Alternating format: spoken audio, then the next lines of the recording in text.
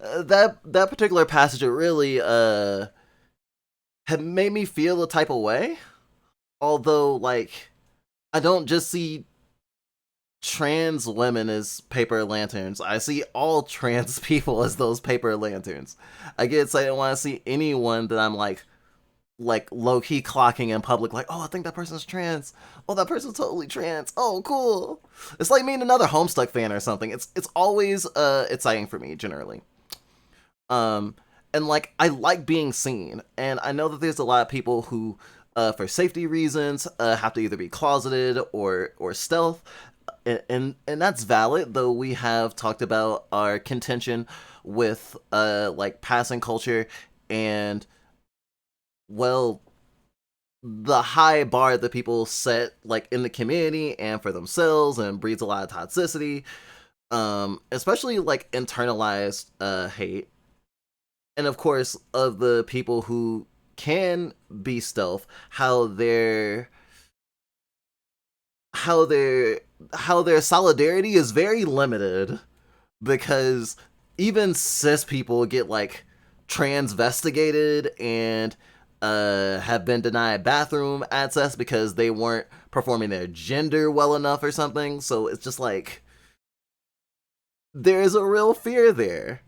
There's a real fear, and with what's happening like with trans rights right now, and I would say broaderly like civil rights and queer rights as a whole, when people invoke Nazi Germany and like, oh, is this a time to flee? Or I guess in this case, oh, should I be trying to be like super like secretive about my queerness in public? Like I do think about like the tactics people have had to use to survive genocides. You know, like the ones currently happening right now. Because there's really always a genocide happening. Um, but that's not the point of this stream. Not to say stopping stopping genocides is not something that is important because it certainly is. Free Palestine. Ugh, there's so much wrong with the world right now, and I'm choosing to talk about this. Thanks for liking Grooverlicious. Have a good night.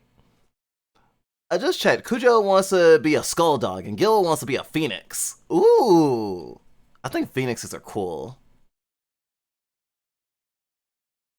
8 is me. I toss the littles and keep the ones I like. I see you. I see you. Okay. So yeah, talking about visibility and stuff. Um. I don't know. As much as like I'm sure that like I would be having a different opinion on it if I was someone who like could go stealth. Like hearing about like people's fear about being stealth and being found out, and of course like you're not really able to go to physical like trans stuff because you have to be like a little bit paranoid to do it. I would say. I mean, I know plenty of people who like pass in like this casual way and they're not like trying too hard, and they can move through the world a little bit easier, and it's not as much of a deal to them if they do get clocked. But like for a lot of people, like they are, especially if they feel like it's their safety involved, they really have to keep their head down. And I think about how lonely and sad that might be. But I also know that just because you share marginalized status doesn't mean that you're going to be friends. And that's actually something that Summer Fun kind of explores, and how being marginalized in a place where there's not very many people like you, how that pushes you together when you otherwise would not do so, because the main character and Rhonda are both trans women who probably shouldn't be friends. But they're like the only trans people they know. And so they are. And like I think of like my other marginalized statuses when reading this, and how like weird I have this association with like blackness, because I grew up with black people and other people of color mostly. Um But the way I talk, you would probably assume, and I don't mean like how I talk. I mean like what I've talked about in terms of my relationship to my blackness on streams and stuff. I think one would assume that I've had like the fly in the milk experience or whatever, but I'd only had that experience once I got to college. I was around like black people and black excellence pretty much till I was 18. So I didn't technically have the fly in the milk formative experiences that a lot of people who struggle with their blackness are usually assumed to have. Yeah, I still like identify with that struggle. For a lot of reasons. And I think being queer is one of the big reasons for that. And being autistic, honestly. Because in certain communities, like it's sort of like taking the nail that sticks up will be hammered down to like the ultimate cautious extreme where it's like, no, you can't stand out. Like I've talked about how my parents were like, no, there's no way you're disabled. That would be bad because you're also black. And I was like, no, you can't be queer because black people will beat you up now. Like literally is what they tell me. Right. And sorry, not even like be gay. Having signifiers that mean I might be gay, like dyeing my hair. So I had to police myself, and then when I left the bosom of where I grew up, I got to do all the things that like I had wanted to do. Well, mostly. I didn't get to outright be gay. I was still pretty like uh circling the closet from the inside, I guess. But I did a lot of stuff that my parents were constantly telling me when I lived with them. Oh, this is white people shit, and that's probably where I got the complex from.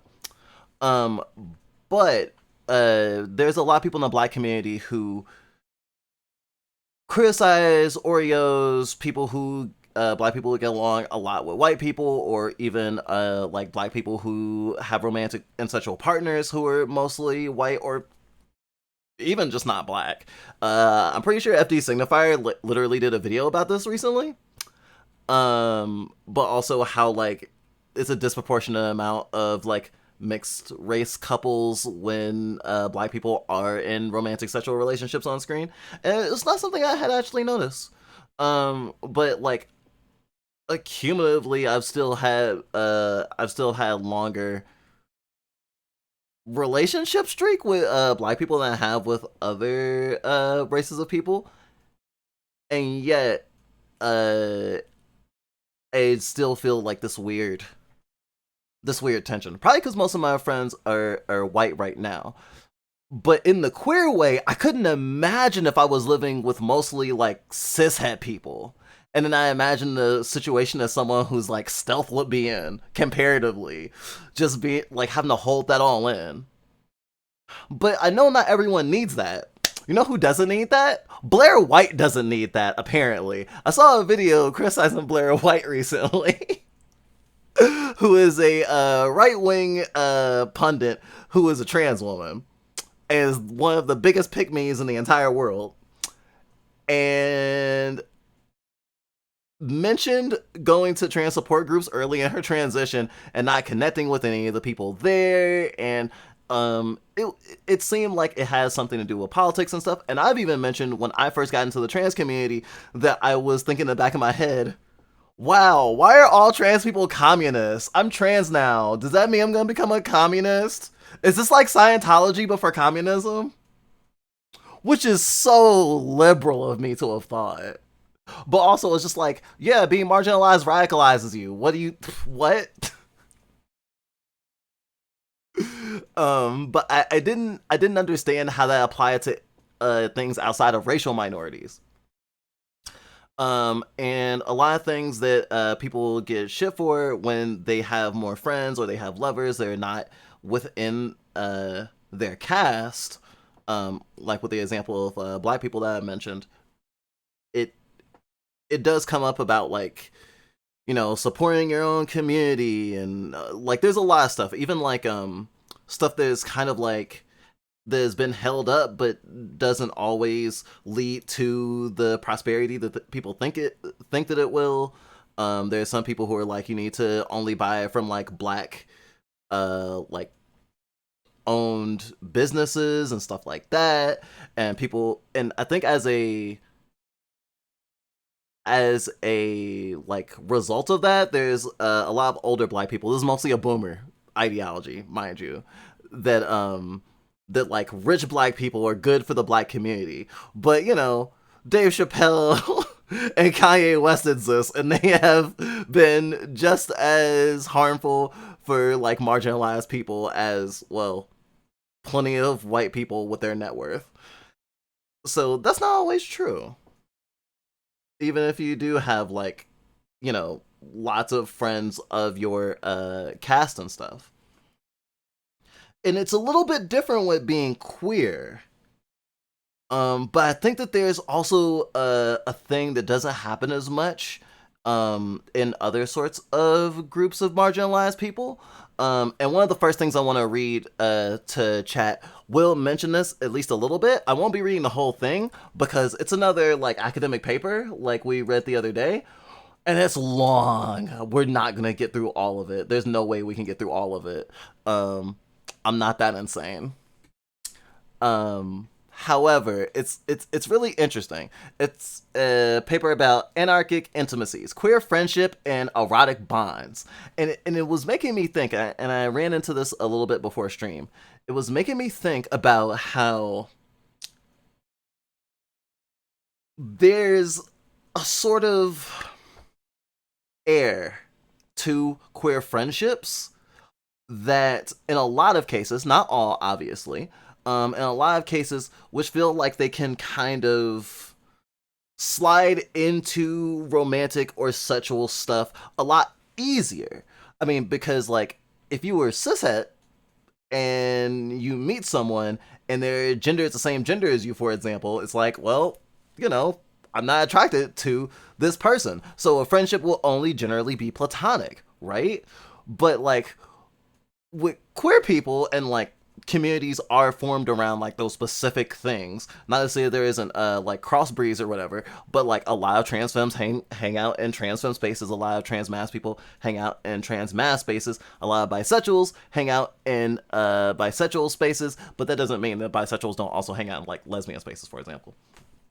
But like there is a consolidation in like the one group, and so like I think it's very often that as a queer person, and honestly, I can only really speak from my trans experience as a trans person, it feels so often like there is a threat of, um, oh, we're Twitter mutuals. Of course you can piss on me. Like, it's just, and it's not even necessarily like it will turn into a relationship sort of threat. And I don't mean that in like an aggressive way, like people are automatically like, you know, like trying to sexual conquest or something, but more like there is an intimacy that you're allowed as a queer person that allows you to be more touchy feely than the average, like vanilla cishet friendship. There's a lot more that people will talk about. I remember I saw a VTuber talk about a drama talking about uh, how is this person gonna say that they were friends with this person and not something more when they were sending like quizzes back and forth that had a lot of questions about like set stuff. It's like, I don't know about you, but I don't talk about sets with my friends. And it's just like, I talk about sets with so many of my friends, and like it was weird hearing someone be like, "Oh, this that's kind of weird, don't you think? Don't you think?" And I'm just like, "No, no." The queer community and the kink community, like, just very sets positive, and like even to someone that you're not interested in like doing anything with, I think in general a lot of people will have a much easier time just mentioning fuck shit. So I think that there's like a lot of like social lubricant in queer communities that can make relationships a lot more, I guess, anarchic. As in like not having a set hierarchy and the ingrained rules being less clear. I'm thinking about learning Finnish in case I need to flee to the trans mecca. Want to? Is Finland the trans mecca? Is that what you're telling me? What? That's the first I've heard of that. Huh. Oh, hey Chloe. Hope we're well. Rolls dice. I have a D20. I'm probably like a 13 right now. Yeah, not too bad. I hope you're doing well. You and all your headmates. My familiar experiences made me not relate to most people. That's fair. When you're around people a lot of the time that you don't feel a connection with or make you feel like it's just better to not be around them, it can just make you antisocial in general. Mood. Closet, critter, and religion was what made it hard to like connect since I had a small community I didn't connect with. My adoptive mom wouldn't let me date anyone who was black because she said, and I quote, "We don't mix colors." Your mom got people mixed up with a washing machine. You're not supposed to mix their whites and your colors. In warm water, at least. Christ. Oh, my parents told me that I'm supposed to bring a black person home, or a black girl specifically. And then when I did, she was like, "But she's autistic though. What if you have kids with her?" You should start a podcast. I can't catch streams a lot, but I love listening to you and the topics you talk about. Thanks, Groovalicious. We started uploading to a alternate VOD channel we started up because our VOD channel normally just has our like video game playthroughs, but we talk about a lot of interesting shit. And this is literally gonna be like 4 hours long of chatting probably. And we'll be uploading it there. We should probably put it in our about, because honestly, we have like 5 YouTube channels. It's ridiculous. And we are gonna have a podcast, and we want to have some like co-hosts with us too. But it probably won't be until we get off of hiatus in April. Well, actually, we'll probably want to ease back into streaming in April, so we probably won't start that podcast until May. I guess one person podcasts are a thing, though we did have in mind to interview people too. This is a misconception. Friendship is already pretty gay. Willow is thinking about fleeing to Finland. It's apparently like the most progressive place in the world, lol. I see. Unfortunately, I have melanin and my brain just went, I'm sure it's great for marginalized white people. I'll have to look into it. Damn, my POC pessimisms like fucking chimed in like fucking Christ. Oh right, there was actually another excerpt from that book, Summer Fun, that I wanted to read real quick. This one's much more negative. But it is a thing. It's like about like trans misery, I guess. And it makes me think about some things, especially when I mention like there's people who don't feel a big camaraderie with trans people, and I find that the people who don't feel as much camaraderie with the trans community while still being trans themselves tend to like seem more judgmental, more likely to be trans medicalist, or just like generally like more likely to pull the ladder up, as it were. Some people say thrown under the bus, but I've heard someone say pull the ladder up, which I liked recently hearing, because it really illustrates like exactly the relationship where it's like, oh, thank you for letting me up to this safe place. I'm gonna pull the ladder up so no one else can get up to this safe place. What? No, I said. I mean, we made out. I mean, I guess I don't know where it's going. Making out doesn't mean anything, Rhonda said. But she said she wanted to stay out here a while, I said. What the fuck? Rhonda asked. Why would she do that? She's been here for like not even 2 weeks, right? No one wants to live out here. I want to live out here, I argued. I don't know, maybe she thinks it's cool out here. Maybe she thinks I'm cool. Again, the water came down. She's cis, right? Rhonda finally asked. I mean, yes, I said. I mean, we'd established that. No, you established that, Rhonda said. So what'd y'all do? Tell me. I flinched. A kind of third order doom dysphoria coming over me. I didn't want to talk about anything physical with Coraline with Rhonda. I felt like Rhonda was acting unfeminine.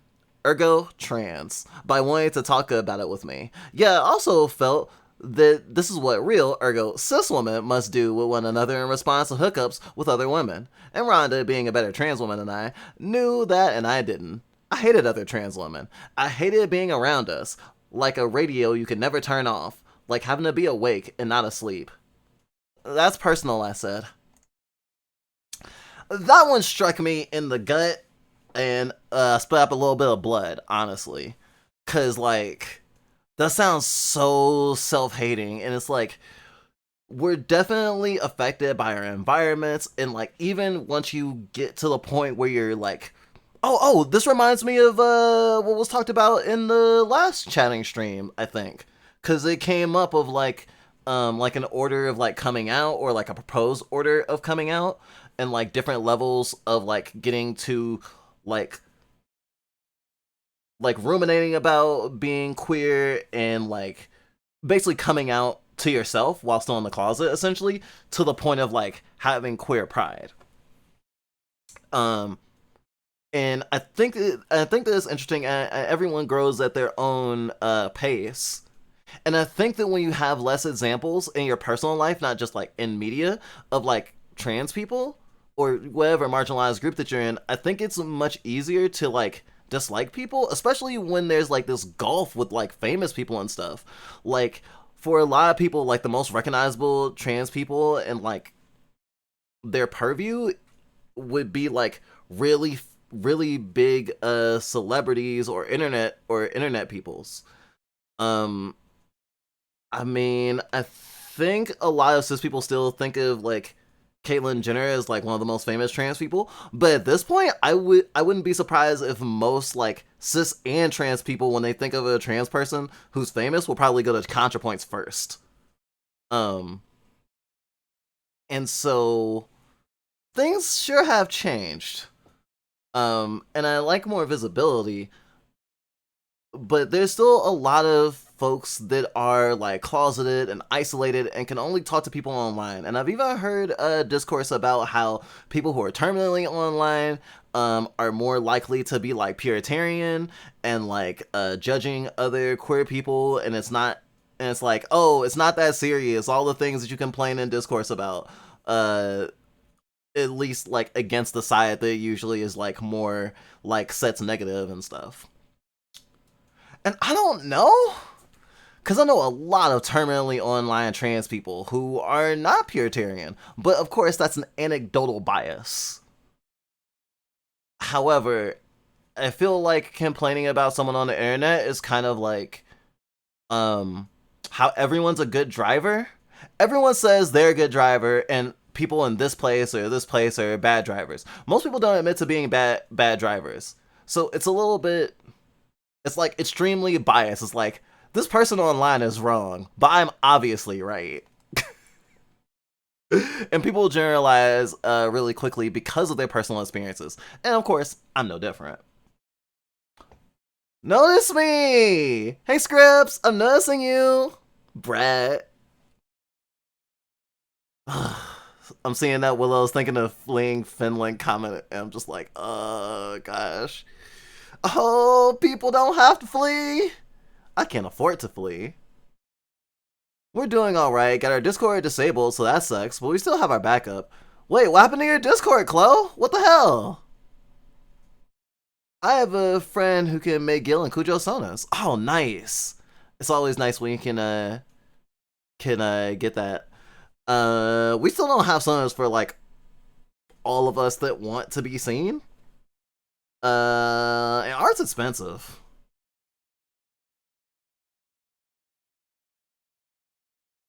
Mwah. Good kiddo, Majora.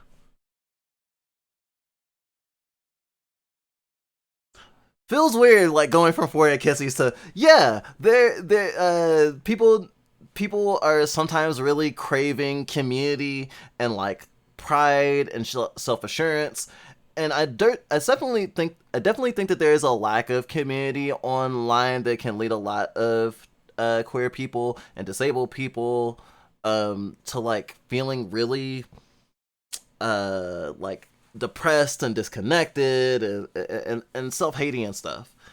And I think that, both queer solidarity and queer friendship benefit pretty much everyone, but like obviously there's people who need it a lot more than others.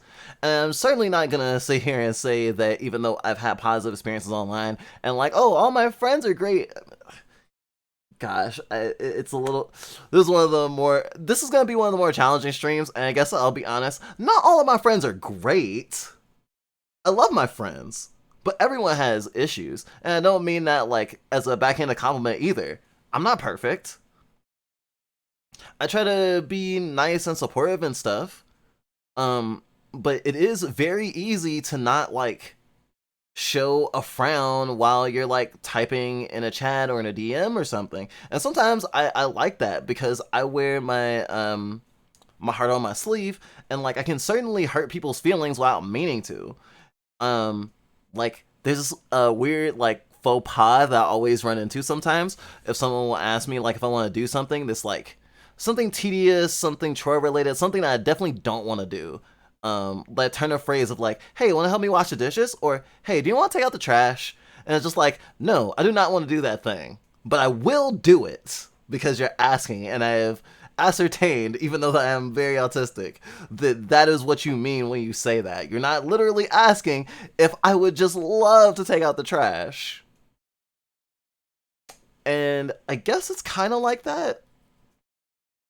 Trying to elaborate. Like,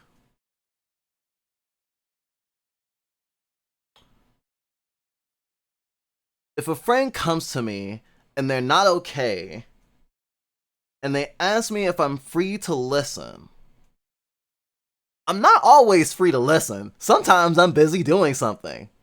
But I don't go, I'm doing something and I'm dropping it for you. Because that would make them feel guilty.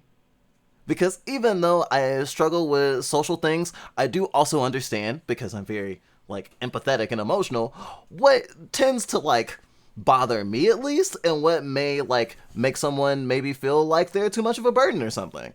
So I'm not always particularly honest if I think it's gonna upset the person when it comes to stuff like that, especially. Um, and there's a slippery slope before you start like putting others before yourself and you don't acknowledge your own emotions. I'm not saying that you shouldn't acknowledge your own emotions in friendships and relationships. However, sometimes it's nice to have some tact, and sometimes it's nice to have assistance to provide that tact when you couldn't do it normally. Because sometimes someone asks me for emotional labor, and I'll be willing to do it, but the face I'm making makes them feel like maybe I don't want to do emotional labor, and that sends mixed signals. So, what I mean to say is, like, I love my friends, but also, just like me, they can be a handful. And that's just part of friendship, man. I think a lot of people don't want to deal with the extra emotional labor, especially because like especially like femmes and queers and a lot of especially like not especially mask aligned marginalized people are generally expected to do emotional labor so much. Um, which I think that like when you're like really traumatized and hurt and another person's really traumatized and hurt and you're doing your best to like not overburden them or like vent too much, but you're also trying to be open to let them do the same thing, it's really hard. And that goes into a whole different thing with mental health, and like there's not enough therapists, and also like the health system is jacked. But there's like a lot of just general emotional support a lot of people are lacking because they don't have like access to it, and they're clinging to the few people they do have. We woke up one day saying that our Discord was disabled. I won't go into why, but it's BS. I see. I'm sorry that's happened. Shit, I should make a backup fucking Discord. Shit, I didn't even think about that. I tend to get it back, but I don't know if we'll have any luck. I'm rooting for you. Would you kindly? I'll kindly do emotional labor. Like I said, Gin and Cujo are only two headmates that I know of. If anyone wants to speak up, I will gladly accept them with open arms. Aw, that's so nice of you. Wait, no, that's not nice of you. That's so compassionate of you. There we go. It's not polite. It's like, you know, the way people should be treated.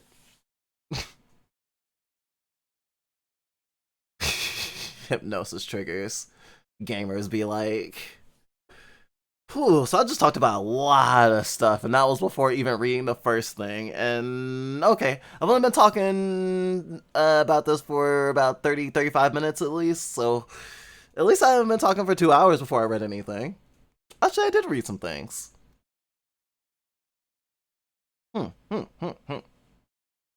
I guess I also want to notch before I go in because I just did talk about like queer people who don't feel as much camaraderie with queer people, just like how someone who is like racialized doesn't have to only have friends or even mostly have friends that are their same race. Like a queer person doesn't have to have all queer friends. Honestly, I think a lot of queer people would want to have more non-queer friends, but it's just not usually as possible. Like literally for me, I did not seek out more queer like friendships and relationships. They kind of just happened. It just kind of happened. And not just like online or whatever either, because like there's the fear that someone's gonna be, like shitty to you and stuff like that. And that's also why T for T is a thing, because it feels more safe. Um, and I think a lot of people think that it's just like a hug boxing circle jerk. And I don't think it is that. I think it can be for sure, but like, I don't know, everyone needs a jerk once in a while. University of California, Riverside. Anarchic Intimacies, Queer Friendship and Erotic Bonds, a dissertation submitted in partial satisfaction of the requirements of the degree of Doctor in Philosophy. Ooh. By Lawrence Hillary DeMoiter. March 2017. Cool. Those are acknowledgments. I am skipping those. Abstract of the dissertation. Anarchic Intimacies, Queer Friendship and Erotic Bonds. What makes a friendship queer? The queerness of the friendships I will explore in this project is, in part related to, but not coextensive with, the sexual orientation of its participants. And all the pairings I examine, at least one, if not both, of the friends is non-heterosexual. However, that makes the queerness of each of these friendships not only the orientation of its participants, but the relationship's exceeding of the conventional boundaries and definitions of friendships. Friendship is a contested and yet vague term in both straight and queer relationships, in part because of the opposition between eros and philia in the concept of human relationships. For gays and lesbians, often excluded or distanced from their birth families, one appealing way of understanding friendship has been through a reworking of the structures of kinship. This has been substantially important work on gay and lesbian kinship since Kath Weston's pioneering Families We Choose, 1991. Oh, is that where chosen family as a term comes from, I wonder? Including Elizabeth Freeman's nuanced contemporary analysis in Queer Belongings, 2007. While theorizations of queer kinship tend to enfold and absorb friendship into the rubric of chosen family, one of the things that makes friendship is its ability to exist as an alternative to family, even as these queer friendships can also offer the possibility of forming a kind of family that departs from the heteronormative models. In other words, the important work done on queer kinship cannot take the place of the still necessary work on queer friendship. The deep differences between friendship and family cannot be resolved by the catch-allness of kinship. But my dissertation argues for theorizing of relationships that is not coextensive with either romantic and sexual couplehood or kinship. Almost said kingship. A theorization that has the potential to open up the greater possibilities of the way human beings can relate to one another.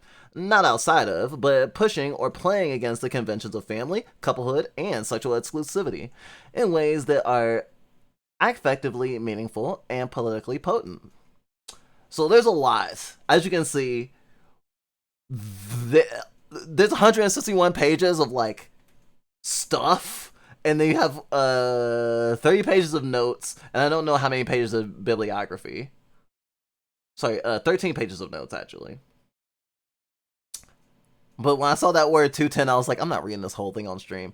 I'm not even gonna read all of chapter 1. But I think that it's a great like way to engage with this topic in a way that's not just me bouncing off my own personal experiences. I mean, this person will also be talking about their personal experiences, but also in like a framework that it's a little bit easier to understand than me rambling about my ideas so much.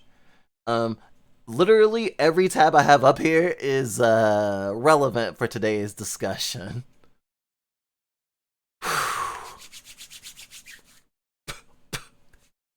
Introduction to Anarchic Intimacies. Damn, that sounds like a fucking great album name. Anarchic Intimacies. 1. In the Stolen Phone episode's subversive and bizarre millennial sitcom Broad City, 20-somethings Abby and Hannah sit on Hannah's couch with their laptops open, idling away the time, when Abby decides suddenly that she should ask a guy out on a date instead of waiting to be asked out. Where Alana is free-spirited and fearless, Abby is reserved and self-conscious. So this unexpected move thrills them both, comparing them to modern-day Amelia Earhart's. We're feminist heroes, Abby adults. She and Alana go on an asking out spree, contacting old high school crushes and way back coworkers on Facebook to summon them on dates. Elated, Hannah exclaims, "This is the Abby I love and fell in love with and am obsessed with."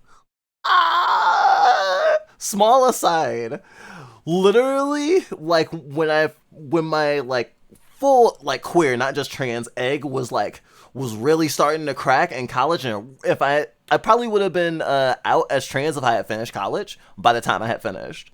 I remember this one time I was literally, wow, I think that was a queer friendship. I was I was laying on the floor in a friend's room. A friend that I usually didn't see that much. Actually, a friend who had a partner, I believe a boyfriend, who she was with a lot of the time. So catching her by herself and in a room while their roommates was a little bit weird. And it was just like a lazy Sunday or Saturday, and it was just like, I'm not even sure if we were listening to music, but we were literally like just both laying on a rug, kind of like heads parallel and like looking at the wall. And it was just like, sorry, not the wall, the ceiling. And we were talking about like, I guess gender shit. Because like, I think I was asking her about our relationship and like partner stuff. And it, for some reason, it came up about like the asking versus being asked out. Because of course, guys are supposed to ask and girls are supposed to be asked. And I was lamenting over, damn, I wish I could just be asked. I would be much more comfortable in the receiving position. It was like, oh, and it wasn't like oh, you're not like other men or something like that, but it was like just a casually philosophical discussion about like that context. And I mean, I didn't get to take an advanced gender studies course, but I think I took like a low level one, like a sociology 101 one. And like that's when I really started peeling back the layers of like, oh shit, this is all learned. I mean, I was learning it, but I thought I was learning it bad, instead of like people trying really hard to teach me gender in a very specific way and hoping that I what's the word? Follow orders, I suppose.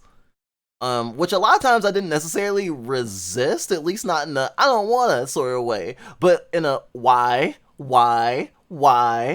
can't I wear that shirt? It's a blouse. It looks like a shirt. What's the difference between a shirt and a blouse? Oh, those frilly things? I don't know. They kind of look cute. Why is that a problem? Boys can't look cute, only handsome? Why is that? What's the difference between cute and handsome? I'm gonna be talking about cute later, but I did do a short class on it. I thought of a good band name the other day. Blatant Copyright. Ooh. I like how you spell right.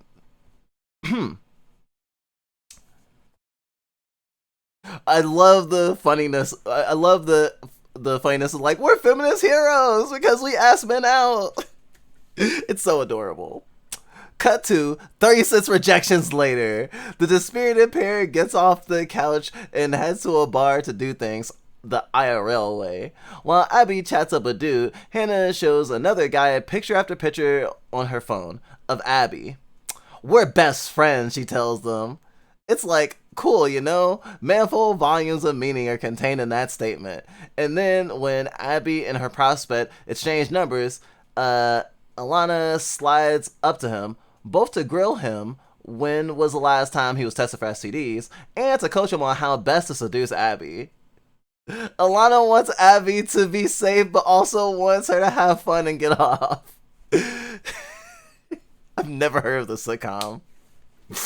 In another episode, Abby calls Alana from her long time crush / first time lover Jeremy's bedroom, freaking out and needing advice. Misunderstanding Abby's suggestion that they switch things up, Jeremy has just handed her a strap on, and Abby is not quite sure she is ready to peck him. Alana talks her down from the ledge and offers a steady encouragement. Later, when Abby tells Alana that she did end up pegging him, Alana bursts out, "This is the happiest day of my life! Damn! Straight cishet people practicing compersion? I never thought I'd see the day." The joke aside from Alana shouting that this is her grandmother's Shiva, is that Alana should care so deeply about what happens to Abby's sex life, but it's not just a joke. It's also an earnest comment on how profoundly joined and supportive of one two friends are. Now I'm thinking again about when Specchio was like, friendship is inherently gay.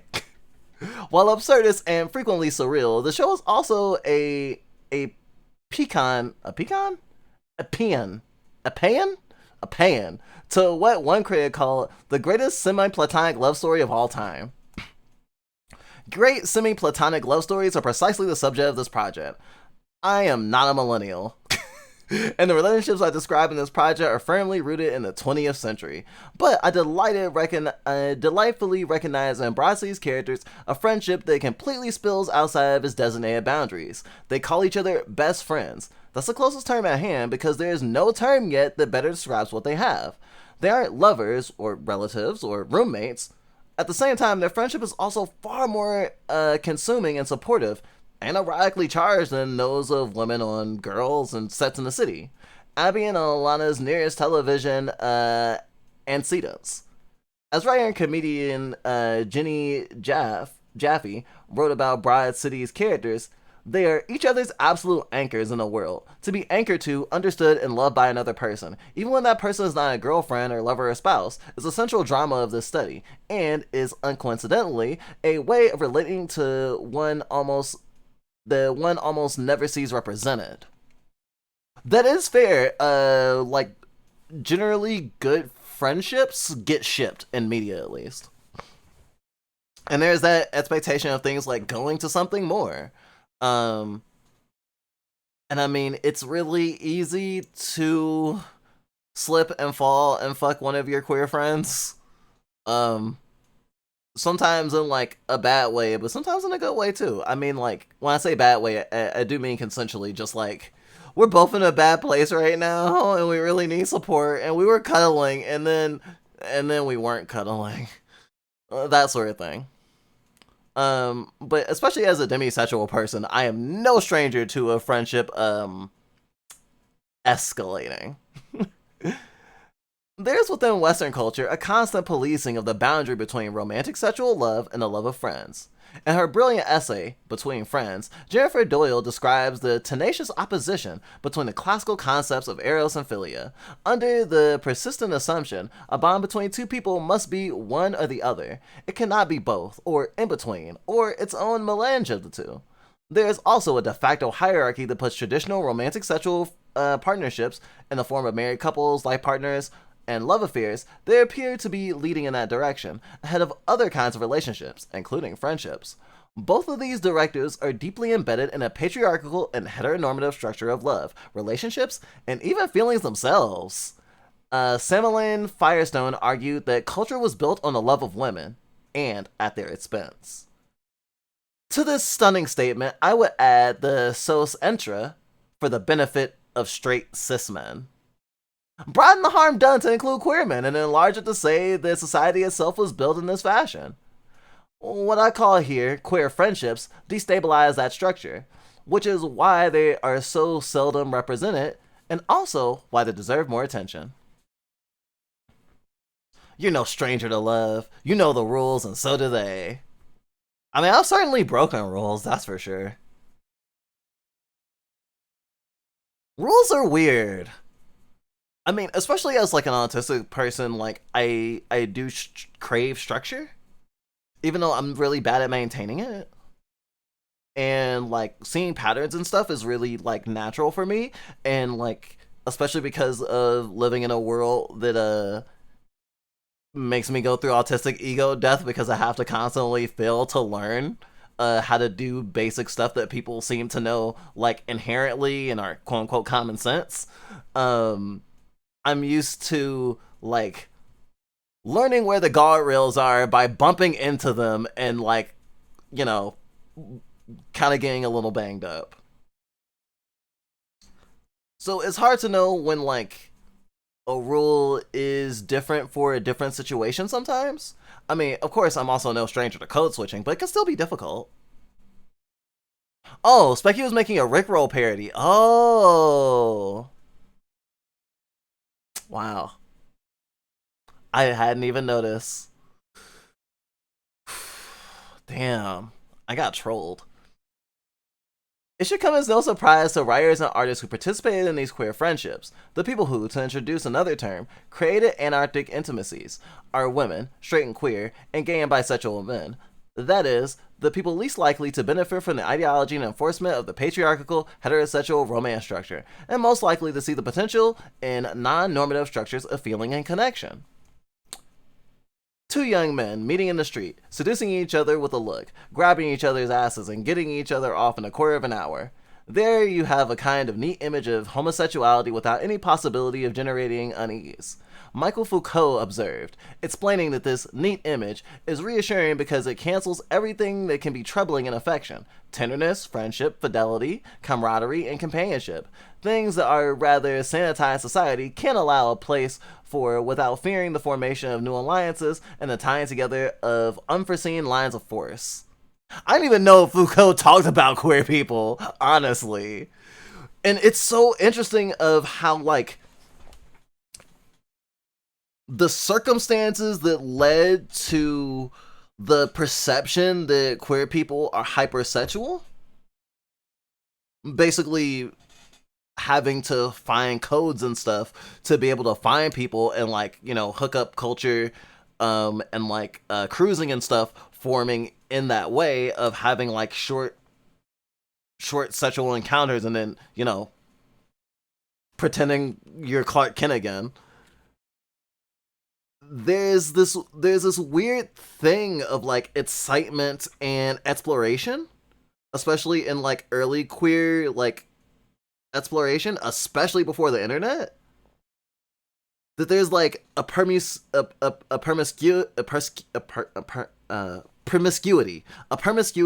that's associated with like growing up queer and queer identity and learning and navigating queer spaces. Of course, not all queer people are allosexual, and not all queer people want to do set stuff, and not all queer people seek queer relationships to do set stuff. But like generally in the queer community, it's certainly much. The coring process is not like so hoity-toity necessarily, or rather it does not have to be. I suppose that there are like casual hookups in heterosexual culture as well, but like I don't know. There's a lot that I'm failing to articulate about the difference between the queer stuff. But also I think like there's an amount of tenderness and like understanding that's not there because of the like oppositional relationship men and women are supposed to have in society, where like men and women are supposed to be a different species and stuff. But like with queer stuff, like those rules are like really, really skewed. Even if you aren't having relations with a partner who is the same like gender as you, like there's a lot of stuff that like there's a lot of stuff that like makes it a lot easier to fall into. And of course a lot of people have like anxiety and worry and stuff like that, but like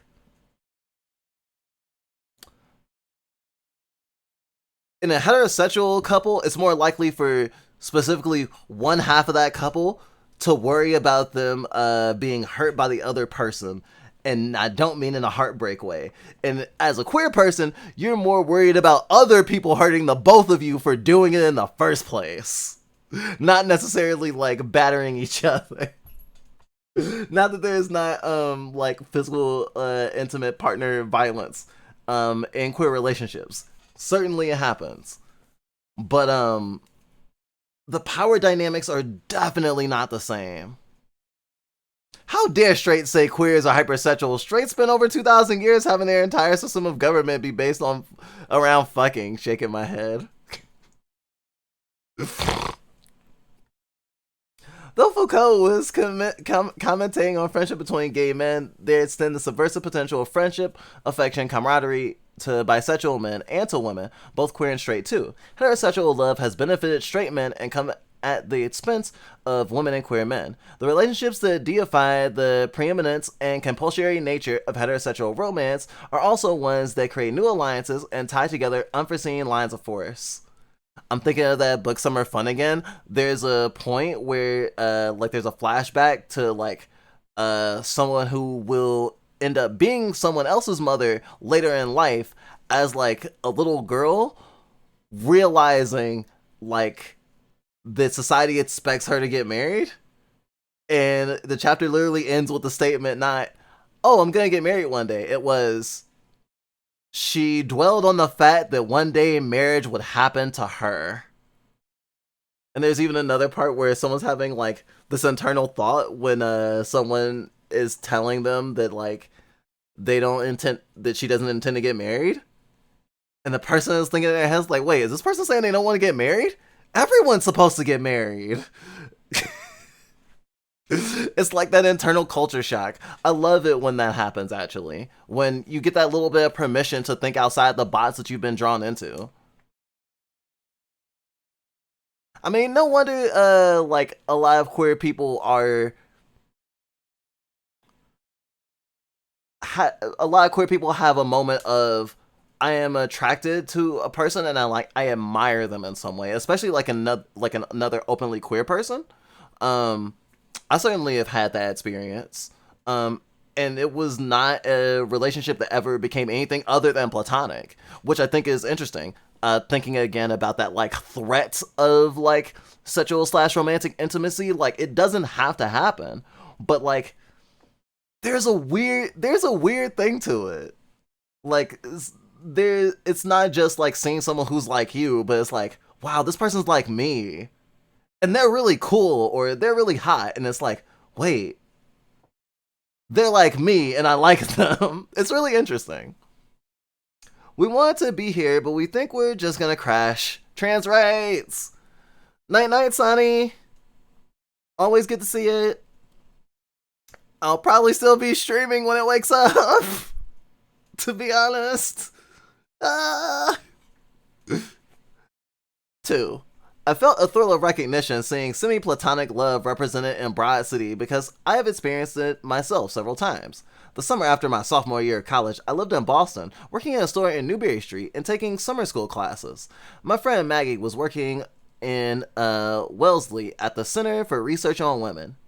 We'd known each other and had been friends all that year, but it was in a group setting, and now we're getting to know each other one-on-one. With a giddy excitement, I look forward to making the commuter rail from Boston into Wellesley.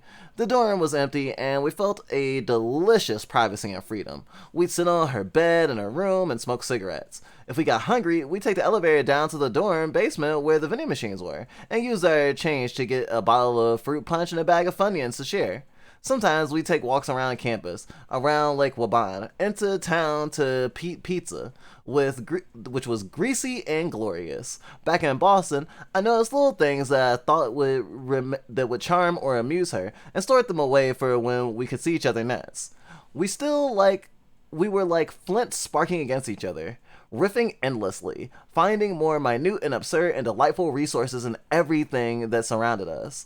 Together, we were our brightest and funniest selves. Damn, that sounds beautiful. It was like falling in love. No, not like. It was falling in love, just different. A different kind of love than what counts in our culture, was romantic sexual love. That wasn't our jam. With each other, at least. There were other people we wanted to have sex with, and we talked about sex a lot. We had our own jam together, and it was enough. It was more than enough. This, the kind of falling in love I described above, and the complicated evolution of a relationship between people who are not conventionally coupled up, that is to say, in a romantic sexual partnership, is the central concern of this project. These relationships outside of conventional parameters, but as thrilling, intense, sustaining, and deeply meaningful as a romantic sexual copulation, are what I call here anarchic intimacies. It makes me a little salty that the perspective this is coming from is from a monogamous perspective, using the term anarchic intimacies, because I immediately think of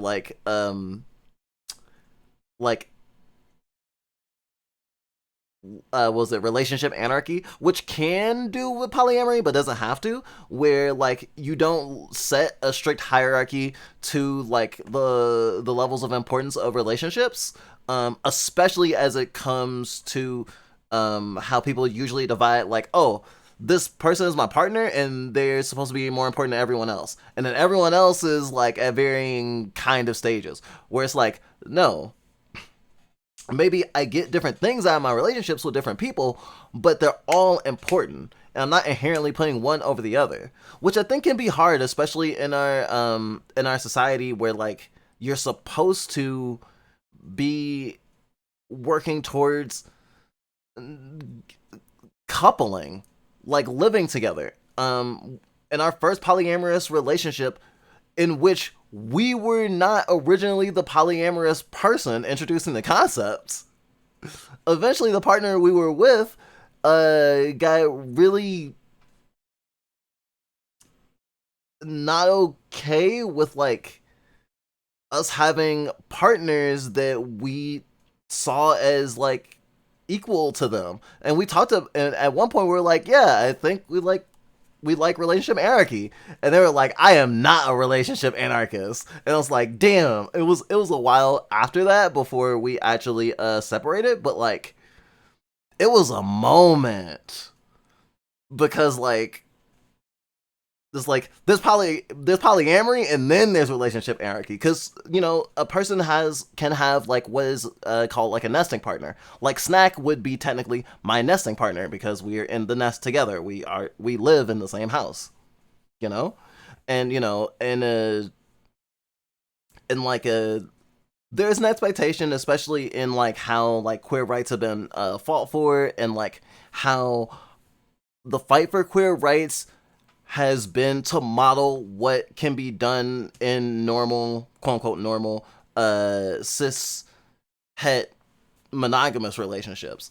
There's still a lot to fight for like polyamorous relationship recognition and stuff like that. And shit, I think even like a platonic partnership that would still have you have those same like control over things that like a marriage will let you do. Not just what I'm not necessarily thinking of like, oh, we do our taxes together. I'm thinking like literally, oh, if I had died, then you have the right to my body. That's one thing that I think about constantly with like being queer and not being married right now, because like when we were married, there was like this thing of like, oh, if I die, you can handle my funeral and you can tell my family to fuck off, and like I can actually have the right name on my tombstone. And that wasn't the only reason to like be in that partnership, but it was like definitely a big deal, and it certainly was not what most people think about when they think of like, oh, I want to get married for this reason and this reason and this reason. But there was a part of it that was incredibly like pragmatic. I still think about that, and I still think about that is one of the only ways to be able to do that and to be able to see someone in the hospital. Um, Unless you want to, take it old school queer and like adopt your partner. I wouldn't mind being adopted by my partner. Not gonna lie. To be honest, this may be TMI. Most of them I slept with were just guys on business trips, and they wanted to try something new, so I thought that it gives them a chance to do so. Sounds chill. Where's Seth Positive in this chat? Stop counting at guy number 25. I'm honestly surprised I don't have something. You sound like Elton John. He said the same thing. I'm pretty sure it was Elton John that said it. I hope you have fun with all that. Like, I certainly have not had that much sexual experience, but like, I tend to have more sexual experience than most of the people that I know or am friends with, or at least like flesh mech sexual experiences. Because I think RP can count as sexual experiences too, which is why I feel so uneasy when I get random people DMing me trying to RP, and I'm just like, but I just met you. Oh yeah, I have fun. Nice. I have had like casual encounters as well. I once like looked on Craigslist specifically for someone to do physical stuff with and not necessarily have a romantic necessary relationship with it. Though it could have become that. My life fell apart at the exact wrong time, and it didn't turn anything else. But it was really interesting. I remember the nesting partner I had at the time was even being like, wait, if you're gonna be in like a mostly physical relationship with someone, what does it matter that you're asexual? In terms of the fact that I was like very forthwith, was like, oh yeah, I'm aspec. Which my partner at the time felt really weird about, because like, what's the point of telling someone you're asexual if you're gonna be fucking them? And I mean, I feel, I guess my answer now would be kind of like the same way that even if I had a partner who, if we were together, would look like we were a like cishet couple, then I'm bisexual or pansexual. That still matters, even though it's not like rarely apparent or not quote unquote technically important. I was like, it's important to me. Sex and relationships is actually really weird, and I think actually as an aspec person, it was really interesting to do that. I do hope that like I can like experiment with sexuality more in the future, and different types of relationship stuff. It's weird to be like, I'm focusing on my career right now. I'm focusing on my career right now and my health, and like fostering the relationships I do have, and digging myself out of a depression spiral. But I think that like casual stuff has its weight and importance, and it doesn't have to be like devoid of like feeling or intimacy, you know? But I'm also really, really, really abnormal in terms of all the set stuff, and not just with the ADBL stuff either. I'm quite low maintenance in certain ways.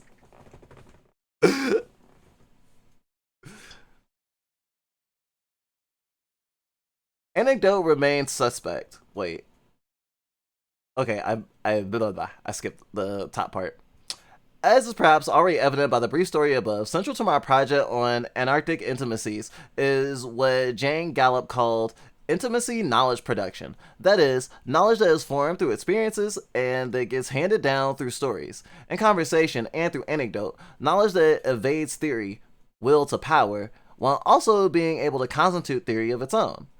Anecdote remains suspect because of its proximity to the personal, because its scope is by definition shorter and more intimate than the grand strokes of historical narratives, and because it borders on the disruptibility of gossip. From one point of view, there are drawbacks or weaknesses, but tilt your head just a little bit and they appear as strengths and appealing qualities. Whoa. It told me to tilt my head, so I had to do it.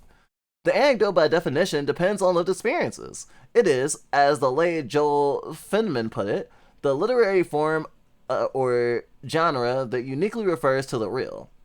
That special relationship of the anecdote is real, and its position on the side of formal knowledge and high theory means that it can intervene in the realms of forcing a shift or focus. It can puncture the sense of epistemological totalizing that theory aspires to, and from which is often left out marginalized communities.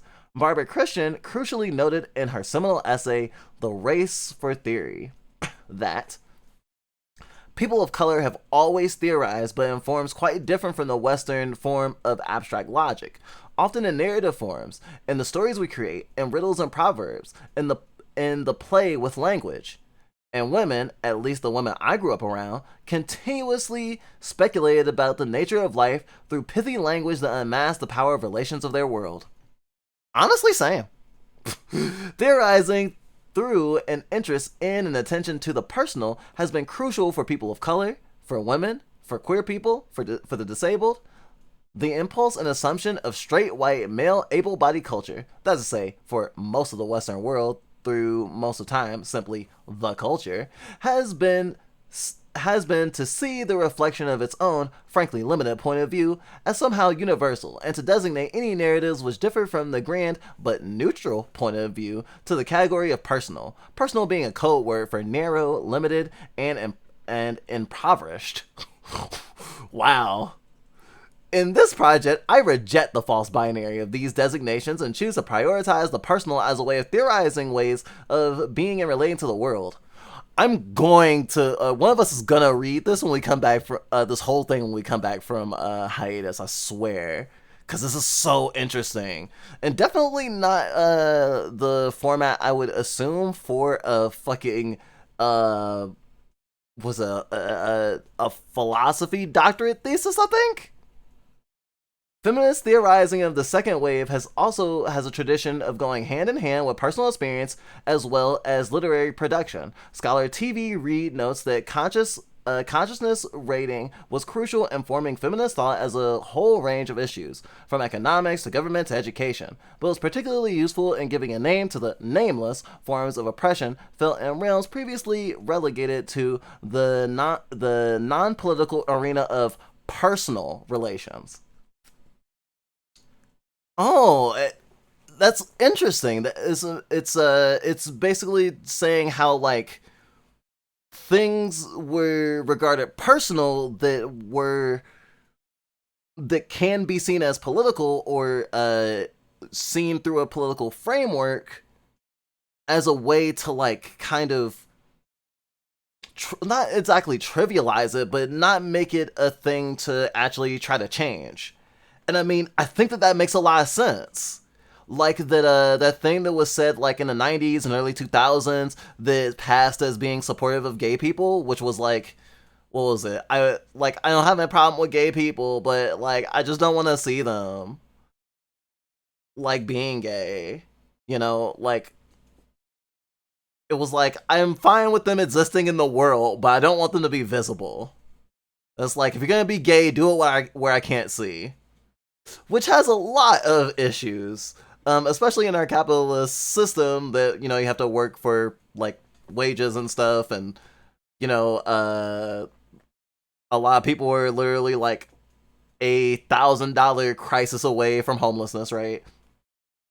And queer people, just by the nature of being queer, for example, are like more marginalized and more likely to be like unhoused or have trauma or mental illness than the population that capitalism likes.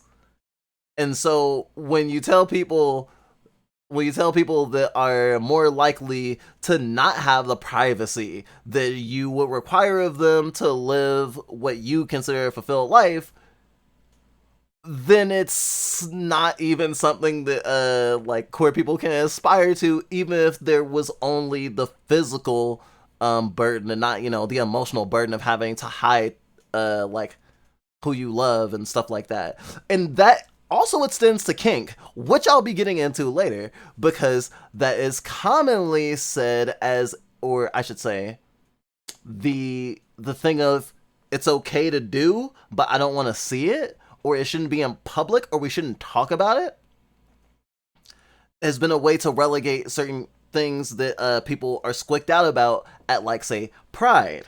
Because, you know, every Pride, people talk about, oh, are pups hood okay? Pups hoods okay? Is someone who's obviously wearing a diaper under their clothes okay? Shit, there's Prides where people are taking pictures. They're walking around in a t-shirt and a diaper, actually. Um, I'd be too scared, honestly. But like, there are a lot of like there's a lot of pro kink sentiment in the queer community, but there's also a lot of puritanianism in the queer community, and there's a lot of debates on, you know, if kink should ever be acknowledged in any sort of like public space, or, you know, not in the anywhere that's not the sanctity of your own bedroom, you know. And that's a whole other conversation I could get into easily. But my point is, I'm seeing like similarities and connection points of how things that are generally done to marginalize and especially queer people are done to also kinky people, which a lot of people probably weren't here for when I was chatting in chat during the like starting soon screen, where Dale was making a joke and was like, "Oh, the question of the day doesn't apply to me because I'm not queer," and I'm like, "Oh, okay." And it's like, wait, I was being sarcastic, and it's like, oh, I just assumed that you weren't because I've heard people say that before, who I definitely would have seen as queer, say they're not queer.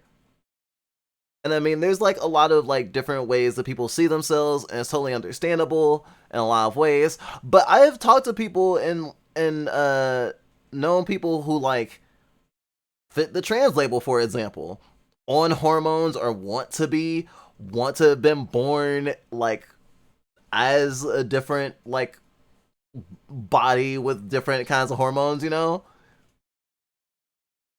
They won't necessarily stay still cis, although some will. There's certainly people who are just like, oh, not trans though. And been less I've been less salty about it the longer I've been in the queer community, because everyone's on their own path, and like, I don't want to force someone to be like, I don't want to force or coerce someone into like aligning their like identity with mine for that solidarity. Um if they get to that point or they come to that conclusion, then that's fine, but I also don't want to like belabor it for them, although like sometimes it's just kind of like, come on. I'm not gonna lie that I don't still get frustrated sometimes. I learned about a lot of weird ass kinks from a lot of guys. Gosh. I don't think I've ever wait. Wow. I don't even think I've ever even kissed a cis guy. Whoa. Weird. All types of different trans people, though. When it comes to a little space, keep your keys out of reach, because if I get a hold of them, they're going down the toilet. No! I keep my keys attached to my wallet, so it probably won't flush all the way.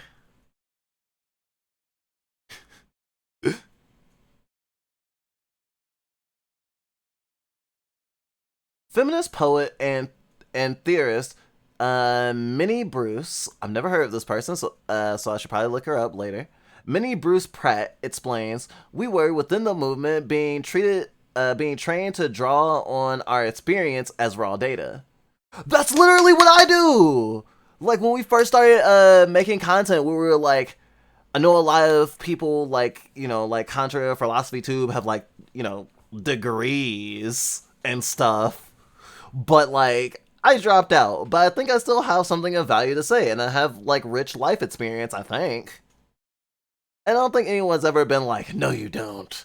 But like it always feels weird cuz it feels like there's a hierarchy in the people with like, you know, the pieces of paper are the people who like should be trusted more inherently. And I don't just mean in the way that someone might argue it's like, well, I'm definitely gonna want a doctor or I want someone to stitch me up that's been to like medical school.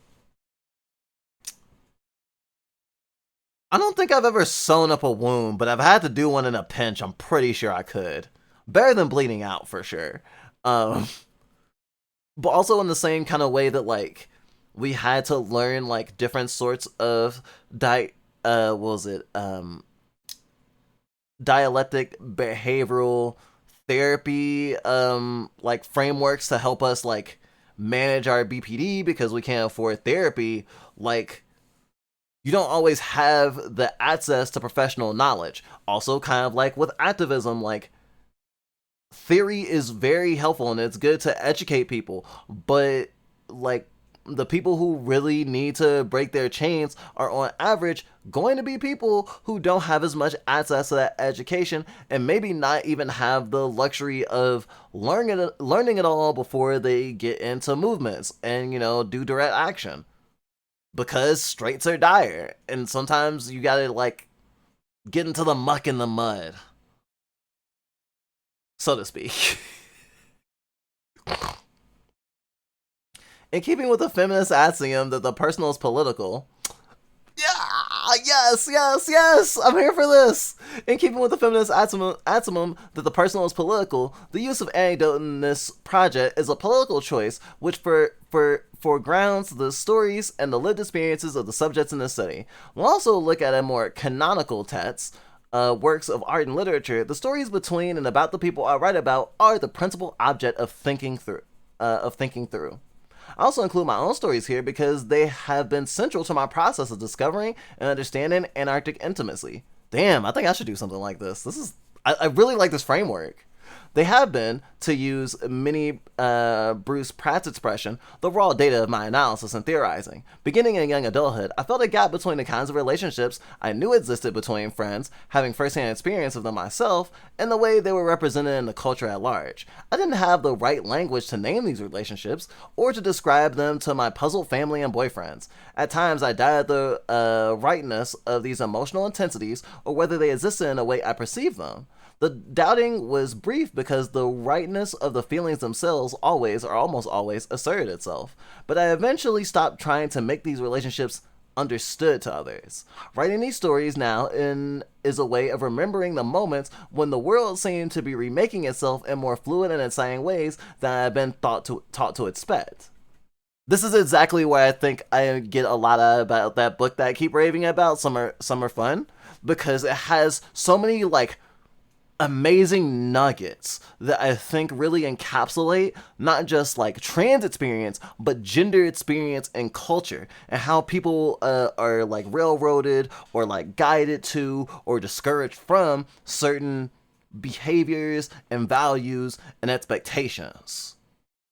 And some of it's really overt, and some of it's really, really, really subtle. So subtle that even though it happens to everyone as they're socialized in society, it feels like it is only the outcasts, generally, especially queer people, or even just queer coded experiences, that seem to shine a light on what's happening. Like there's moments where it's like, oh, they knew that this wasn't expected of them, but they didn't know why it wasn't expected of them yet. They just knew that it was a rule they had to follow because they're this gender.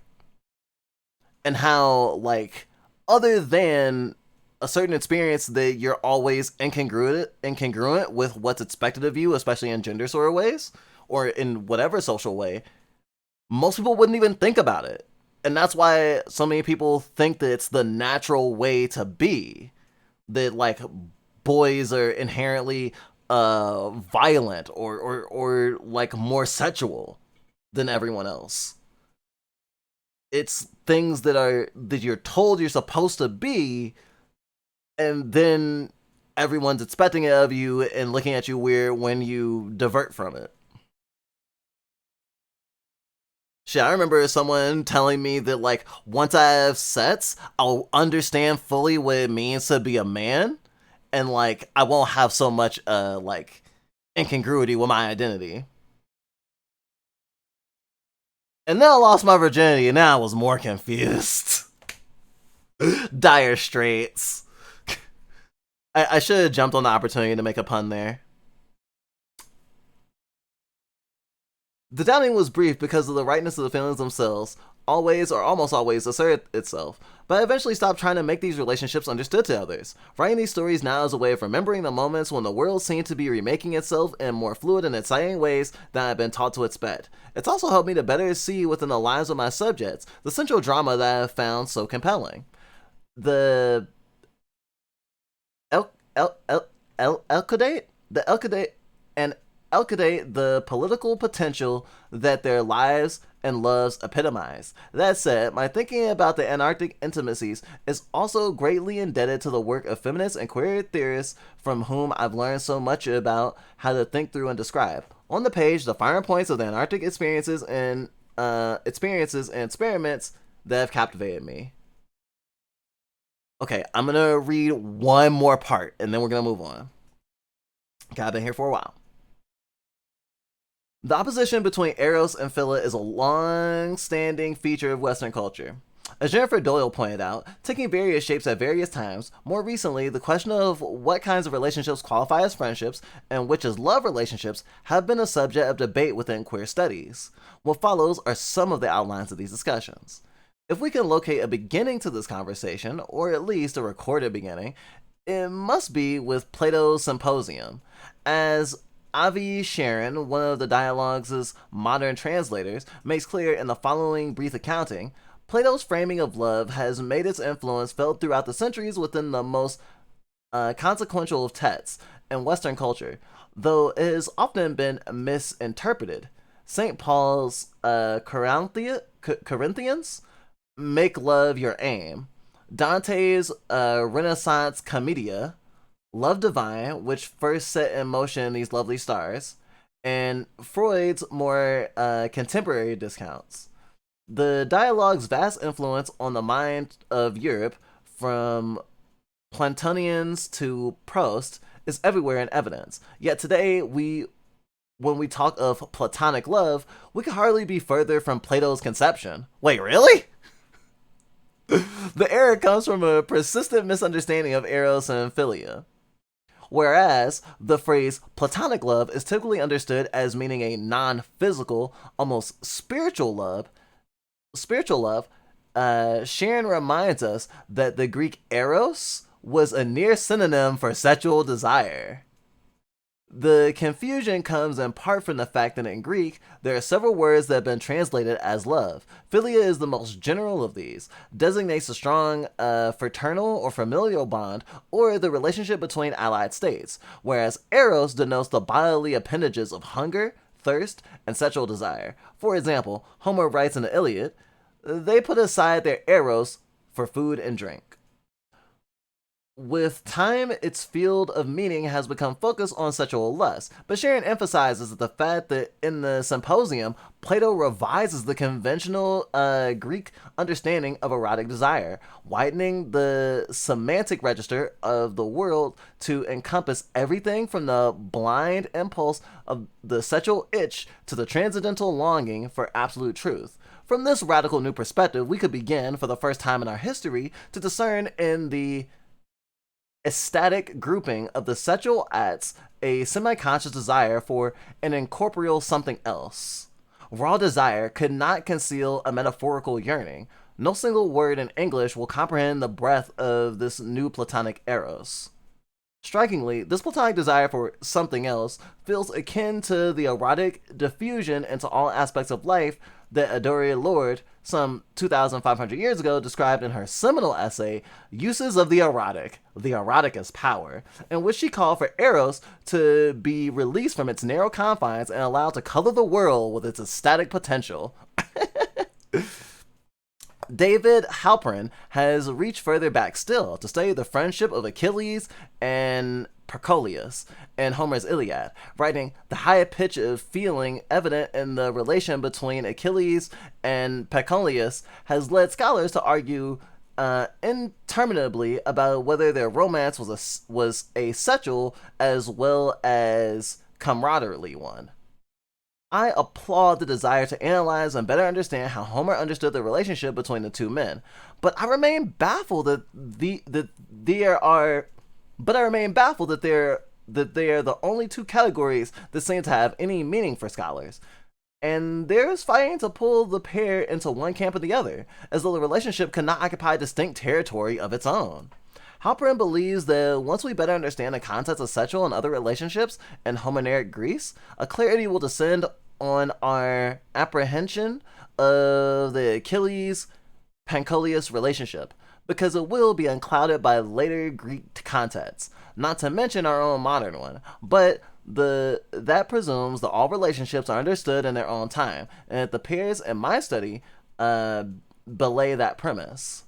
Jacques Derrida? Oh, Derrida! I've heard of Derrida. Wow, so many video essays I've heard of that person. Jacques Derrida, in the lectures that would become The Politics of Friendship. There's a lecture called The Politics of Friendship? Oh my god. I want I want art of like what that would look like, but with My Little Pony characters. The Politics of Friendship. God. Dardo was the first brony. The Politics of Friendship also linked to the classical past to initiate his exploration of friendship, beginning with a deconstruction of the phrase attributed to Aristotle, "Oh my friends, there is no friend." In the particular, Derrida calls into question the distance the friendship seems to require, as against the compression of distance in love relationship. Though Derrida finds no clear delineation exists to separate friendship from love. Where does one end? Where does one begin? I mean, I think it's supposedly more clear when it's like a heterosexual relationship in our current society.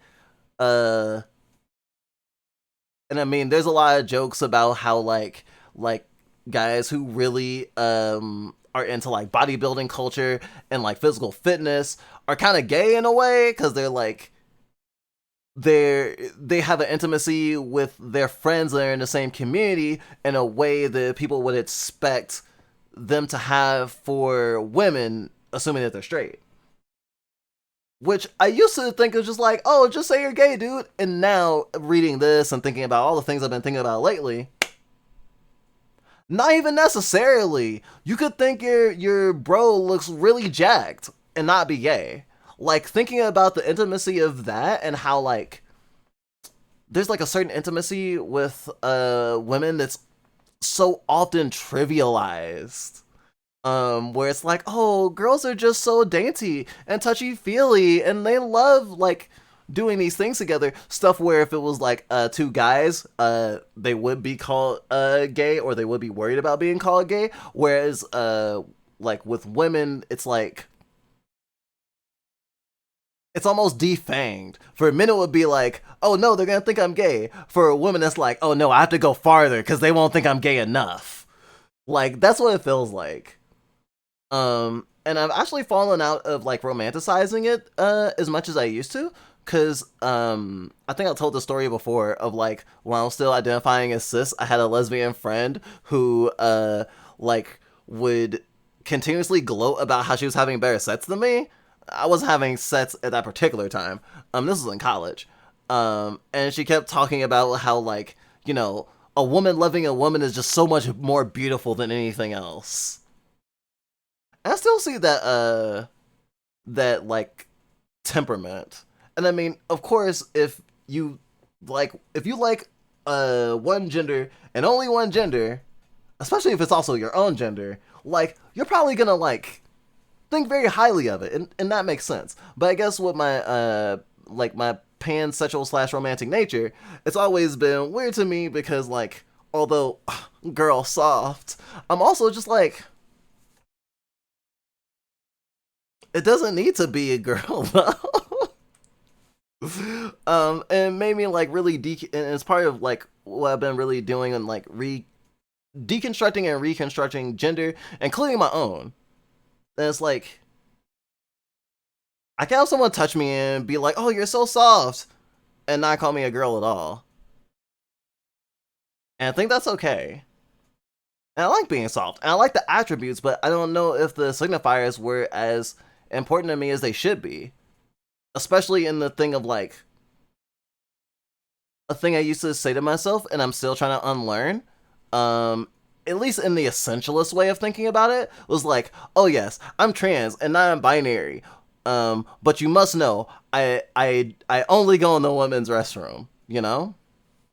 And that's what it's been like a need to a need to designate which restroom I would go in. Like my gender has always seemed to boil down to something along those lines of like the whole like what is acceptable for me to do. And of course, like, you know, there's plenty of people who are arguing about what bathroom transgender people can use. But also, I just feel like a lot of things that I've chosen about my gender up until now at least have been a lot about other people's perception of me and not how I want to like be. Of course I care about how I'm perceived, but like I've been a little bit neurotic about it, I think. The Politics of Friendship by Twilight Sparkle. Don't get me started. In particular, Derrida calls into question the distance that friendship seems to require, as against the compression of distance in love relationship. Though Derrida finds no clear delineation exists to separate friendship from love, Derrida takes notice of the way friendship deemed worthy of study and admiration in classical Western culture is coded as de facto masculine. Montague, for instance, in his essay of friendship, posits friendship is definitionally occurring between men and antithetical to the kind of emotion experienced by women. Wow. That's just sexist. As well as the love and or patriarchal. That's patriarchal. As well as the love and lust felt by men towards women. This is indeed the foundational framing of friendship as contrary to romantic sexual love that has been so structuring of thinking on the subject since Montague's writing in the 16th century. Like so many conversations in queer studies, the one about the distinctions and overlappings between friendship and erotic love vary according to the historical periods in question, and also whether we are discussing friendships between men or women.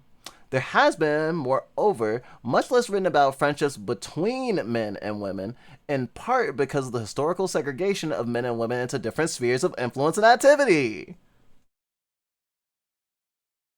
Thinking of the bathroom thing again, where it's just like, I gotta tell them which team I'm on because even though I'm outside the binary, they're gonna be like, but which team are you on? And it's just like, God fucking damn it. In part because of the erasure of bisexuality from many accounts of queerness, and in part because of the opposition between eros and philia, and the flattening of much of what exists between the two, means that friendship between a man and a woman cannot be minded for its queerness because it reads as either strictly non-sexual or just another example of straight and erotic attraction. Doyle's Between Friends is a notable exception, paying substantial attention to the queer friendships between men and women in real life and cultural representations. I have had queer relationships with someone who was not my gender. I have had a very strong queer bond with someone who, within a romantic sexual relationship, seen from the outside, people would assume that we were a heterosexual couple, and we would constantly tell people we're a queer couple. Fuck off. Like we were even we even resented the term straight passing. And if I ever find myself in that sort of situation again, I still would. And I mean, shit, thinking about like how like me and Snack, my current nesting partner, like differ in our presentation. Like within like queer or I guess like specifically sapphic culture, like literally she's the butch and I'm the femme. Like if you want to shove us into those boxes. And we certainly fit those archetypes in certain ways. We also don't in others.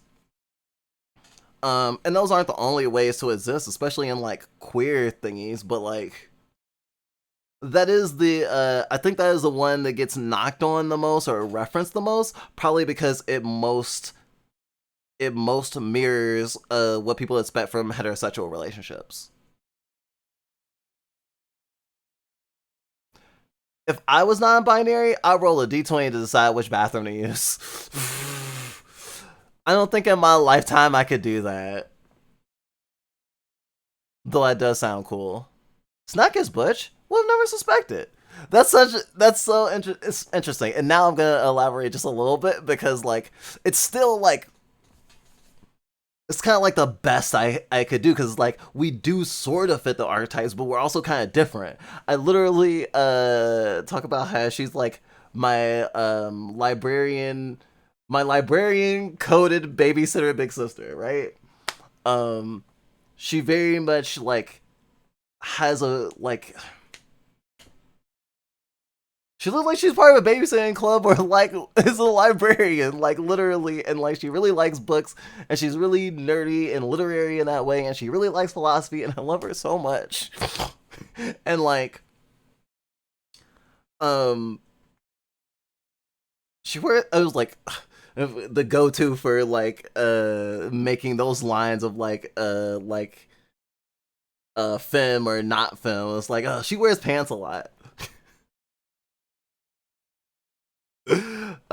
I did get some skirts from her actually that she was really not liking, and I was like, what if I wore this with a petticoat? And then the skirt got like 20 million times better, and she was like, how did you do that? I was like, yeah, I did a petticoat. I was like, oh damn, that's really neat. I could never find a way to make that like fall right, and I was just like, yeah, wearing it normally without the petticoat just sucked. Um, but at the same time, like I'm open to wearing skirts and dresses and stuff, but I don't often. I mean, sometimes I do it when I'm dressing up, but I've been doing that less lately, especially in the spirit of like not trying to be like, okay, people are gonna see me in public, and I'm supposed to be going to like a thing where I'm dressing up or like supposed to look nice. So if I'm supposed to look nice, I have to wear a dress, right? Like doing the same fucking thing that like someone who is being raised as a girl would be told to do in those situations where it's like, oh, well, you're supposed to be a girl, so you have to wear dresses to church. And it's like, why can't I wear slacks like him? And it's like, because you have different genitals, I guess. And that's so silly. And of course, like, for me, I'm not basing off of genitals, obviously.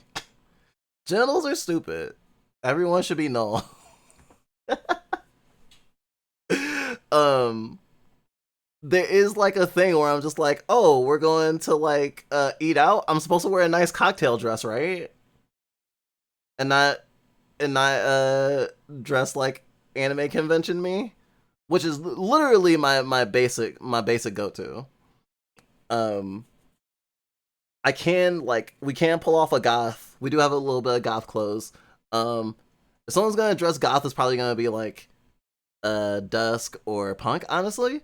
Um, but like I don't know, I like really colorful things. I like you know being seen. I like being visible.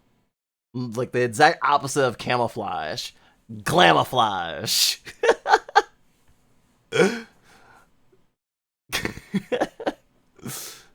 So it is funny to like even say, oh, snack is butch, because like I don't usually think along that like that exact word, but like that is the orbit in which she is operating, and I suppose I am operating within a quote unquote femme orbit.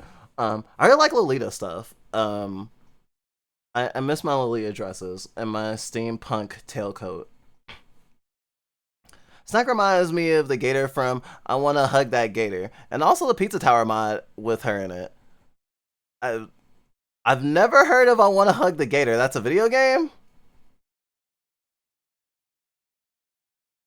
Would Dust wear steampunk cosplay? I don't see why not.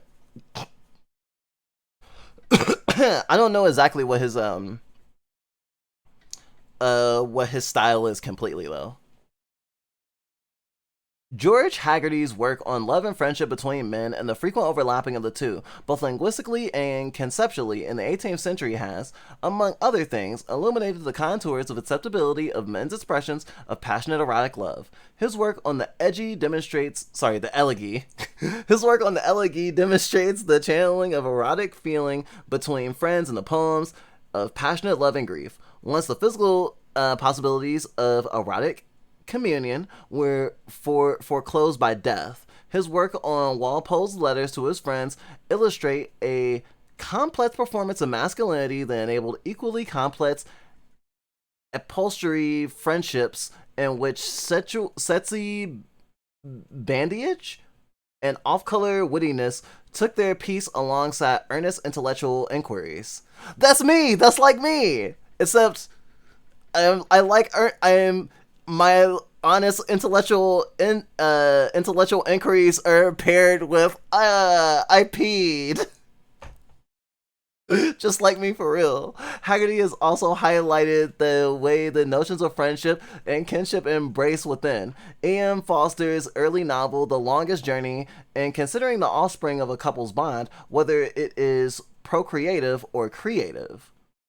Eva Kosofsky's Sedgwick's Between Men, a work regarded as initiating the field of queer studies, offered the radical insight that Victorian men often use women as a trimingling mechanism for their own homosocial desires.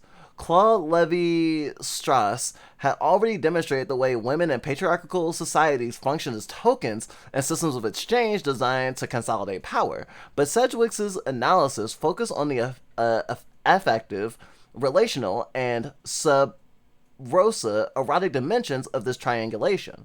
Another way of looking at the work is that beyond a binary distinction between traditional heterosexuality and subversive homosexuality, in a whole field of play for same-sex connections, with all the while denying sexuality and affirm heteronormativity. Michel Foucault provided a powerful recentering of friendship within queer studies in a late interview with the French gay magazine Le Guy Pede. I'm trying my best. Titled in translation, Friendship is a Way of Life. Foucault's interview explores friendship between men as a sum of everything through which they can give each other pleasure. Oh, sorry, the sum, not the sun. The expansive notions of gay male friendship is one that has been ignored in a race and conventional representations of homosexuality. As Foucault points out, gay men have themselves participated in this flattening portrait of gay relationships as a kind of compromise to straight society. Foucault argues, one of the concessions we make to others is not to present homosexuality as anything but a kind of immediate pleasure of two your men meeting in the street, seducing each other with a look, grabbing each other's asses, and getting each other off in a quarter of an hour. There is a kind of neat image of homosexuality without any possibility of generating unease. It cancels everything that can be troubling in affection, tenderness, friendship, fidelity, camaraderie, and companionship. Things that our rather sanitized society can allow a place for without fearing the formation of new alliances and tying together of unforeseen lines of force. Reading that again, I feel like I'm getting something more out of it. It hadn't occurred to me so explicitly that in that hypersexualization, that thinking of queer people as like, as some might say, degenerate. It's not just being like hypersexual or lewd or kinky. It's like that sexuality being like a broad stroke and being like a trivialization of queerness that like cishet monogamous society has done, that's been easy to like, I guess, be a straw man. Kind of like how it's easier to like abuse someone or like strip of someone of rights if you've already dehumanized them. By delegitimizing queer relationships and being like it's only about lust, they don't have any real camaraderie or love or like friendship. They're not like us. It's easy to like see queer relationships as trifling, which is probably in a weird way where the whole flamboyancy thing came from, or at least the fear of flamboyancy, other than, you know, hating women. Never understood why men don't wear dresses and women wear women wear pants. You would think men would like more open space for their kiwis. It's that vulnerability, I think. And I think dresses also used to be like a baby thing. Like, no matter what gender you were assumed to be, like having a dress was fine under a certain age.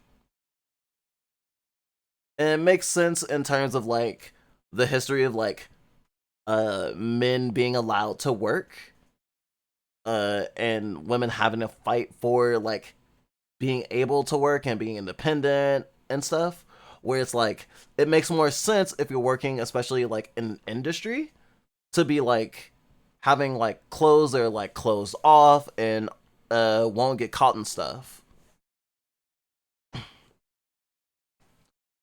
I think it's part of like the roles that have been established, where it's like, well, men are supposed to do this and women are supposed to do this, so it only seems like it only makes sense. Like, women can wear flowy things; they're supposed to wear flowy things because they're delicate and they're not supposed to do things that would like endanger them. Like, I don't know, working a hydraulic press. I don't fucking know.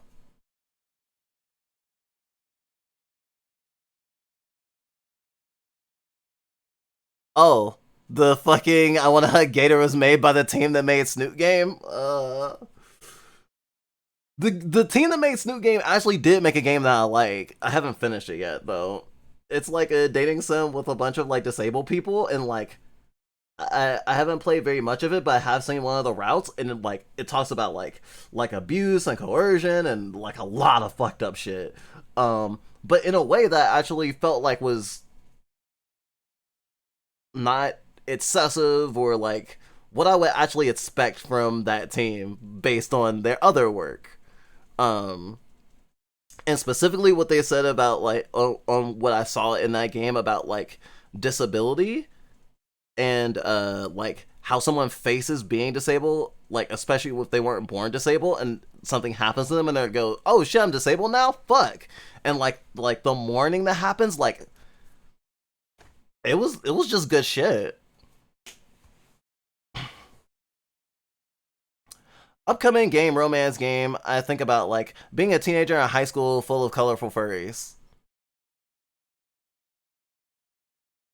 You you're just talking about Goodbye Volcano High.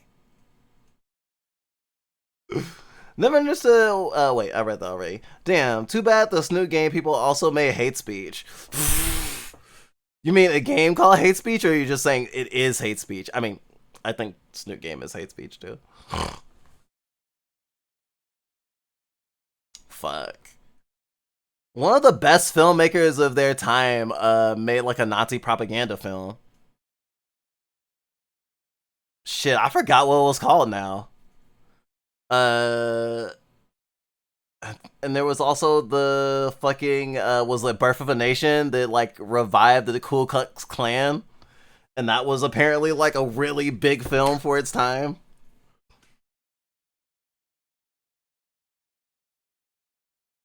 Like, imagine if the Harry Potter game was good, you know? American History X? Wait, no. What? American History X is a good 300. I don't know if I would call 300 hate speech. It certainly is xenophobic. It's very xenophobic. Oh, American History X is good. It's like it's against like neo-Nazis and stuff. It's technically about de-radicalization, actually. I'm just waffling. Okay, I got you. And in fact, Foucault is saying that the tolerance of homosexuality within straight culture is tied to a reductive understanding of it. Yes, yes, Foucault was on that shit. In which queer folks comply out of a sense of necessity. Gay sex, Foucault argues, does not threaten the structure of the system already in place. Maybe it does. I wouldn't go that far. I mean, cishet culture has been afraid of queer culture for a reason. But I think the destruction is good, actually. Friendship, defined with a radically broad stroke, the sum of everything through which they can give each other pleasure, has the potential to form and deploy powerful, non-heteronormative alliances. Recently, Jane Watt has explored the gay eroticism built into white straight bro identity, demonstrating that straightness for young white men is often constituted through elaborate rituals of male-male sexual contact and erotic humiliation. In other words, demonstrations and reinforcements of friendships and fraternities, and in the military, for instance, are often sexual in nature. The tradition of the elephant walk as a fraternity hazing initiation is one particularly colorful and striking example of Ward's argument. I'm really glad I didn't go to a fucking college with fraternities and sororities. Fucking Christ. In terms of studies of women friendships, Carol Smith Rosenberg, The Female World of Love and Spiritual, represents one of the earliest efforts within queer literary studies to excavate same-sex relationships residing within the denomination of friendship. The article has been generative, particularly in Smith-Rosenberg's contrasting of the binary opposition between heterosexual normalcy and lesbian deviance in the 20th century, with the lack of pathologizing of women's passionate friendships. Still, Sharon Marcus argues that Smith-Rosenberg's attempt to demonstrate a homogeneous female world of love and ritual has led to a conceptual impasse in which all forms of feminine intimacy are lumped together in one indeterminate category. Such that for every scholar who cites Smith-Rosenberg to explain that Victorian women could have sexual relationships with each other without incurring social stigma, another uses it to prove the sexlessness of the most passionate, enduring, and exclusive love affairs. Oh yeah, it's definitely. I feel like it's definitely like two ends against the middle sometimes. Uh, Thinking about queer friendships, it's funny because I'm now thinking of I forget what the term was. There's a term in Japanese apparently that is used to denote like two girls who love each other.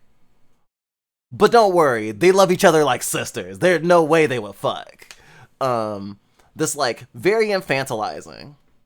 And as a way to be like, oh, they're just friends. But there is that version of that in like America.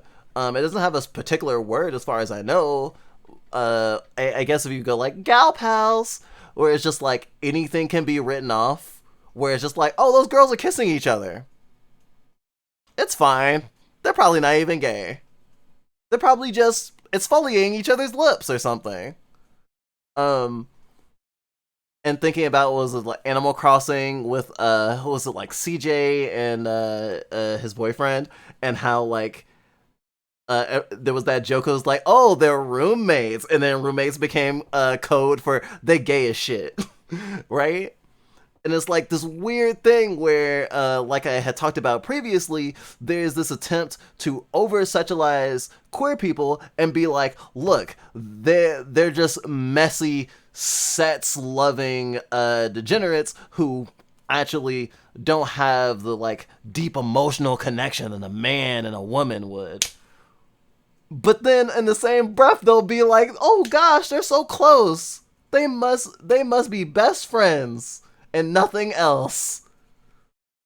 It's like a fucking switchblade, I fucking swear.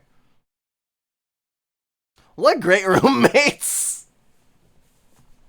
I love my roommate that I kiss.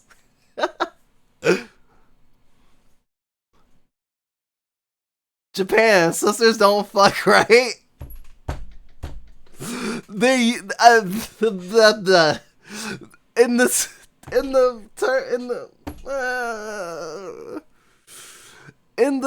in the framework that I was presenting, people were using their like sisters as a way to delegitimize something that could possibly be an actual romantic or sexual relationship. It's not being pro incest.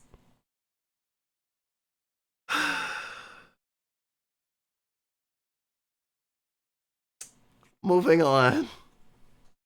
Rudy and Rudy Giuliani story? Foucault fucks confirmed. The more I'm reading this saying about Foucault, I'm just like, wait, was Foucault gay?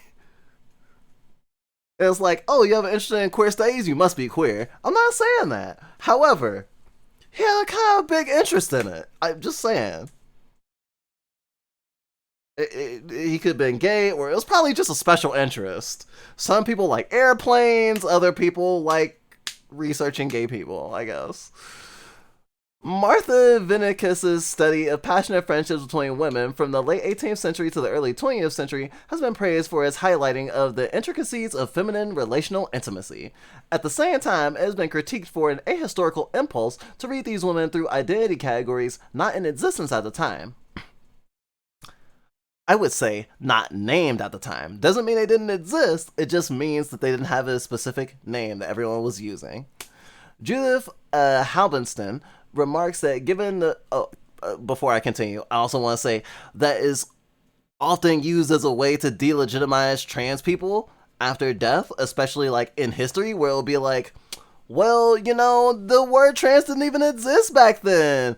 Who's to say that this person was would have counted as trans? There's no way. It just didn't exist yet, which is bullshit. And like, I would say it's bad faith. Just because the word transgender didn't exist in like the 1600s doesn't mean that there weren't trans people. Full of intrigue and outrage, sexual liaisons, and anguished but chaste involvements, and above all, drama. That might be said that while lesbianism cannot be called a trans-historical phenomenon, dyke drama apparently stretches through the ages, with or without concrete identity formations. What kind of fucking doctorate thesis is this? Damn, making me sad that I didn't finish college for a moment there. Still, Vinicius recognizes a central dilemma in considerations of passionate friendship, knowing that depending on one's point of view, the phrase intimate friends is either an enabling metaphor, capricious enough to embrace a wide range of erotic behavior and self-presentation, or is an obfuscating term that conceals sexuality and overprivileges emotional compatibility.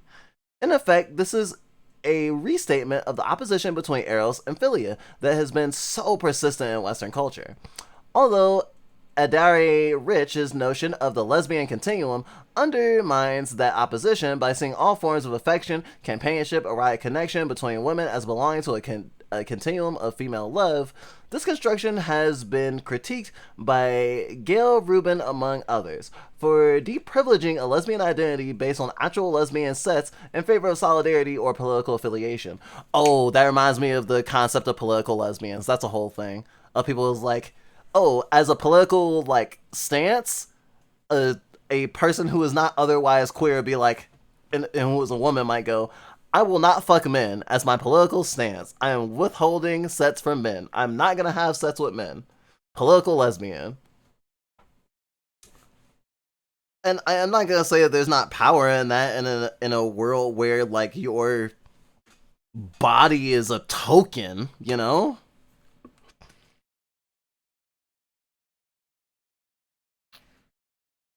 But it certainly undermines, like, lesbians. Sharon Marquise's Between Women, whose title pays homage to Sedgwick's classic work, calls into question the idea that women's erotic connections are subversive to Victorian heteronormative culture and makes the case that, in fact, mainstream femininity was not secretly lesbian. but openly homoerotic. Marquise argues that intimate, passionate friendship between women was not seen as a challenging, compulsory heterosexuality,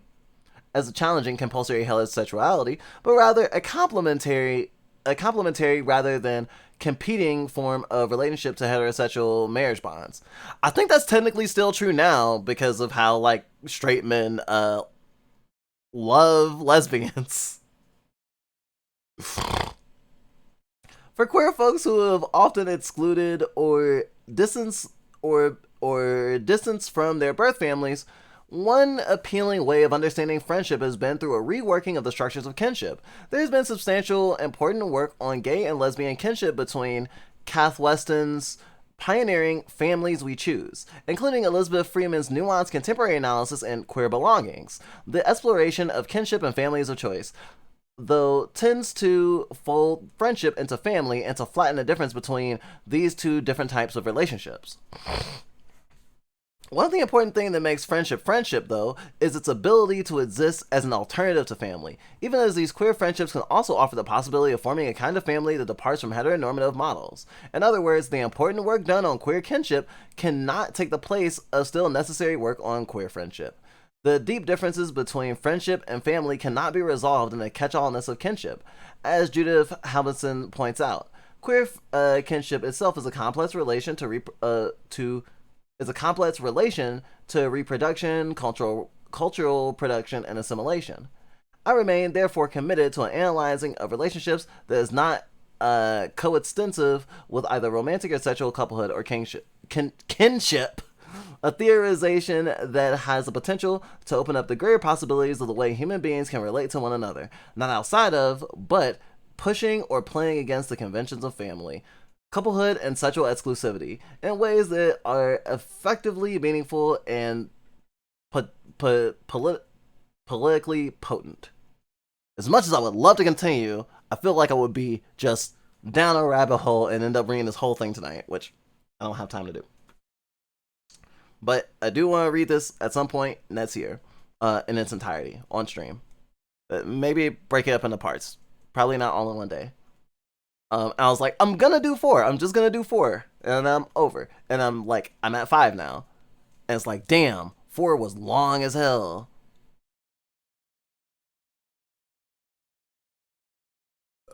Oh, okay. Now we're gonna slowly get into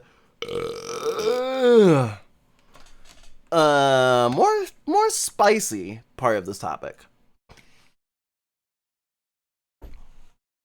So we talked about ways that the queer friendships are unique and the power of them, and I've mentioned at least in passing that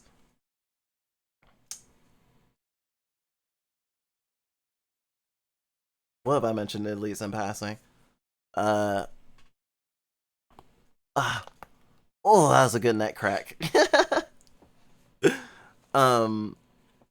We've talked about the importance of queer relationships and friendships. Oh, and I talked about how some people don't feel as like involved or close to, or sometimes even welcome in their own community, especially the queer community, and how there is an amount of solidarity that's required because we are marginalized that can force us into friendships that we would not necessarily seek because of protection and liberation and stuff. And that is gonna be more what I'm focusing on, but from a very particular lens, as you'll see. So, our next article, let's turn back the clock. Although this is published in 2022, I want to note that Tumblr did its porn ban in 2018. So that's the first online place where sexual content and, as a result, a lot of queer expression has been suppressed.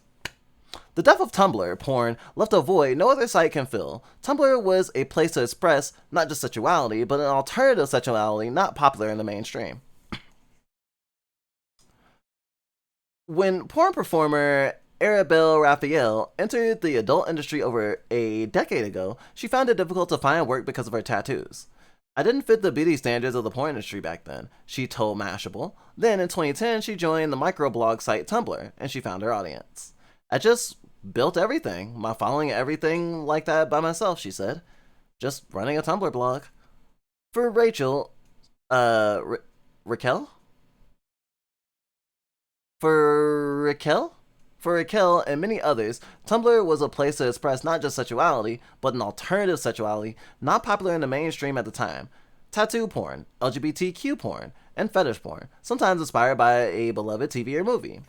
Prior to Tumblr's adult content ban in 2018, a swift decision by the company to remove all sexually explicit posts, the site was a hub for sex workers, queer kids, and anyone else who wanted to display their sexual interests alongside different aspects of their personality.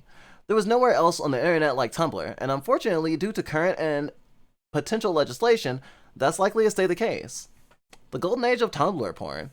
There was a certain aesthetic to Tumblr porn, explained sex worker and porn performer King Nure, who used Tumblr alongside his partner and fellow performer, Jet Setting Jasmine. The term Tumblr porn is sometimes akin to pretty porn, or explicit images with soft lighting and exquisite posing. While it's possible to find such stylistic content elsewhere, it boomed on Tumblr.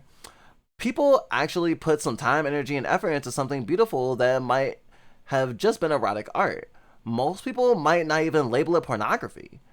There was so much explicit content on Tumblr, pretty or not, that Nore didn't know there was anything else on the social network. Indeed there was. Tumblr was a home to much safer work art and writing, aesthetic content, regular old shitposting, and fandom communities. The latter often delved into pornography themselves. I really associate Tumblr with fans and fandom, said Maggie McDonald, a PhD student at the University of Toronto researching pornography platforms. Tumblr was a place where people, especially queer teens, could view porn that wasn't on what McDonald called straight sites, like Pornhub. This porn was, by contrast, more loving, more queer, and even just a bit weirder. The fans of Tumblr had the ability to make things erotic that were not initially intended to be erotic. Maggie McDonald, researcher at the University of Toronto. That sounds kinky as shit, or fetish as shit, or like a paraphernalia as shit. I've been thinking about paraphernalias a lot, of like sexual interest in objects and concepts.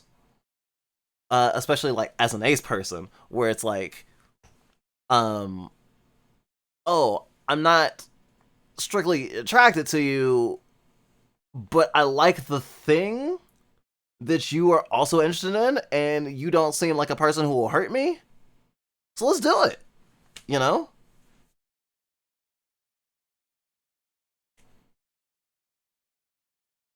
And, you know, like concepts and objects and like fictional characters, like these almost abstract ways of like attraction or intimacy or like paths to intimacy are really abnormal for some people, and especially with the whole like, oh, such stuff is strictly personal, like how I mentioned like a VTuber being like, oh, I don't talk about sex with my friends, I only talk about sex with someone I'm trying to get with, you know. And it's like, I'm certainly not like that. I'll talk to tens of people at a time about sexual stuff, apparently. Porn often bled into Tumblr fandom communities by, say, gifting a glance between two characters like the brothers on Supernatural. And such came up again. Tumblr users decontextualized moments and rendered them sensual. The fans on Tumblr had the ability to make things erotic that were not initially intended to be erotic. They sort of created their own porn, and that was really where the Tumblr fan community became pornographers themselves. GIF porn was a cornerstone on Tumblr overall. Whether connected to television or not, actual explicit videos were often turned into GIFs too. By snipping out super short moments and decontextualizing that from the rest of the piece, Tumblr porn, GIF porn, allowed fans to read into the grain of what the original porn was saying, McDonald explained.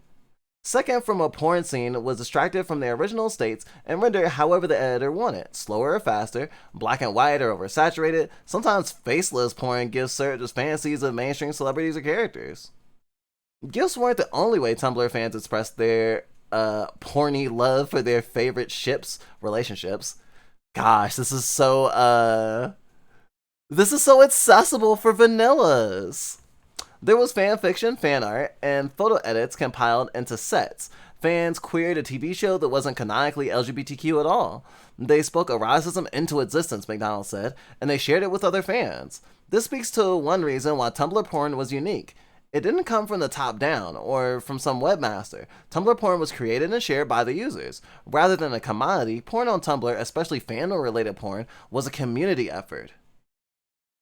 I was able to build off of my personality as well as big boobs. I see. I do resonate with that. Well, not the big boobs. I have itty bitty titties. They've been growing a little bit though. I'm more like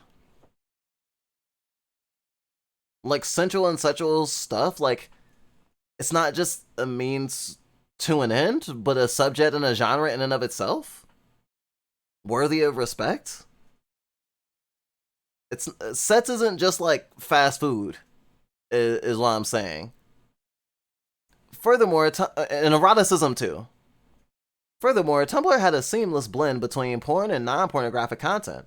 On one's dashboard or feed, X-rated porn gifs and G-rated squeeze over a favorite couple existed in tandem. Sometimes the two appeared on the same post.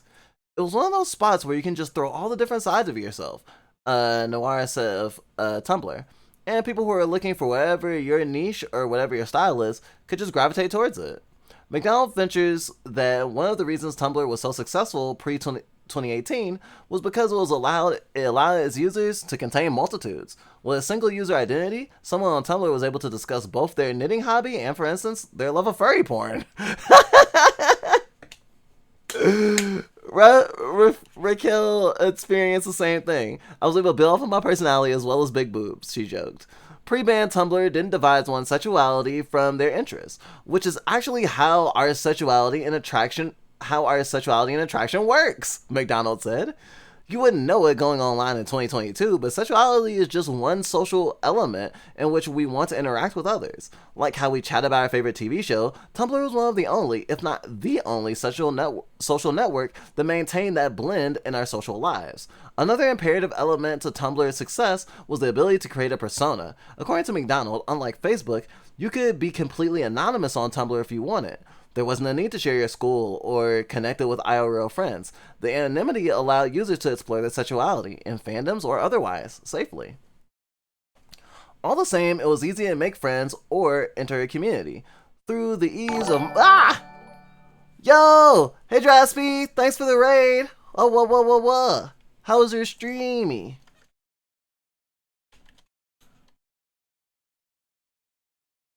Let me shout you out. I wanna shout, put my hands up and shout, put my hands up and shout. Wait, did I put in the wrong order?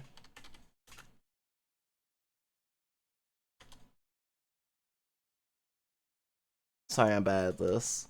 Got destroyed in the children's card game. Oh, you were playing, was it Master Duel? Yep, you're playing Master. Sorry, Duel Masters. Oh, shit. Duel Masters is good as hell, honestly. Duel Masters was my gateway drug into Magic the Gathering, honestly. Feel free to kick your feet up and watch stream or head out. Thanks for sharing your community with me and trusting me. I appreciate it. No Duel Masters, a different card game. Oh, hey Noel, what's up? Hope you're doing well. Duel Masters is unironically a great game. Have a nice stream. Thank you. Meow. So, newbies. The topic of the day is queer solidarity versus queer friendship. We talked about queer friendship quite a bit, so we're actually going into queer solidarity. Or rather, the concerted effort to dismantle queer solidarity, starting with the kink community. because kink is inherently queer, and kink and fetish have a lot of connections to queer history and community. So it only makes sense that they would attack it that way. This is a stream that is run by a plural system, which I am a part of. I am Drizzlebyte. I use they, it, and they pronouns. Please and thank you. I am also a little baby fur. We talk about kink stuff here. We talk about leftist politics here. Sometimes we talk about the state of the world, but a lot of times we talk about video games and anime and all sorts of all cool shit, you know? And gay shit. And mental health. Completely misunderstood something there. We're playing Duel Masters, not Master Duel. Okay. Yes. I don't think I've played a video game version of Duel Masters, but I think there was a PS2 one. Was that the one you were playing, or is it more recent? I know some stuff has been getting revived. I think Zoids got a fucking fighting game like last year. Stay of the World. Ah! I'm dying, Squirtle! Pretty much, yeah. This is definitely gonna be a hard trek through certain parts of current events right now, but definitely not the current events that most people are talking about. That's for sure. Yeah. The demise of Tumblr porn. Just thinking of someone coming in the stream being like, "Huh, the demise of Tumblr porn." In November 2008, Apple removed Tumblr from its App Store due to the presence of child porn on the app. Tumblr said the content was immediately removed. The next month, however, Tumblr banned adult content entirely. Coincidentally, the bill FOSTA-SETSA, which attempts to stop people from assisting or facilitating online trafficking, was passed the same year. FOSTA-SETSA is anti-sex trafficking in theory, but in practice has only led to a single trafficker prosecution in its first 3 years, has been cited as the reason tech giants push consenting online sex workers off their site. This is going to be a through line for all the stuff we're going to cover soon. No, I'm not going to talk about a mega solar storm. Is there going to be a mega solar storm? Is it going to knock out all our technology? Oh no. It's going to be like that one movie. This is gonna have too much thinking and Angie for me. So have a good one, Drizzle. See you, Noel. Yeah, you see where this is going, huh? Yeah. Whoo, boy. I totally respect anyone feeling like they can't handle it right now. Or, you know, yeah, it's infuriating. Mild damage, nothing to worry about. Oh, okay. I need my technology. It helps me live. All my friends are in my computer. Well, mostly. Mental health is important to me. Yeah. Coincidentally, the bill FOSTA-SETSA attempts to stop people from assisting or facilitating online trafficking was passed the same year. FOSTA-SETSA is an anti-sex trafficking in theory, but in practice has only led to a single trafficker prosecution in its first 3 years. Kind of reminds me of the war on drugs. And has been cited as the reason tech giants push consenting online sex workers off their sites. But the passing of FOSTA-SETSA in 2018 didn't impact Tumblr's decision to ban content. The sole reason these changes are being made on our iOS app is to be more compliant with Apple's App Store guidelines related to content that they classify as objectionable, said Tumblr's Director of Platform Engineering, David Galbraith. Sounds like a Final Fantasy character. The word objectionable appears in other tech companies' terms as well as social media such as Facebook. According to McDonald, the word itself is dangerously vague. It's a very slippery slope because objectionable can apply to like a snuff film, but can also apply to almost anything sexual. But it doesn't apply to all things sexual. McDonald explained, for instance, you can find misogynic pickup line artist content online. It'll remain up because it's apparently not objectionable. Child porn is undoubtedly objectionable. The problem was, Tumblr made the sweeping decision to ban even of-age consensual porn because of it. Nuri's first reaction to the ban was, why is anyone else gonna go on Tumblr anymore? He left the platform and he wasn't alone. Tumblr's traffic dropped 30% in the months after the ban. Over the next 3 years, visits to the browser site and apps plummeted 40%. Emma, a not safe for work artist in the Netherlands who chose to go by their first name only for privacy reasons, told Mashable they lost about 70% of engagement after the ban. They witnessed not only a purge of adult content, but queer content as well. It is sad to see a platform be forced to ban a bunch of not safe for work stuff because a lot of safe for work stuff and queer content in general also got taken down. Emma said they left Tumblr a month after the ban due to the drop in activity. Another not safe for work artist, Aru, told Mashable that some of their safe for work pieces were taken down post ban. Tumblr never gave them a reason why, and it appeared random. Aru, who's been going by a pseudonym for privacy reasons, assumed it was because of their pink backgrounds, since similar pieces without pink backgrounds don't get flagged, even though they had scantily clad characters. Raquel said it became obvious that Tumblr wasn't going to be a thing anymore after the ban. She did briefly use the platform afterward, but was allegedly shadow banned when an account remains up but content is blocked from being seen. A Tumblr spokesperson denied that the site could shadow ban pages. They always say that, don't they? She doesn't miss Tumblr personally, and also acknowledged that many sex workers on Tumblr didn't get paid. Still, she decried the ban. It should be there, Raquel said of Tumblr as a piece of explicit content, as a place for explicit content. Tumblr employees felt the backlash, said Gabranth, and they themselves weren't happy making the changes that upset users. Even those who didn't like the adult content disagreed with the ban. It felt like a loss of control and antithetical to the core tenet of the Tumblr platform, freedom of expression, Gabranth said. Tumblr's employees found out about the decision from then CEO Jeff D'Onofrio, according to Galbraith.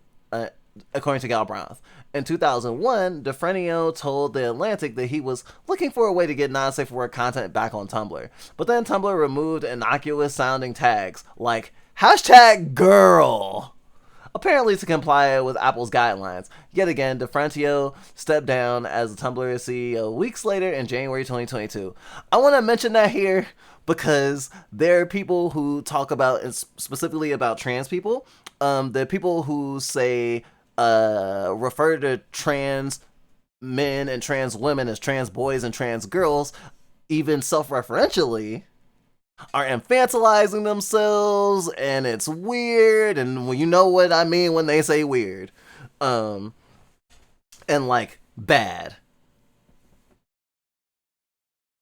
But it's not surprising in our current culture, especially with millennials and down, that people are more likely to identify with boy over man and girl over woman, especially in certain marginalized communities, especially in queer ones, I would say. Like, I don't know, the typical what was the word from the paper? The typical compulsionary attitudes towards, like, adulthood have been changing in these last few generations. And, you know, as we've talked about before, a lot of people are pushing up against it, self-included, you know? You can be an adult girl. Damn. The ramifications of Tumblr adult content ban. The loss of Tumblr porn, and by extension, Tumblr itself, was devastating. Recently, there's been somewhat of a renaissance as Tumblr became popular for being obsolete, as the New Yorker put it. The site's revenue went up 55% from July 2021 to January 2022. Tumblr told the magazine. Told the magazine. Still, it's a shell of what it once was. People are posting there again, or at least I'm following more people who do post, Aru said, although it's rarely not safe for work, and if it is, it's always cropped images with a hint to check out the artist's Twitter for uncensored versions. According to Tumblr, there is currently a 9.5 million daily posts. In 2012, there were 62 million daily posts. I used to be able to scroll for hours without getting to the end of my dash, Aru said, but I can now get through every single update within a few hours on this site. The ban was also a harbinger of the further purification of digital spaces. Since 2018, Instagram and Facebook have cracked down on sexual content, as did TikTok. OnlyFans, another platform that gained popularity with explicit content, banned it, only to reverse their decision due to backlash. With MasterCard's new regulations on explicit sites, these sites resort to mass deleting sex workers' content in fear of being shut down completely. Sex workers are definitely at the are definitely getting the stick constantly, never the carrot. You know, a lot of people will tell you if you want to get into sex work that you shouldn't like go through. You shouldn't try to like do transactions through PayPal because they find out you're a sex worker, they'll immediately ban your account. And if you have any money in your account, you'll lose it immediately. And it's like, also if you're a fetish artist, but it's like if you're drawing not safe for work stuff, um, especially like commissions or as a job, you're a sex worker.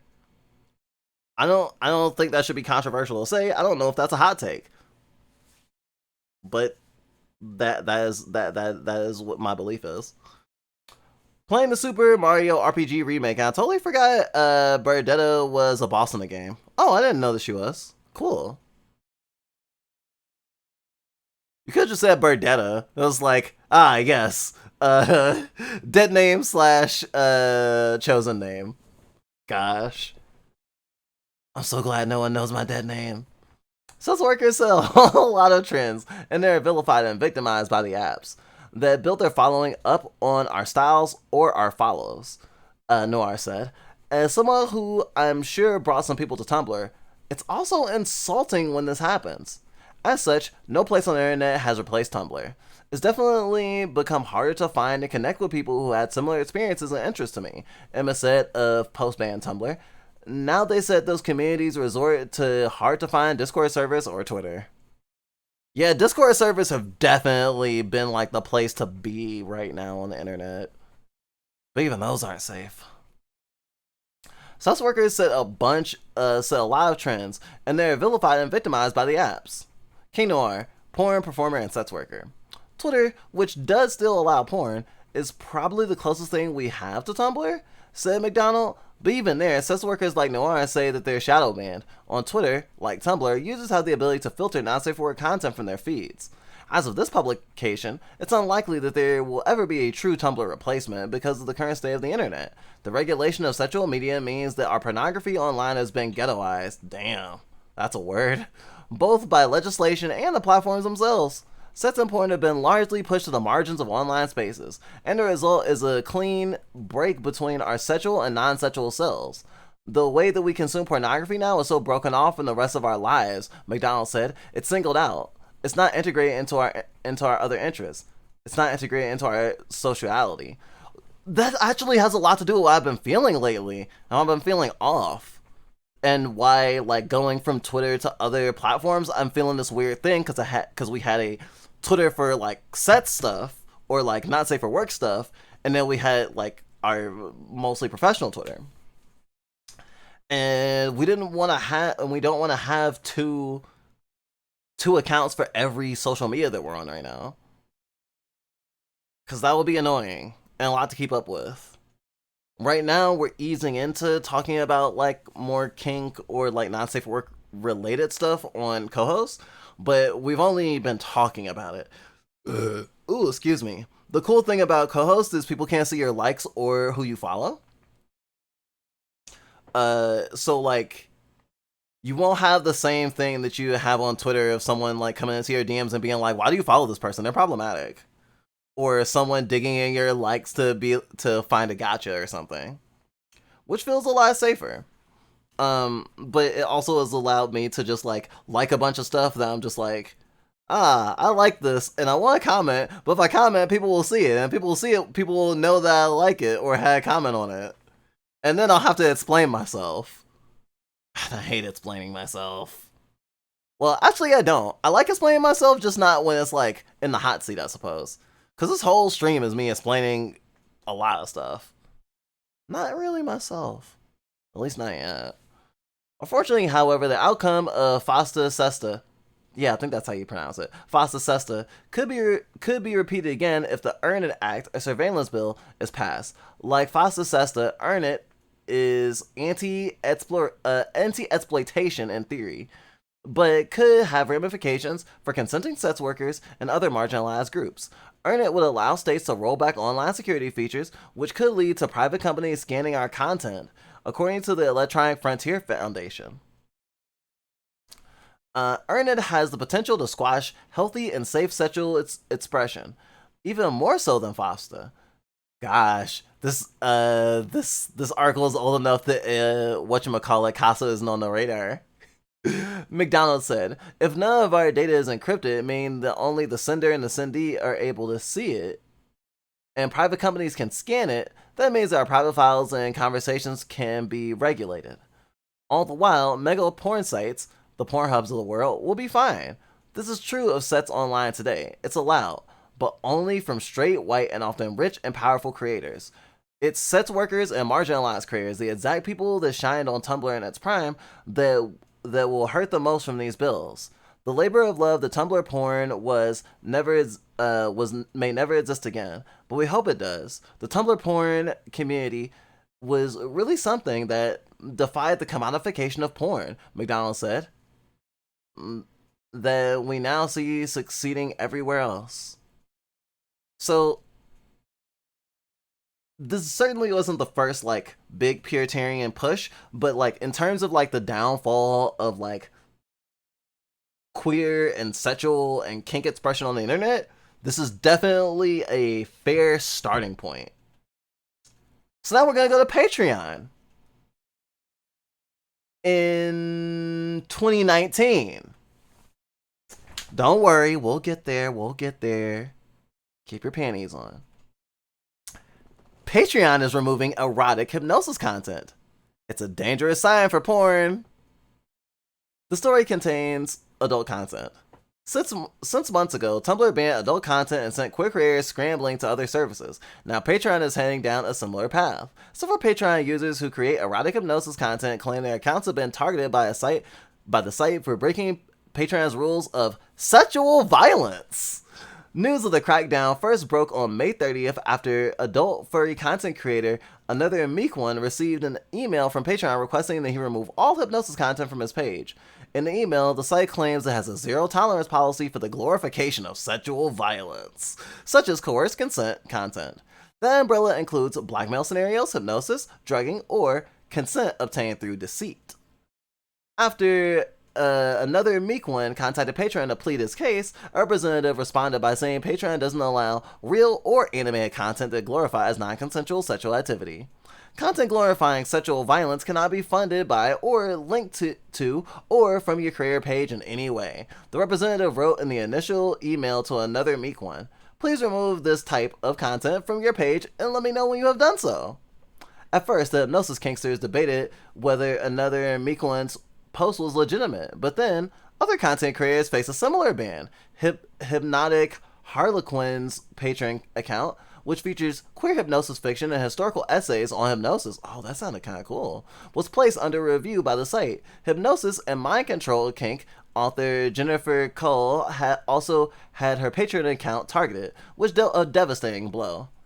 I'm really fucking upset. Not just about the loss of income, though yeah, two-thirds of my writing income is quite a blow, but most of the sheer fucking helplessness of something I enjoyed and was even proud of being destroyed because apparently the internet is for money, not porn, Cole tweeted. When the Daily Dot reached out to Patreon for comment, the spokesperson confirmed that certain kinds of hypnosis content violate Patreon's rules. A violation of our policy is that hypnosis is used as a coercion mechanic for non-consensual sexual content, typically in a fictional scenario, at which point we consider it to be a glorification of sexual violence. A Patreon spokesperson explained regarding Another Meek One's emails, we also do not allow other fringe sexual fetish creations, such as incest, necrophilia, or fetish creations that's hard to distinguish from non-consensual sex. When a creator's account is placed under review, we work one-on-one with the creator to bring them back within guidelines, as was the case with the creator you mentioned in your email.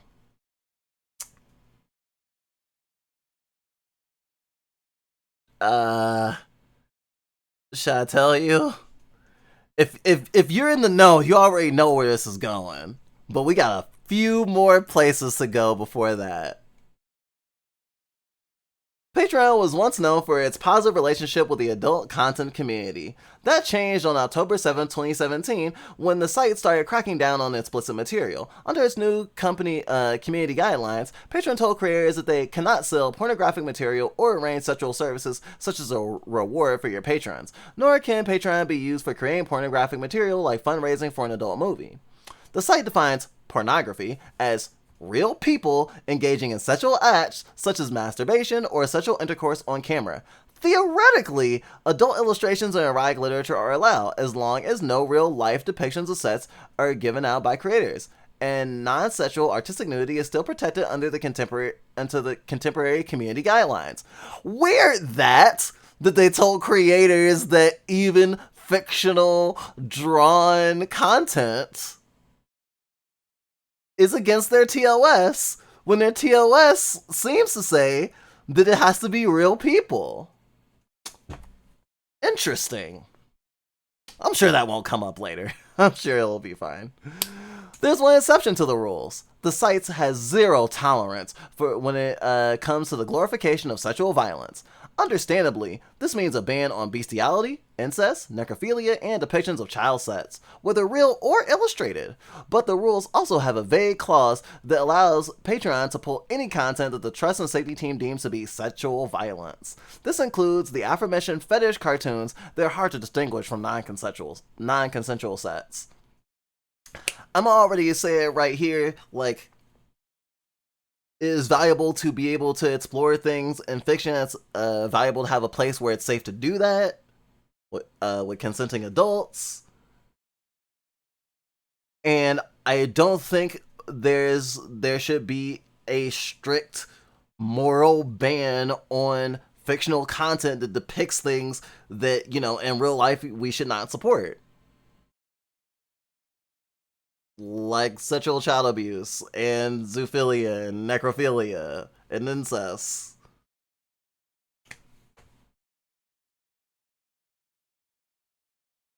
And it's a really easy way to be a pick-me in a lot of ways to go, oh, these things that are in some way referential or can be related to, or people seem to relate to these real life bad things, is like, oh, well, they should have expected it. The hypnosis fascists should have expected to get banned eventually. It's such an extreme kink. Honestly, how could they have been so naive? It should have never been on Patreon in the first place. The weird straw man I'm assuming some people have said.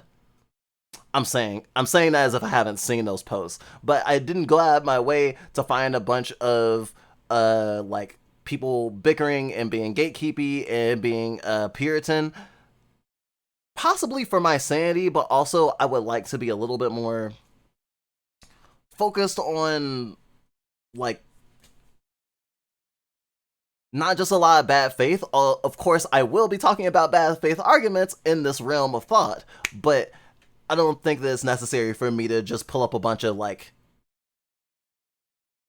harassment and hate and being like, I'm glad this happened, because I promise you, every single step of the way on our journey that we're going on right now, you will find people, if you look into these things and how people responded to them at the time, people going, good, I'm glad they can't make money, starve, or get a real job.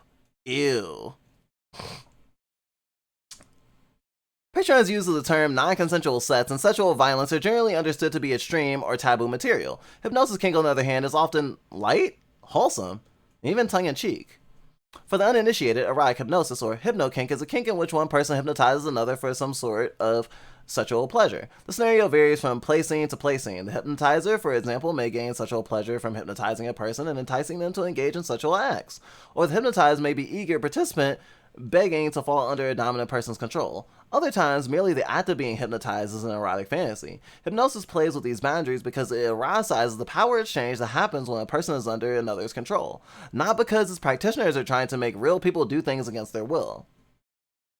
There is talk about ethics within the hypnosis community. I want to say as a tangent, people, including myself, will say, if you're gonna, like, listen to an audio hypnosis file, like skim it, see if there's a transcript, like before you actually use it to go into trance, make sure it doesn't have anything dangerous in it, because like hypnosis does generally have to do with consent. Like, you can't generally hypnotize someone who does not consent to it, but there are people who have a stronger susceptibility than others. And it's easier, and I'm like one of those people, it's easier for me to fall in a trance than the average person. And that's fine, but you also have to be careful, because dangerous triggers can be put into things, or even just a trigger that you like but put in an unsafe way where like more people than you would be comfortable with have access to like activating your trigger. And I don't mean like, oh, like trigger warning, but more like, I guess the classic one is like, oh, you'll act like a chicken when this trigger is effective or whatever. We used to have a trigger, I guess it might still be in, that just made us babble instead of talk normally. That was a cool trigger, but it was specific to people that we trusted, and that is part of it. And I think that having that nuanced conversation is important. But Patreon doesn't want to have that conversation. Surely not. One anonymous Patreon creator who is a transgender woman, such a coincidence, told the Daily Dot that they began writing hypnosis-themed erotica 2 years ago. After opening a Patreon account last year, they now believe they can become completely self-supporting by the end of 2019, as long as their Patreon continues to grow. I love how it's like, this person is a trans woman, we're just gonna they, them, her continuously. Of course, the recent anti-kink move challenges their ability to build a sustainable Patreon following. When interviewed by the Daily Dot, she sharply criticized Patreon for depicting hypno-kink as sexual violence. Firstly, hypnosis as a kink isn't inherently violent or non-consensual. This is a completely ridiculous thing to tell you. Like all good kink, hypnosis is a form of voluntary power exchange that takes place after all parties have consented, negotiated, and established safety measures. The Patreon creator told the Daily Dot, getting hypnotized is no different from getting tied up. But no one would say consensual bondage is a form of sexual violence that needs to be censored. Let's see, in a couple of years, maybe they will. Yeah, I remember that trigger. You can trigger it yourself, yes? I haven't tried in a while, but I think my headmates definitely can.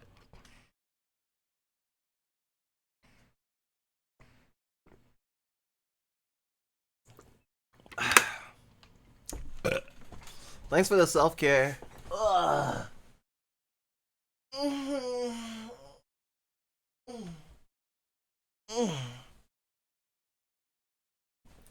Thank you folks that have been here for the long haul.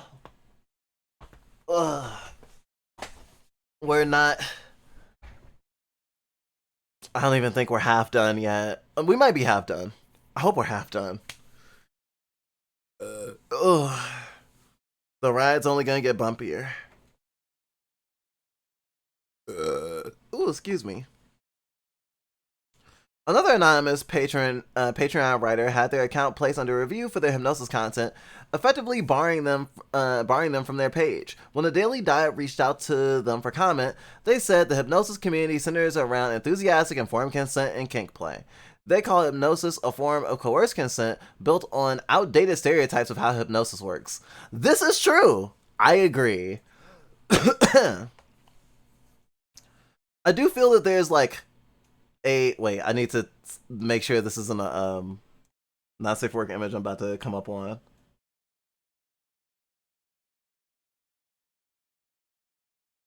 It's technically not safe for work, but I think it'll pass the vibe check. But I certainly will not linger on it. So what I wanted to say is, and this is gonna come up again, not too far ahead in the future in stream, kink play is different than like fantasy stuff or even fantasy roleplay. Like non-con is consensual. Like a non-con kink and that sort of thing, that is consensual, but it's playing with the nature of consent and, you know, lack of consent. It's trusting someone to treat you in a way that simulates how someone technically treats you when they're not like seeking your consent or valuing it. And within the structure of a consensual scene that creates a problematic dynamic that, if done earnestly, would be traumatizing or damaging or toxic or what have you. There's also that, and then there's also like fantasy stuff. And I feel like it is important to, like, Iron Man your arguments and when you're on the defensive. But I do want to point out that there are exceptions, but those exceptions also aren't inherently problematic in the sense of, well, because they're depictions of hypnosis being used as mind control, like for example, like a drone kink, that doesn't automatically throw out those depictions in a fantasy setting or in fiction from like being included in like under the umbrella of like respectable kink. Does that make sense? I hope that makes sense. Sometimes it can be hard for some people to wrap their head around, especially, and of course, like, people aren't gonna go their best foot forward and be like, oh yeah, I know it's problematic, but they're gonna go like, what is the strongest form of their argument? And I have no problem with that. And like, I agree with everything that's been said in this article about hypnosis so far, but I do want to mention that for the subset of hypnosis content that is like someone drawing someone like falling up under hypnosis but resisting it and not wanting to be hypnotized, that's valid too. I just want to mention that. Another anonymous Patreon writer had their account placed under review for their hypnosis content, effectively barring them from their page. When the Daily Dot reached out to them for comment, they said the hypnosis community centers around enthusiastic, informed consent and kink play. They call it hypno kink a form of coerced consent built on outdated stereotypes on how hypnosis works. Time and time again, it has been proven that hypnosis alone cannot make people do things that they do not wish to do.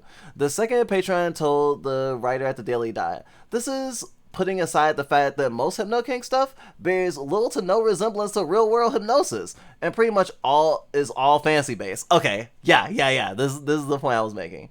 Hypnosis isn't the only kink that eroticizes physical power exchanges in order to fulfill a sexual fantasy.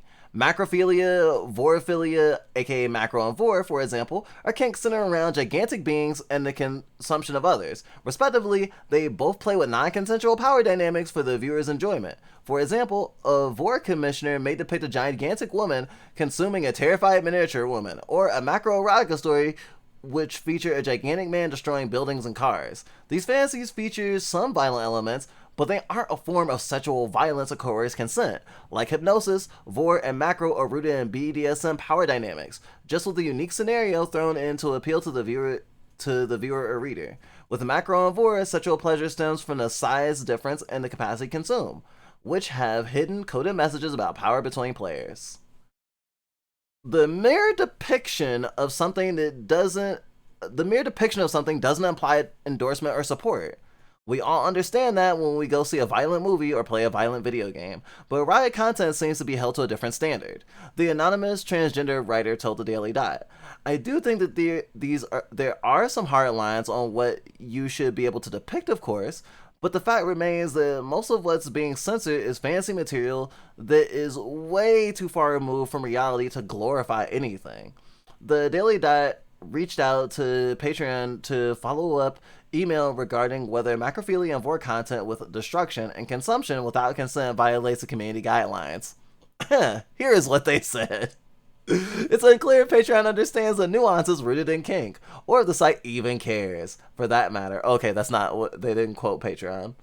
After Patreon changed its community guidelines in October 2017 to explicitly ban pornographic material, adult content creators, sex workers, and their patrons signed an open letter calling the move a betrayal. Despite tens of thousands of signatures, little change. By last summer, a proactive review of content on Patreon requires proactive review of content on Patreon due to requirements from our payment partners. So that's their out.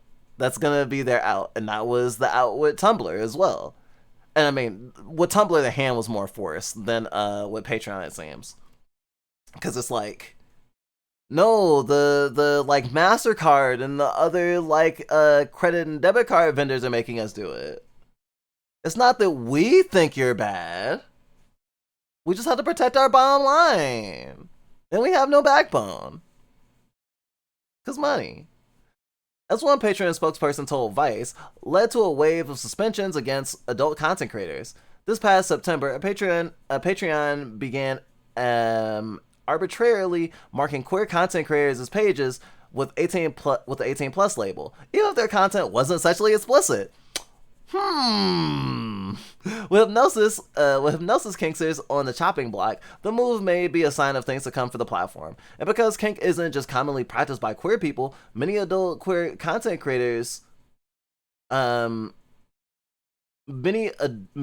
queer adult content creators rely on sites like Patreon to earn their income. The LGBTQ adult content community could face the most damage. Firstly, queer creators usually have fewer safety nets to fall back on. Secondly, online content creation is often about the only thing we can do that's safe. Part of the reason I value my Patreon so much is that a lot of normal jobs will be difficult for me to get or do due to the discrimination I face as a trans woman. The anonymous trans Patreon creator told the Daily Dot. And thirdly, everything is perceived as more sexual, more violent, and more dangerous when queer people do it. If Patreon tries to set a certain line on how explicit or how kinky content can be, I believe their moderation will end up targeting queer creators more than cishet creators. That's always how it is. Yeah. Sucks hard but makes sense. Credit card companies ban hypnosis content on porn sites too, and the last purge was likely influenced by them. For fuck's sake, coerced consent. These idiots don't know a single fucking thing about hypnosis if they think like that. I hate that my entire community might disappear at any moment because the censor gets a bug up their ass they didn't have yesterday. The year is 2032. Any porn that isn't clothed missionary between a cis-human man and a cis-human woman is deemed too problematic. Fetish artists and their underground supply of fetish porn have become public enemy number one in the US. Gosh. I'm probably gonna be alive in 2032. I'm planning on it at least. I hope that doesn't come to pass. Patreon isn't the only platform shutting down queer and kink-focused creators. Late last year, Facebook banned a slew of sexual words and solicitations, impacting sex workers on both Facebook and Instagram. Twitter's safety team also seems to be targeting users that reply to others with terms like bimbo slut, banning many queer kinksters in the process. The author was even impacted by this author was even impacted by the word ban 2 times. That's not to mention Tumblr's devastating not safe for work ban that dislocated entire communities of adult artists and sex workers. The internet as a whole is moving in a puritanian direction, and that has creators, especially the most marginalized ones, scared. Let's be honest, this has become a trend on platforms as of late.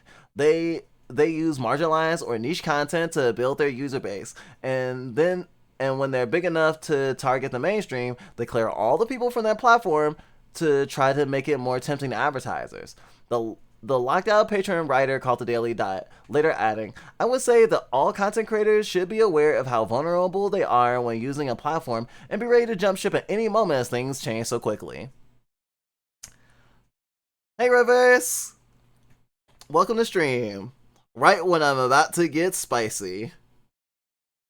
So we've been talking about queer solidarity and queer friendship. We've already gone over queer friendship in quite a big amount of detail. And we're talking about queer solidarity as it relates to the puritanian push on the internet right now through social media and, of course, like banks, like credit card companies and like social media sites, and how they're systematically banning stuff that generally in a lot of ways has a higher concentration of queer people making that art, and basically stripping our ability to make money off of it, which is, you know, a safety thing, and it is an easy way to kind of break up solidarity in the queer community because it's easy to divide people based on kink in particular, because if a kink is problematic enough or squicks someone out enough, even though they will be targeted by the same things, they will more than likely, at least on a large scale, not stand up for the more niche group or more niche kink because, well, they're not targeting me. My thing isn't that taboo.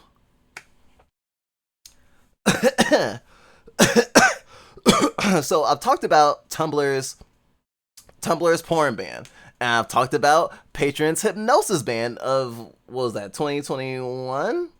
2022? 2019, sorry. 2019.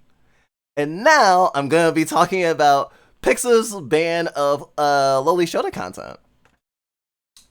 Because this also relates. Although this is literally the dividing line, because people tend to have that line where it's like all this other stuff, like, you know, the article I was reading just before was talking about vor and macro stuff, oh, I could see them saying that these things are like sexually violent for whatever reason. And it's a lot less, it seems like a lot of less gray area in terms of this. So this was in 2022, toward the end of the year, in November actually. Pixiv announces transaction restrictions for unethical content. Also notice how they phrased it. That's a really wide net. The Pixiv Art website announced an update to its terms of service on Tuesday, and also warned that some users are violating its brand protection for Card Network's policy on transactions of prohibitive content, the site's booth, Pixiv Fanbots, and Pixiv Request services. The prohibited content includes, but is not limited to, sexual exploitation of a minor, incest, bestiality, rape, or any non-consensual sexual behavior, and non-consensual mutilation of a person's body or body part. You can only mutilate yourself if you do it yourself, obviously. Tuesday's notice asks users to check for content that is patently offensive, unethical, or promote criminal activity. On their booth, Pixiv Fanbots and Pixiv Request services, and then to remove the content or set them to private. The new terms of service will take effect on December 15th. Credit card payment processors have previously denied service to pornographic or adult entertainment related companies or denied payment to individuals pay for such content, such as Pornhub, have been affected, and sites that previously hosted amateur pornography or adult content, among other content, such as OnlyFans, have preemptively removed such content. So you'll also notice that this stuff this sort of policy will target people who do, like, you know, any sort of incest related kink stuff, bestiality, which can easily just be thrown as a zoophilia jacket on furries in general, and of course been talking about hypnosis with the last one with Patreon, so it's just kind of like, yes, things that can fall under non-consensual behavior. When I first heard about this, when it happened, people were focusing on the Loli Shota stuff, and they were saying, oh, this is a win, this is good, fuck those people. All this stuff you can still find on Pixiv, by the way, to this day, but it's harder to make money off of it. You have to do stuff off site a lot of the time, and people have to like kind of walk on eggshells with their content if it's going to be unethical. Basically, card processors and like stuff like PayPal and stuff are basically saying, if it's not like squeaky clean, then it is subject for removal. And with Pixiv, it's a little bit insidious because it does let people still post stuff to a degree, but it limits their ability to make money off of it, which I think is a major difference with this and something like Tumblr, where the Tumblr article mentioned that a lot of people who stopped using Tumblr after the not safe for work ban weren't necessarily making money, if not much money, on like their pornographic ventures. So it was really more of a self-expression thing than a monetary thing. And of course, all these sort of unethical restrictions on these sites disproportionately target queer creators. So that's something to keep in mind. Um, I won't belabor the point here, but as I said with the hypnosis stuff, like stuff that is fiction can stay in fiction, and I don't think it's unethical. And the hole gets deeper. So I think many people watching will be familiar with this one in particular, because this one happened this year. I couldn't find a lot of articles about it. And basically from here on out, we're not gonna have a lot of like scholarly or like news articles because it's niche enough that it's been kind of weird. And it's been talked about in communities. Like if you want to look up what people have said about it when it happened on like Twitter or something, you can find plenty of discourse, but you're not gonna find like a Vice article really on it. Well, maybe about this one, but definitely not the Nets one, at least not yet. Seeing companies promote squeaky clean sterility is just kind of sucky because being queer sometimes is inherently a bit dirty and not always the most sanitized in terms of marketability. Oh yeah, of course not. Which is why the depictions of queerness that are usually allowed are very like family friendly. I mean, it also is kind of tangents off into the sanitization of Pride and how people are like, oh, you can't bring kink stuff to Pride, even if you're walking around just on a leash and you don't have any like genitalia out or anything. It's like it's bad and you shouldn't do that, and this should be a safer workspace. It's sad. I'm probably not gonna read this from top to bottom. This one actually isn't the original post. So basically, Fur Affinity, one of the most popular, if not the most popular, furry, like image gallery website, and honestly not safe for work website, did a thing where they changed their TOS, or they clarified their TOS, and they further clarified it here, saying that characters of certain proportions were not gonna be allowed and they would be flagged for deletion. But because of the owner of Fur Affinity, a lot of people felt like maybe the choices wouldn't be made in good faith. And of course, it's mentioned that there's not going to be an automated system if someone's flagging your stuff, like a moderator, and saying like you need to remove this to keep your account. It's like this is a human person, like they're going to be reasonable. But it became a big thing for a couple of different groups. Although the how would I put this? Just like how I mentioned that even with the erotic hypnosis thing, there were people who were like, oh, this is a win. That was disgusting, actually. There were people, when this was first announced, that were like, oh, finally, Fur Affinity is getting cleaned up. I'm so glad I'm not going to be able to see cub porn. That was the, what people assumed was like the target, not realizing all the other stuff that the rules also encompassed, like ADBL and like sexual content with chibis, and lots of other stuff which does not necessarily depict fictional minors or minor coded characters, but it didn't necessarily matter. What I will say about the current state of Fur Affinity is it is not in as much a state as Tumblr or Patreon, but it also kind of is because it's in this weird limbo where it's like there's stuff that you can't post, and like it's not gonna like systematically get flagged like a DMCA on YouTube or something, but like every time you post, you now have to sweat and be like, oh, the mod's gonna like it. No.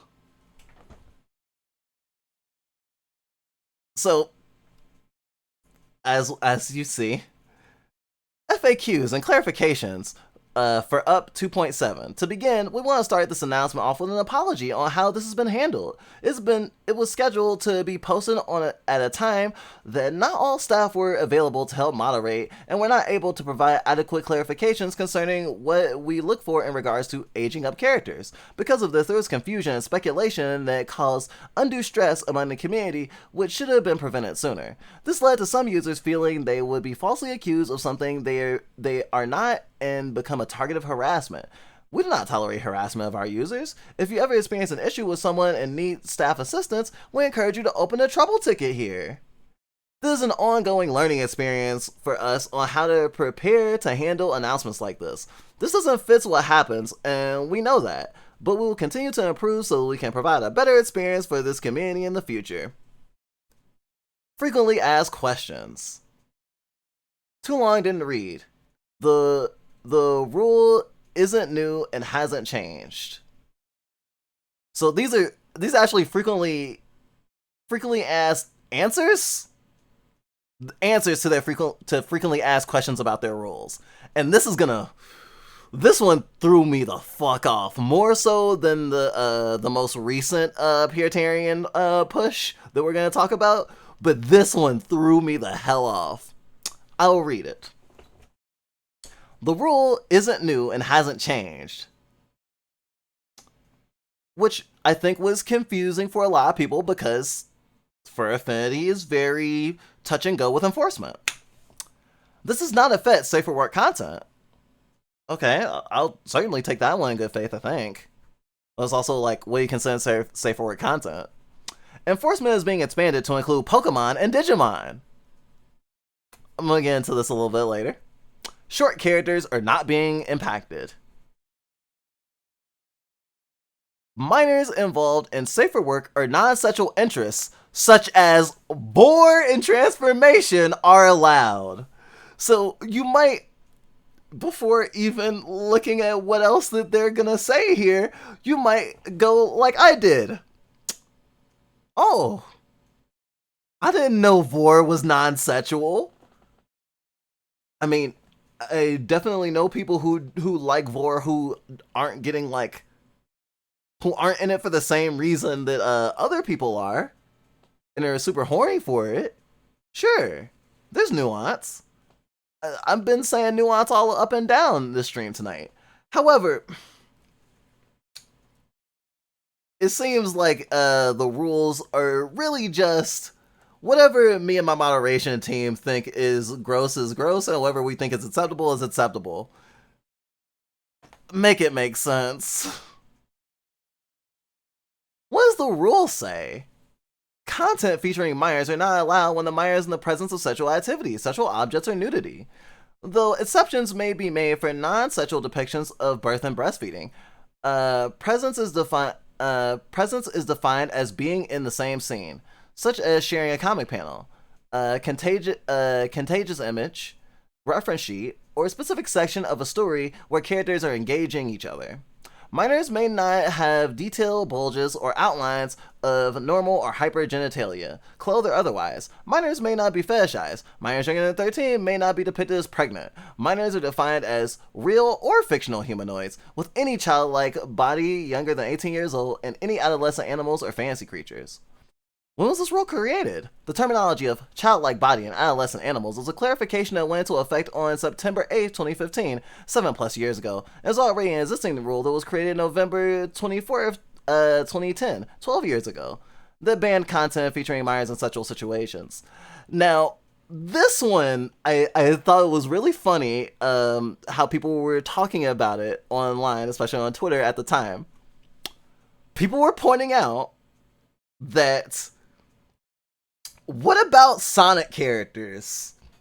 Because if you know anything substantial about Sonic characters, you'll know that outside of, I think, Shadow and Rue specifically, the core cast, and I guess excluding Eggman, are minors, even though they're not necessarily depicted as such. When someone told me that, like, Sonic is supposed to be like 12 or 13 or something, I was literally scratching my head. I can see how someone would say Tails, because Tails is like has always been in that little brother fawning over Sonic role. But for Knuckles and especially Amy, it really threw me off, especially with my introduction to Amy being in Sonic Adventure, where she's literally getting groceries. No one talks about their parents. Everyone's living by themselves, pretty independent, and I guess living in a capitalist society and having a job. So, like, there was a bunch of cognitive dissonance for me that I'm glad people have pointed out, because it's just like, you're talking about like the evolution stages of Pokemon and Digimon and like when they're expanding the thingy, but they didn't really address the whole thing with Sonic, because as some people do with the gotchas, they'll go, "Oh, this character is canonic." Like, I went to the wiki and this character is canonically a minor.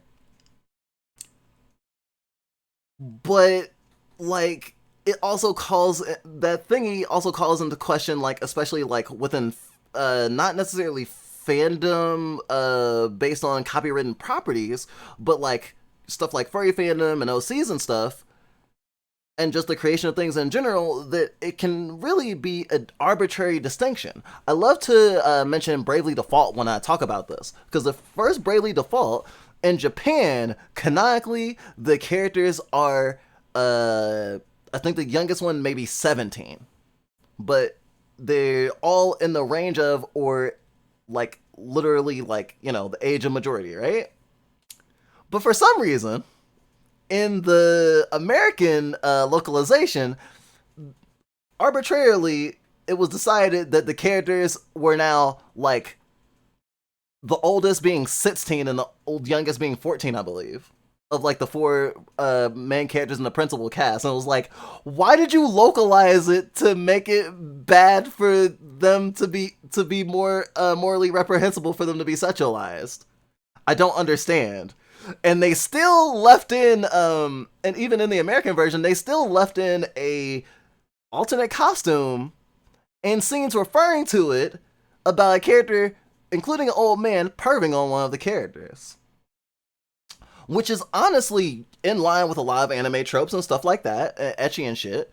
But it just, especially at the time when I was really, really into Bravely, I was just like, but why though? And I mean, what I assume is because the characters are chibis. If you look in like the art books or a lot of the like official art, the characters are like have normal human proportions. Like as like young adults or older teenagers, right?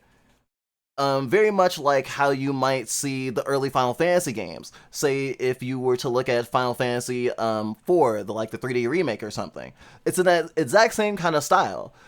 So it's understood by the people who look at the game and are playing the game and looking at the materials for it, that obviously the characters' proportions being chibi is just the style of the game, and not their like, I guess, canonical proportions.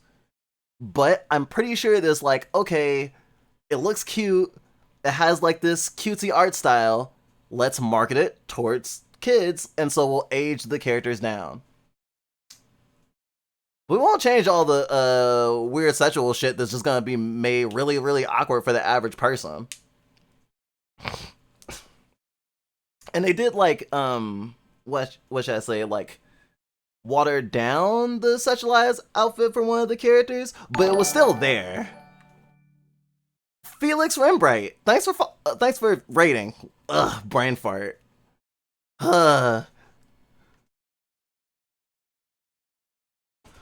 Shit, even Shadow's supposed to be 15? Fucking Christ. Yeah, that's exactly what I mean. Like, the Sonic fandom and a lot of people do not treat those characters as those ages. And I mean, it literally it feels like it's only like a marketing thing that like that most of those characters are the ages that they are said that they are.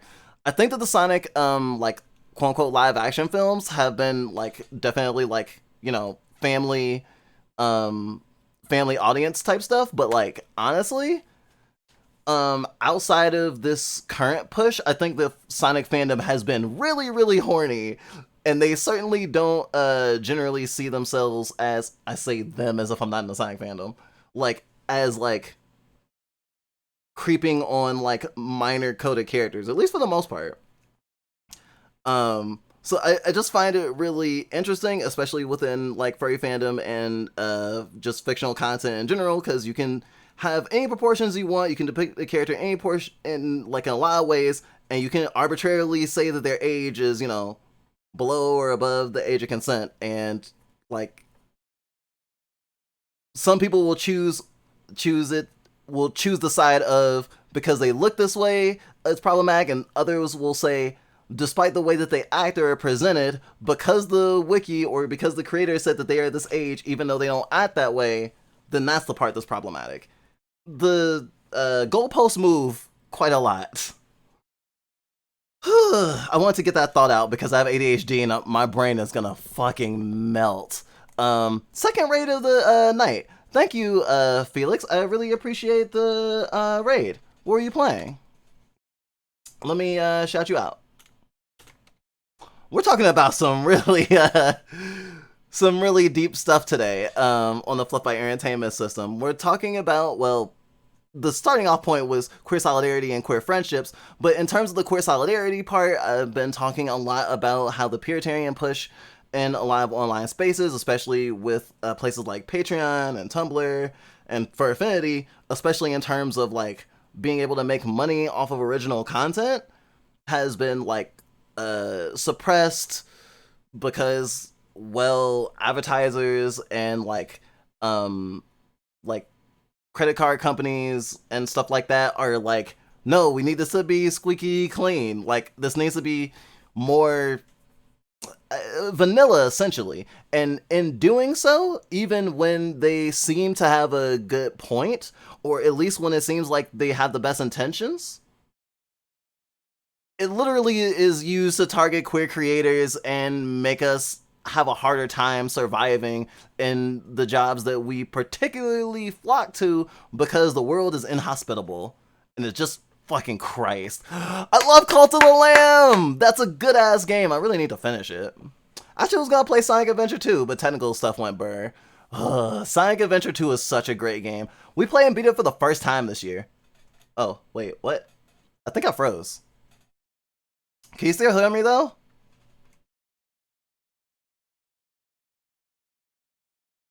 Okay, I didn't unfreeze.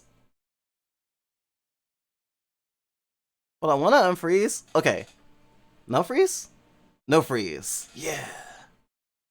Tangent regarding ages. Glad that Pomni from the Amazing Digital Circus was confirmed to be 25, since like the creator knew it was inevitable. Oh yeah. Shit. I had a conversation with a friend last night who was like, I can't believe they put a dominatrix in the Deltarune. And that's not even like mentioning like, you know, the very horny Deltarune / Undertale fandom. And how those characters are depicted in a lot of fan art. And it's just like I think there are certain fandoms where like it's not talked about as much as being like super duper problematic, and I'm not sure exactly why. With Sonic, I've already explained it, but for Deltarune, I'm not completely sure.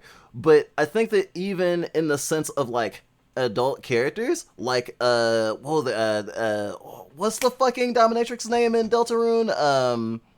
Taskmaster. Like, I know that some people in a more vanilla mindset are scratching their heads because it's like, but this is a game that has that's gonna have a wide appeal for like, you know, actual children. Why would you do that? And I mean, like, it's also not subtle. Like, I can't put it as like the sex joke that's in a like show that's for kids that goes over the kid's head and is to serve adults who are watching to entertain them or whatever. It's not that. Deltarune is just horny. Deltarune is just horny. Okay, there we go, that shout out. Gosh. I've seen people being still weird about Digital Circus because of the proportions, even with the ages of the characters all being adults. And I mean, I don't want to belabor the moving goalpost thing as much because I do want to have some amount of faith in people because like okay, there's Puritans and there's people who are squicked. These are two different groups that can sometimes have overlap. People who are squicked, you're just squicked. I'm squicked by Guru, but I still respect people who like indulge in it, and I don't think that someone who's into Guru is gonna literally like kill people for sexual gratification. Um, but I mean, extreme kinks like that are often the ones that get targeted first as the Puritanian push goes further and further up the ladder. Like that meme where it's where the Grim Reaper is going from door to door and there's like a blood trail. It's kind of like that.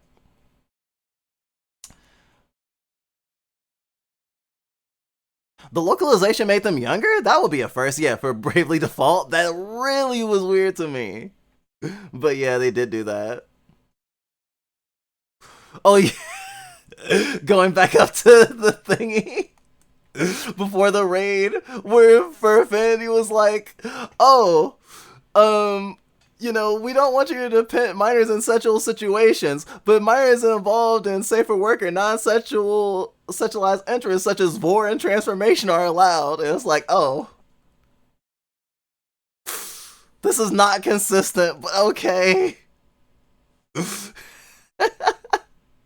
Actually, I think Cult of the Lamb is also in that kind of realm. I don't know if there's a canonical age for the lamb in Cult of the Lamb, but some people like do sexual art of the main character in the style of the game, and then some people really don't and feel weird about doing that because they want the proportions to be better. I've seen the same thing with Digital Circus characters, specifically Pomni, where people will like make Pomni like super lanky and is like they feel safer that way. And I definitely won't say that that's bad. Just like people who feel more comfortable like with aged up characters of certain characters. Although even that can be a minefield because some people will rhetorically go, "Oh, you saw this character who's canonically a minor. You decided to age them up so you could fuck them or sexualize them. Huh? That's sus." It's like there is no winning. Not gonna lie. Toby Fox doesn't mind making kids go, "I feel funny," and corrupting the next generations. I know you're being only like half sarcastic, facetious. I know you're only being half facetious because I totally think Toby is not above that. But at the same time, it really is getting close to like what conservatives constantly say, where it's like, "Oh, they're trying to corrupt our kids," which literally, when we covered Casa recently, was part of the thing. Republicans are like, "Yo, we can use Casa to police the internet and make it so like kids can't run into transgender shit and find out they're transgender because that's bad." And that's a jumping off point to just repress queer identity and expression online in general, I think. Why did this rule receive clarification in 20 why did this rule receive clarification in 2015? While Myers being banned from being in sexual content in 2010, we're still users were still uploading children in sexual situations, saying that they were adults. 1,000-year-old vampire child, and therefore didn't violate the rule as they were not minors. At the time, Furfinity was owned by IMVU, who had a firm stance against children presented sexually, and the rule was clarified by defining minor as real or fictional humanoids with any childlike body younger than 18 years old, and any adolescent animals. I see. uh, why am I hearing this now? While this policy has several small changes that were announced throughout the years, enforcement was never taken against the Pokemon or Digimon sexual content that looked like children or cubs, though they violated the rules. After years of receiving user feedback via trouble tickets, we decided to end this internal policy on June 1st, 2023. Sorry, July 1st. This was a big thing during the summer. There was artists clearing out their whole galleries or like basically like only keeping their safe for work stuff up because they weren't sure what was going to get enforced and what was going to get targeted. Which I think it makes sense along all the steps of the way that I have shown, at least with the Fur Affinity thing, of why people didn't have faith in the enforcement. Also, because several moderators, including the current owner for Affinity, had to take things out of their own galleries to comply with the rules that they set. Which doesn't inspire confidence, right? Like, it certainly doesn't seem like it's a moral obligation of them if that's the case. And I'm not here to police them and tell them that what they had posted was like bad and wrong and they're evil. But also, it feels really funny where it's just like, hey, don't look at my skeletons in the closet. We're focused on yours right now. What Pokemon Digimon? What Pokemon Digimon cannot be in sexual content without being aged up? While we cannot present an exhaustive list of thousands of characters, common canonical inclusions would be baby Pokemon such as Pichu, Mime Jr., Railu, Smoochum, other Pokemon such as Chuko, Cubone, Torchic, Ralts, Eevee, and Gothitya. And Digimon such as Agumon, Impmon, Gatomon, and Vmon, as these characters have childlike proportions or look like adolescent humans or animals. And this is what a lot of people who like weren't baby furs, weren't lolis, lolicon or shotokan, and weren't even like into like sexual cub stuff were kind of like having a side eye because they're just like, there's a big sexualized like art community for Digimon content, and the most recognizable Digimon generally are the rookie levels. But rookies aren't always depicted in like childlike ways, and there are rookies that like are eloquent and not necessarily child coded, though people would say like based on their proportions, like they said here, that they count as like these things. But then it begs the question of like short stacks again. Even though they said that short characters wouldn't be affected, when I'm thinking of Entmon, I'm thinking in my head Entmon next to a Lalafell from like Final Fantasy 14. I'm just like, how do they treat Lalafells? I can tell you how they treat Lalafells. Sexualized Lalafells are still on the site, so there is that. And I would certainly say the Lalafells don't have adult proportions.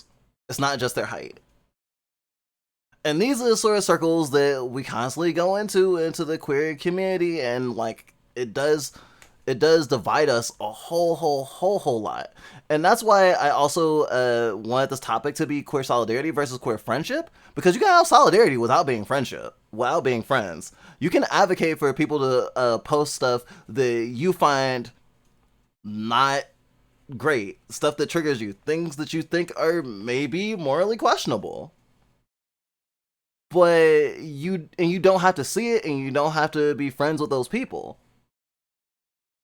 But because of how these policies have escalated, it's never going to be just the thing you don't like that gets targeted.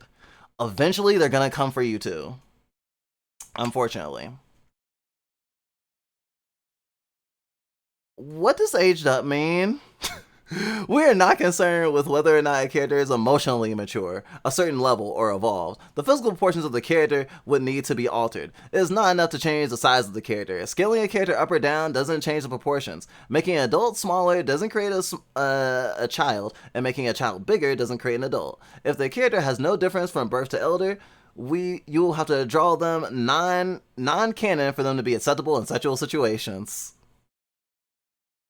I see. That's interesting. I mean, obviously the level doesn't always matter, because you know that if they had said you can't draw Renamon in sexual situations, the whole site would collapse. The whole site would collapse. Be real about that one. Um, and there's other like big uh big rookies. Like Guilmon is at least the size of two Agumons. And then of course we have all these different exceptions and stuff. Like the Agumon from like the Heightened View Terrace OVA slash the beginning of Digimon the first movie, where Agumon is the size of a fucking small car. And it's just like, I don't, I wouldn't say that looks like a baby though. Not necessarily. Ah, yes. Well, I'm glad the 1,000-year-old dragons that look like 12-year-olds have been protected. Damn. Am I protected?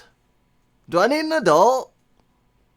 I've been speaking my mind to cope with the heavy stuff because it's gosh, internet is a lot sometimes. And it's hell seeing the sucky changes that targets others. Don't mind me. I get you, I get you. I remember one guy saying humans don't like helping you, but they love correcting you. Makes me think about living in New York. Yes, people do love being right. What about characters without larger reproductive features? A common misconception is that we will remove content because a character has smaller genitalia or breasts. The size of genitalia and breasts have no impact on our decisions, as they may not change with age. I'm glad little titty trans girls are protected. What about the short stack and chibi characters in sexual context? A short stack character is one who is short in stature with larger than average features. Short stack characters generally have adult proportions with short stature that would be allowed. Chibi depicts short and cute characters with oversized heads. The chibi style is often used in media where characters are acting silly or out of character, and some of these circumstances may not be allowed if they appear too childish. However, in many situations, a style of character has a large head and a small adult body and would be okay. Ultimately, body proportions are what we will be looking for when making a decision. I don't know if my content is allowed. If you have questions as to whether your content is allowed, please open a trouble ticket under General, question about site policy, and open it with a link to the content in question. It will provide you with an answer.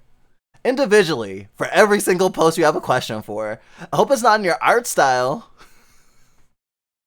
And I mean, I have mentioned about the arbitrariness of like what counts as an adult character based on what the artist wants to say that the person's age is, and it does come up a lot where artists will say all characters depicted are 18 plus, but if they didn't see a lot of people, if they didn't see that disclaimer, would not necessarily come to that conclusion, and that's part of where the problem ends up lying.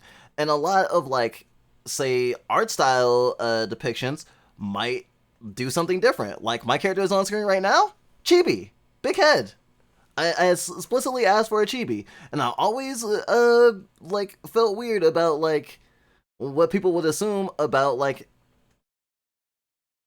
me getting fan art in this way. And when I first got a rough sheet, I had a baby drizzle, and that had like a drizzle that's like essentially our body's height, right? But like I don't even use that thingy anymore because it doesn't feel like me, and I don't want to be tall. Who would? I mean, I'm sure some people like being tall. I'm not a tall hater, I promise. But like, there's a reason why there's a lot of queer people who like Lalafell and being small and cute. And honestly, especially after researching like where cute comes from and how cute is like its origin is explicitly in like proportions and like infant like things. Cute came from like infantilization. So when it came to like being like, oh, men are handsome, I told you it would come back to this. Men are handsome and girls are cute. It's because women were being infantilized.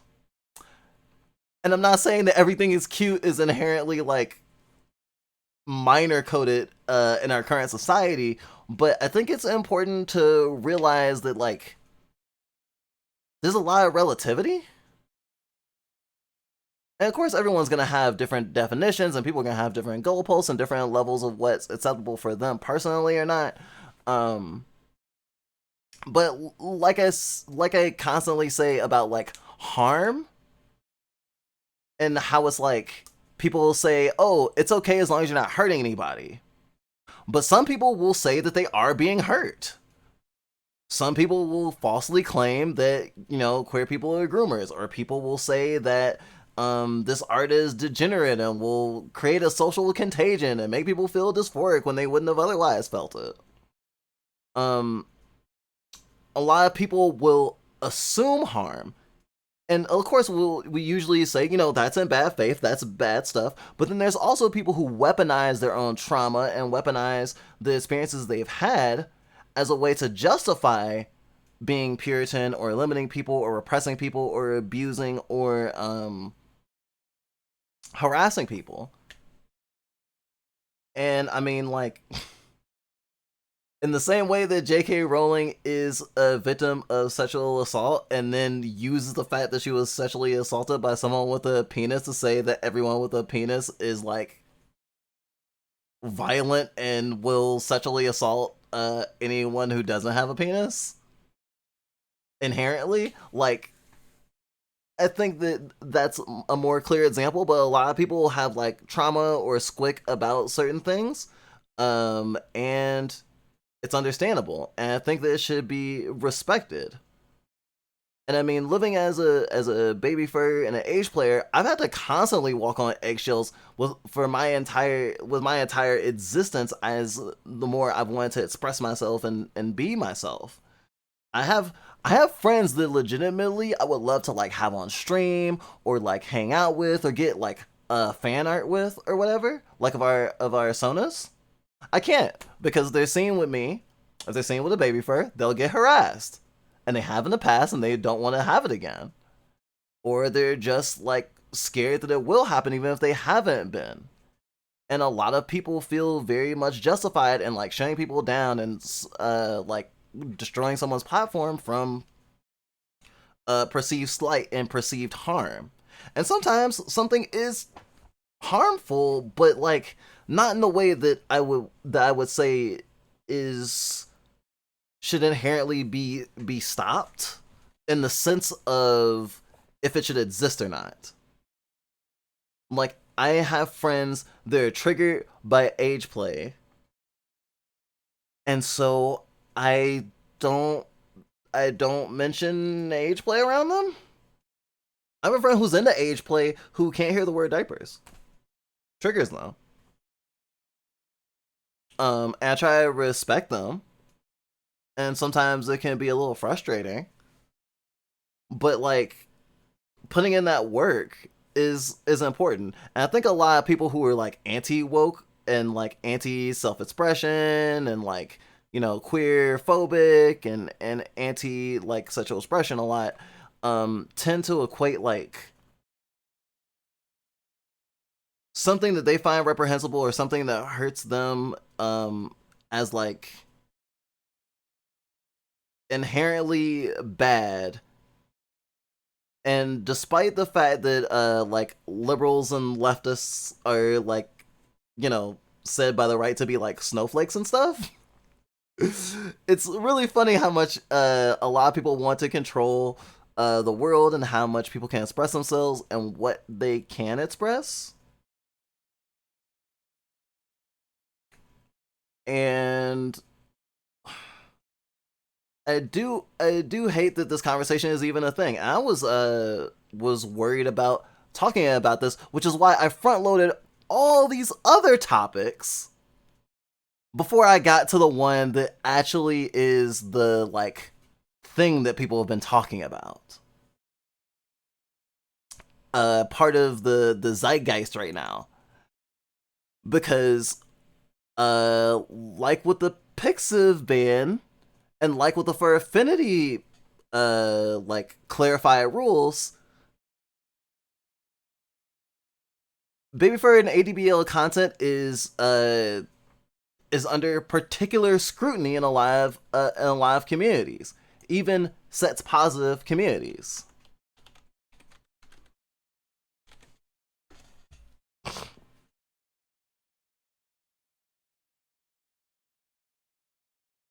Wait, fuck.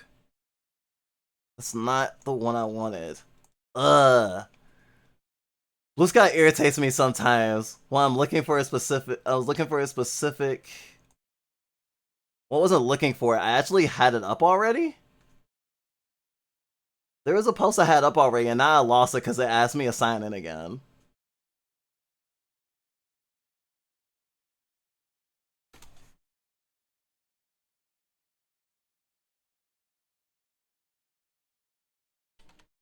So now I lost my momentum.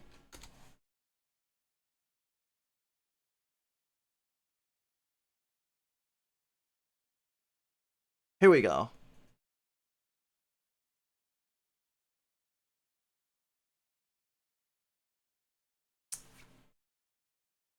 So this is what someone got as a message from the Patreon team who makes ADBL content. Hi there. This is Robin from the Trust and Safety team here at Patreon.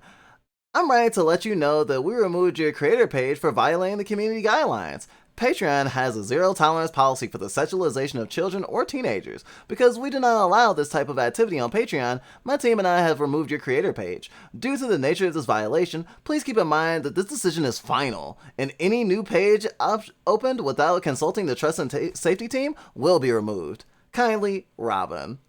Patreon Trust and Safety. Open Monday to Friday. So this is the thing that's been the talk of the town in the queer community, especially in the more niche parts of the queer community, especially like furry fandom, because like even though ADBLs are being targeted as a whole, not just baby furs have been a black sheep of the furry community for a very long time, and continue to be very much punching bag. I identify as a punching bag. And it's just like been really gross, not just that Patreon just suddenly went, yes, all these people who bring content, who bring like, you know, visibility and content to our site, they're disposable now, suddenly, after years. It wasn't just that. This was a blanket. Well, I shouldn't say a blanket. I should say this was a concerted effort of banning especially high-profile ADBL creators, as many as they could find, all right before the new month started, which would, for a lot of creators, basically fuck up their income and maybe make them destitute or in crisis in some way. Remember how I mentioned that a lot of queer creators, like myself, are marginalized in a way where we can't like work normal jobs? Like that person from the hypnosis article. It's like I can't do anything else really. And I mean, I'm in the same camp. Like if I'm not working online, if I'm not working from home in some way, I'm not gonna be able to work. And honestly, a normal 9 to 5 job that I can't control, I'm just gonna get fired from because my ADHD is unmedicated, and as I have a lot of trauma, and I'm very disabled in a lot of other ways that I don't want to get into because I always talk about them, and I'm just I'm tired of my own disabilities, honestly. I'm tired of empty rivers too. Such a little plebe. Gosh. I should tie your tail in a knot and hang you on a tree. Like, use you as a pinata. Don't worry, I'll use a foam bat. At first. I want to be small enough to be cradled in my daddy's arms. Nice. The funny thing about a lot of people who are hardcore conservative is they are very guilty of what they accuse us of. Yes, that is very fucking funny. They conservatives are big groomers and big child abusers. I mean, the Catholic Church is probably who they should be targeting if they're really worried about you know, actual minors. Can I stop getting punched by the internet and companies? No, you're getting punched by companies through the internet. And that probably doesn't make it better, but you know, people like being right, and I had to correct you. So now we're gonna get more into this new level of internet puritanism. Here's another one. If you're not ADBL furry content creator thinking, it's a shame my ADBL friends got booted from Patreon, but it's because diapers are kid adjacent, and they're just being cautious. It won't happen to me. Here's how Patreon defines the content they'll remove without warning or discourse or recourse. For context, Patreon does not allow pornography, which is defined in our guidelines as real people engaged in sexual acts such as intercourse or masturbation.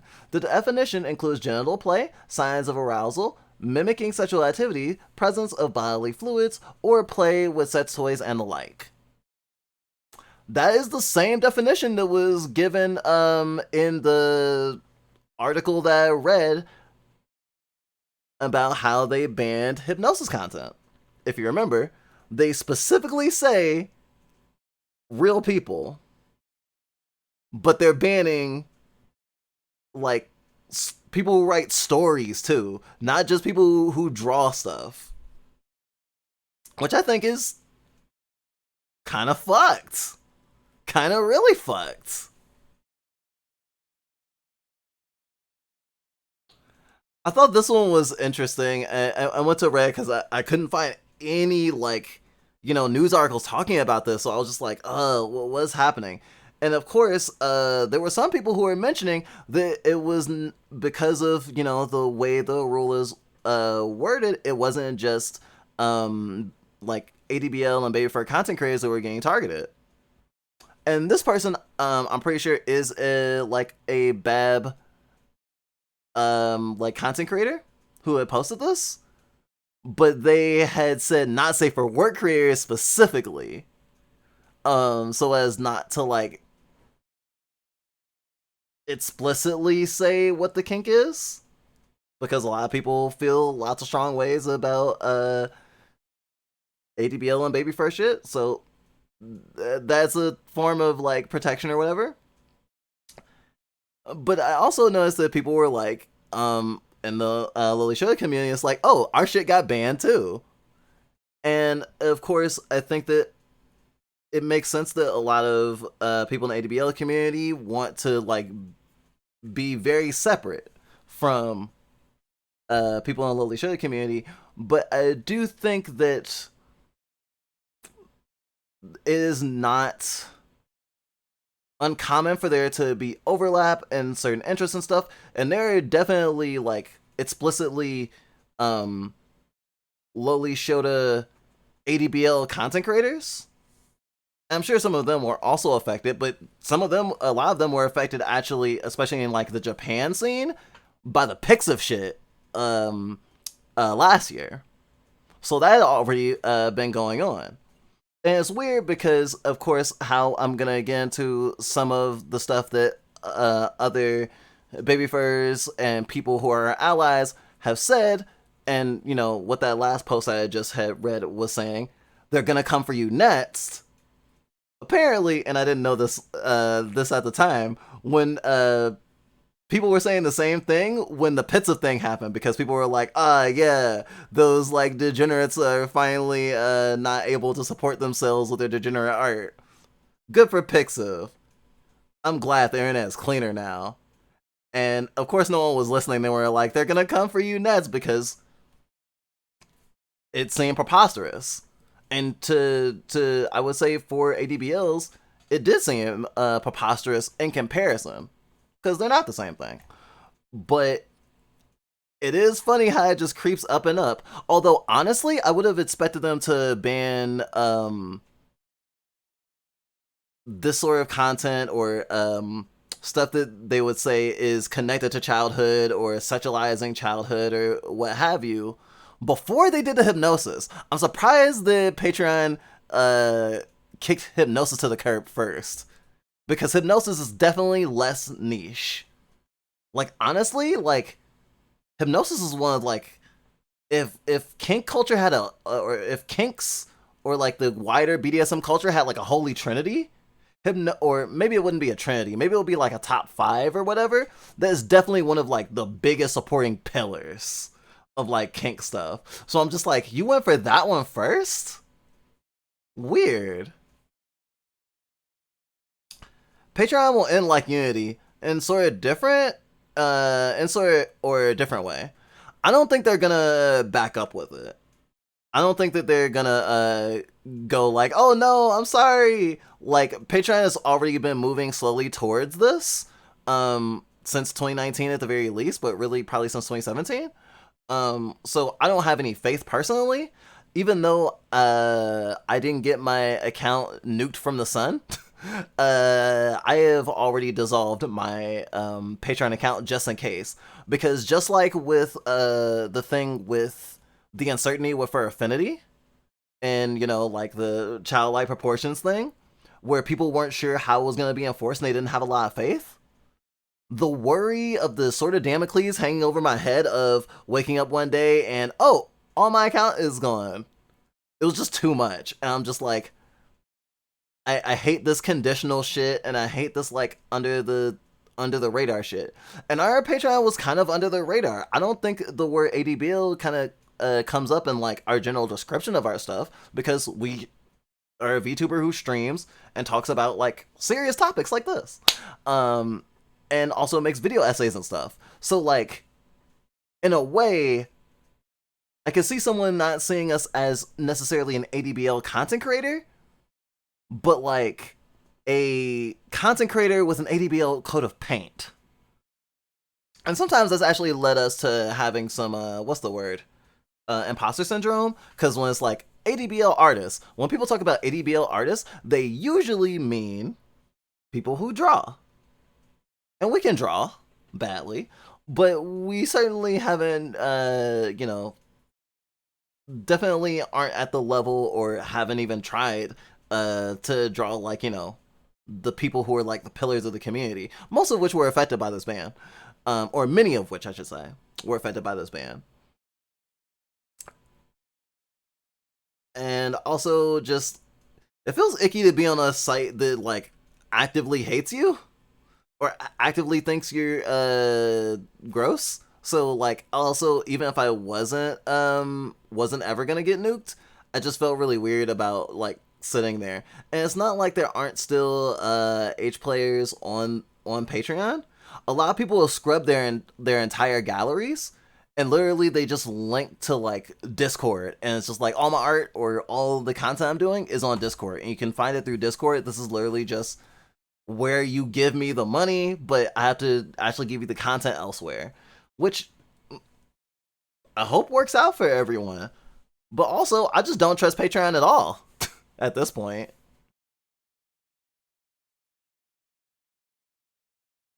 Patreon banning non-safe for creators without appeal, posting less to find an answer, and more to issue a general warning. Though if anyone knows a way to speak to actual human on Patreon support and get a real response, I'd be interested. I'm part of a community of adult veg content creators that write stories and make art revolving around the relevant kink. I had an account reviewed and approved a couple of years ago, with stories I posted given a thumbs up by Patreon as in within their content policy. Many of my peers also had their content reviewed and approved. Some as recently as a couple days ago. This morning, a few days before billing rolls around no less, well over 100 of us woke up to find out that our accounts had been removed. Attempting to appeal the decision led to a copy-pasted email response that didn't address what any of us said. There was obviously no attempt to review any individual pages, rather a blanket ban was issued to everyone in the community. Many of us relied on our Patreon income, and being canned without warning or appeal a few days before a new billing cycle has left myself and dozens of others unable to pay our upcoming bills. I also have subscribers who are owed content, but who I can't contact or message because I lost access to all of my user data. If Patreon doesn't want certain content on their platform, that's their ball, but they can take it that's their ball and they can take it and go home. But approving pages given a false sense of security and then wiping out income and audiences out of nowhere is a horrible practice. If you've got content on Patreon, I would seriously suggest that at the very least you save all of your subscriber data regularly and make backups, because you never know when you'll get nuked from orbit and be unable to so much as tell your audience where they can find you. I think that's a really good summation of it, and I do really love the ADBL community. Literally, someone came into our chat. I don't know if they did it explicitly to do this and not just to like watch the stream, but someone came into one of our, I think it was literally our last stream, like on Tuesday, I think, and was literally like, "Hey, ADBL shit is getting banned on Patreon. You should fucking draw all your money out of your account," which we did. Just in case. And it's just like, ugh, it's just so irritating. And also just honestly really scummy and gross because it literally can make someone destitute or homeless. It people can't feed their fucking families. It's gross. They could at least with like for Affinity, they had a thing where it was like, oh, come July, this thing will these new this implementation of the rules that we've clarified, yeah, the policy will be effective on July 1st. So people had a deadline to like do stuff with their account or what have you. And of course, I guess from a business perspective, oh yeah, we should do a new billing cycle makes sense in a way. But like not having any time, like at least one billing cycle in between to like figure your shit out is detrimental. But they don't care about human lives. Let's be real. I feel like Patreon can lose revenue really fast or more creators on a decision, but I guess it's what Patreon decides. It's because it's the communities that they're targeting. I mean, it's not just kink communities that are very much funded on Patreon. Patreon has enabled a generation of artists to make a living in a way that was impossible before their creation. Patreon is almost like YouTube for video on demand content and kind of like Twitch for streams, where there are competitors, but they ain't shit. People are not like going over and spending a whole day watching Vimeo videos. Not usually, you know.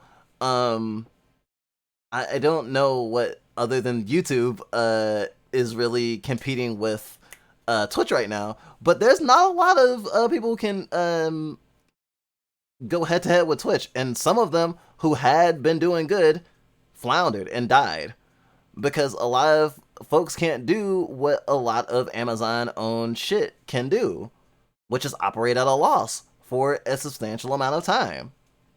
Shit, that's what Amazon did. They operated at a loss for like 5 years. It's the thing that you have to deal with in the sense of this constant, how to put this? It's a thing you have to deal with this constant, with the internet moving the way it is. It makes sense that it's shrinking the way it is because like it's really being gobbled up and controlled by companies. And capitalism is not fair. What was it? Whatchamacallit doesn't actually exist, where it's like a meritocracy. Meritocracy isn't real. It's a lie. Meritocracy is a lie. And it goes to show you that like being able to operate at a loss, being able to eat like so many losses is part of like the structure of not just like getting a lot of money, but also the exploitation. Kind of how Tumblr built itself from the ground up with this like sexual expression thing in mind, and then threw it to the wayside as soon as it was convenient. And that's what Patreon's doing as well. And doing it systematically, as opposed to like a widespread ban. They're just chipping away at the stuff that won't have as much support, and that's why I think Patreon's probably going to get away with it and probably won't die or anything. Seeing a couple of vague scattered posts about a Patreon purge and wondering why my entire timeline on both sites isn't freaking out about it. Finally learning it's specifically a purge of ADBL artists, so nobody who's not directly affected is willing to give enough of a shit to stick their necks out. Cool. Pete Buttigieg is just a faggot applies to ADBL too. If you're not concerned about this, I recommend changing your mind before it's your turn. We'll get to that in a minute. The thing you gotta remember about diapers is that they're designed to contain messes. First Hypno and now ADBL. Patreon just can't go after all kink or all adult work in general right now because they know we'll pitch a fit about it. We have in the past, and we can, but if they keep trimming around the edges and shrinking the circle of what's acceptable, then eventually they can lessen the impact that they do enact when they do enact a blanket ban on not safe for work stuff, or they can just keep a very, very narrow vanilla definition of sexual content on their site so they can say that they still welcome adult work. Technically.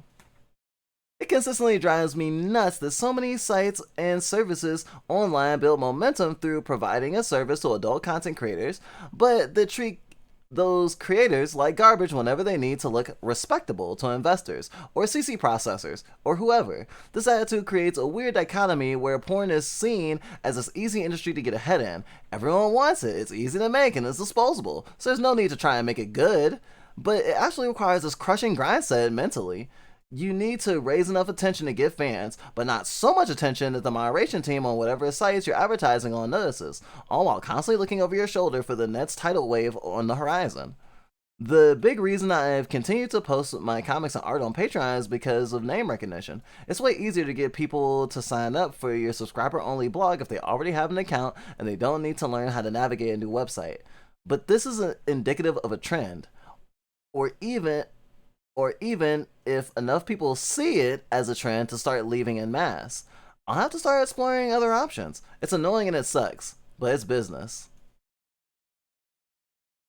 Also, this is why I pay $5 a month for Co-Host Plus, because Co-Host is kind to his pornographers. Saying this full-chested with utter sincerity, ADBL folks, age players, baby furs, and adult babies in general are cool, and my friends and anyone going, oh, well, you know, Patreon is only doing this because they have a good reason to, is just wrong, and a coward. They'll absolutely come for your niche, freaky, weird fetish nets, I guarantee you. D-Egg is absolutely right in that this is likely an attempt to make outright banning not safe for work content on the platform more palatable by whittling it away bit by bit at first, under the guise of safety or whatever bullshit. As someone who has a project in the works that's absolutely out there kink-wise, planning to go through Patreon to financially support making it, I'm worried both where this will lead to and how it'll snowball, and how for fellow content creators who are ADBL who are now going to have to once again pack up shop and move elsewhere because some hoity-toity shithead on a swivel chair gets icked by a kink they don't like and takes his soccer ball home so no one else can play. Fuck. I hate the fact that so much creative content, especially queer, expressive adult content, is only financially viable for creators at the whims of a bunch of dipshit weirdos. Weirdos who will, at the drop of a hat, decide that actually they're not making quite enough money to buy the second yacht this year, so they better start throwing people they see as undesirable under the bus to make a platform more attractive to investment bellends and hedge fund wankers. This sucks. I agree. I wanted to amplify some voices a little bit. I thought that would be nice. Also, there's this post that I have saved that I just love and I've been thinking about that actually got posted before the ADBL ban, but I think is very, very on point right now. Miss Oddbots, thanks for following. Your future will be filled with happiness and sadness. Hey, we're with Queer Friendships. You are. You're my friend and you're queer, Nova. You're awesome. Diapers have immense power. Sometimes I think to myself that this ADBL stuff is tame and fluffy, and not the deep dive explorations of darkness that is the stuff of literature and groundbreaking art that could be pushing limits more. This usually happens when I read work by Porpentine or Junji Ito or Ballard or whatnot. But then I think, the most jaded fucking kinkster who gets his balls nailed to a board will safe word out of diapers. Diapers are considered the worst fetish, worse than scat, worse than garu, worse than non-con, incest, or fireplay, or blood. Most people are even pretty cool with age play until you bust out the pamps. Needing diapers is the greatest fear of most people. A sign that age, disease, or injury has taken away your most basic independent functions. Baby furs are still, still the designated sin eaters of the furry fandom, the recipients of guilt and shame of other furs. Macro furs who fantasize about crushing entire planets genocidally between their toes will consider themselves morally superior to someone who just wants to cuddle a plush and suck their thumb and watch cartoons with a wet diaper on. Our posts are the first things to get banned by websites. Our fantasies are the most forbidden. Our artwork is what gets deleted by overzealous admins. Content warnings exist because of us. The worst thing that you can do as a kid is poop your pants. If it happens at school, anywhere from kindergarten up, you and everyone who sees you will remember it for the rest of their lives. It's one of those traumas you'll be discussing with a therapist decades later. Sometimes I am surprised at the number of people with diaper fetishes. And now I'm surprised that there are so few. To be open as an ADBL of any stripe is a risk to jobs, marriages, friendships, professional relationships, art gigs. Admitting you like diapers and cubby things is the ticket to cancel town in many corners of the internet. You are generally assumed to be a smelly pervert at best and an active predator at worst. Thanks for the follow. Your future will be filled with happiness and sadness. Hopefully a lot of cuddles. You are generally assumed to be a smelly pervert at best and an active predator at worst. There's a reason why there's baby first specific Discord servers, Telegram groups, or on unrelated topics such as cooking. We've had to build our own separate forums and groups where we can be ourselves. So far from being overly tame and fluffy, it's more like we're too edgy. We live in the deeper depths of human psychology every day. I just think about that post all the fucking time, and I just had to do it. It's actually when I do like the probably like scripted YouTube video I want to do about this topic is probably how I'm gonna open the video. Because as opposed to getting straight to the point with like a very concise hook and then like going into the situation and trying to be as eloquent as possible with this stream, what I wanted to do and what I sought to do was show the trend and how the internet has been more and more policed and has gotten smaller in a lot of ways. And shit, that's not even to mention all the people fleeing to different social media sites because of the fall of Twitter. There's so many things compounding this, what's about to become the new era of the internet that everyone's gonna hate. Except for rich people, I guess. And I thought it was important to, like, especially with this long-winded stream, to present everything in context, at least to a certain degree. And at first, I was just gonna talk about the ADBL stuff, because in a vacuum, it's still important. But it's not a vacuum, and it wasn't the first step. Although, age players are constantly catching shit from everyone. Like, let's be completely real. And part of the reason that, like, I am not, like, vehemently against, like, lowly Shota content is partially by being treated essentially the same, and while also believing that it's not morally reprehensible for someone to consume that content, people treated me literally the same way. Someone has told me that me putting a pacifier in my mouth around them as a like comfort object to calm me down from like a panic attack or something triggers them so much that I cannot do it. I would have to leave their apartment to suck on my pacifier like I'm going out for a fucking cigarette.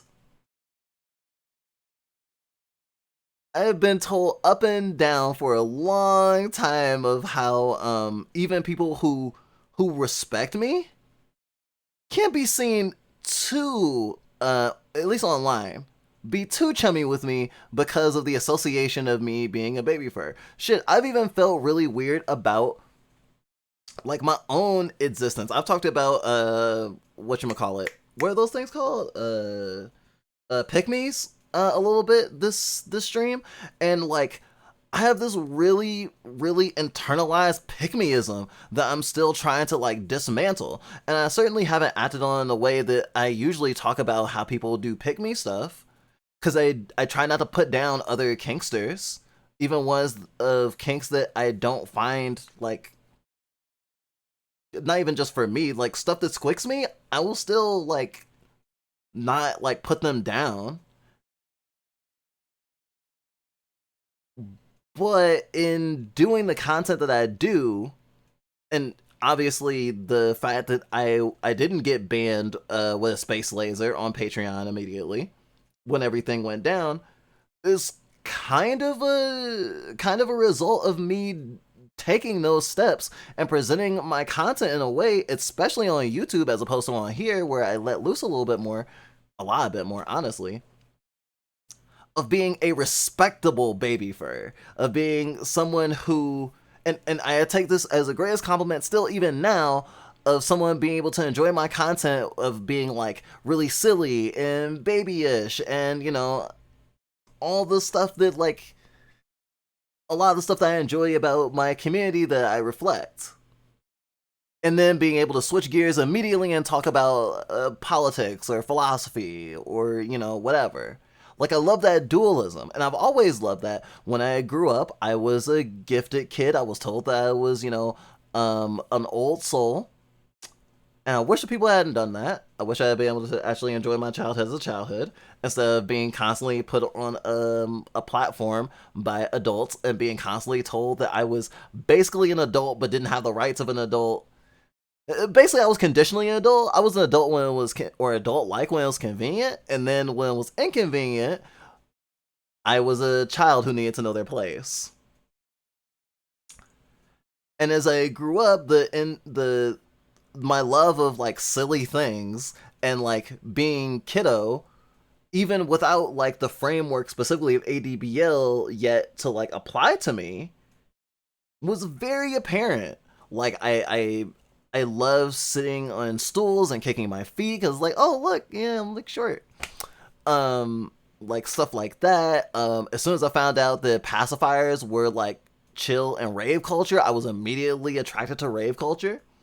Like I remember being like a kid and seeing like a rave at like a bowling alley and asking like my cousin or something, wait, why are they having pacifiers? They're like teenagers or they're adults, and it's like, it's a raver thing. I don't understand it. Smoke? I'll be back in 5. I wasn't telling you to smoke, but if you want to, I mean, I won't stop you. I mean, I can't, but also, it's your body, your choice. uh yeah, I certainly am stereotypically like ADBL in certain ways, whereas just like, oh yeah, I have like all this childhood trauma and I'm trans and I want to rewrite my childhood and like like have experiences that made me feel better than like what I actually experienced. And I think with a lot of these things, the therapeutic aspect comes up for ADBL and stuff like that. I don't usually think people usually go, oh, Guru helps me with my trauma. But there's a lot of stuff, especially stuff like non-con, that people talk about the benefits of people who have been harmed. I I have childhood sexual trauma.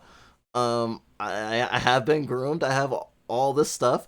I am the poster child for, well, ABDL is okay because it helps me with my trauma. But that's also like a pick me sort of. It makes me feel pick me ish to like put that front and center, and feeling like I'm using that as a shield because you don't need to have trauma to enjoy a thing, whether it's ADBL or something even more taboo, you know.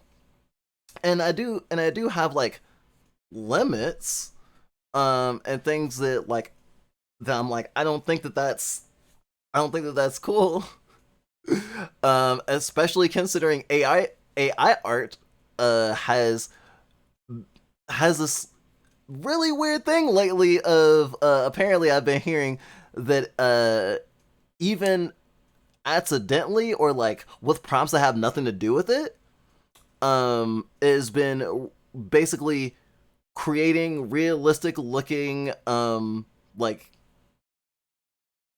minor depictions in sexual contexts, and not like in the lowly shota sense, but in the like the like, this looks like someone is trying to like use photorealism to like skirt around the fact that it's fiction to like indulge in like actual pedophilia, and it's like that's not chill. And actually, I've seen a lot of people in the Lolish community push back against that. I don't think that there's an equivalent for that really with ADBL, especially considering ADBL is like a really tight knit community that has been trying to protect each other and generally has a really strong aversion to uh even in a lot of cases lowly show stuff. And I think that it's interesting that a lot of stuff gets still manned in the way of like these are always adults and depictions of adults, because like there are those gray areas like I mentioned with like the Sonic stuff where it's just like, well, technically speaking, you know, canonically these aren't adults, but like I definitely see the argument. And of course I'm not basing my arguments off of okay the arbitrary like age said by the people, because there is art that looks indistinguishable from other like fetish art which has more problematic tags, and it literally just has more problematic tags but it doesn't look too much different. So someone coupling those things together I think sometimes makes a lot of sense. I mean, a lot of times it's insulting, like when I see people posting Bridget stuff and it's labeled as trap, and I'm just like, oh, fuck. Um, but like, I think a lot of stuff is a matter of perspective, and of course we want to use the like the strongest arguments possible to talk about how like we shouldn't be oppressed and restricted and stuff like that. But I think that like kind of like with the Farfinity stuff, where it's like, oh yeah, Vor is non-sexualized, like, um, and then even going back to the hypnosis thing of talking about like it's really only the big like fantasy depictions of hypnosis there that are typically non-consensual or dubious consensual, and that's not how it actually works. There's like weird gray areas where there's stuff that people will be like this is like non-sexual and shouldn't be targeted for like, you know, the certain things that Patreon is saying that the ADBL is a depiction of, where it's like not as clear in the same way that this feels weird.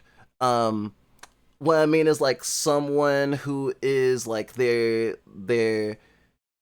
the little version of their Sona and like hypnotized or like being force fed enemas or whatever. Well, wait, I was like, do enemas go in your butt or do they go in your mouth? I forget. I think there's one for both. I forget which one. I've never done an enema, so I don't know. I don't remember. I've talked about so much. I feel like I'm losing brain cells. The point is, there are like depictions of ADBL stuff that I think falls into a more dubious realm. And of course, as a person who really loves Dark Age play and loves to like experiment with like that like dangerous edge to it. Like I talked to a friend about like, oh, we should get a commission together where we get kidnapped, and it's just like, whew, that's really scary. I would love to. I would love to do a fucking like a kidnapping scene, but I definitely don't want to be kidnapped like actually.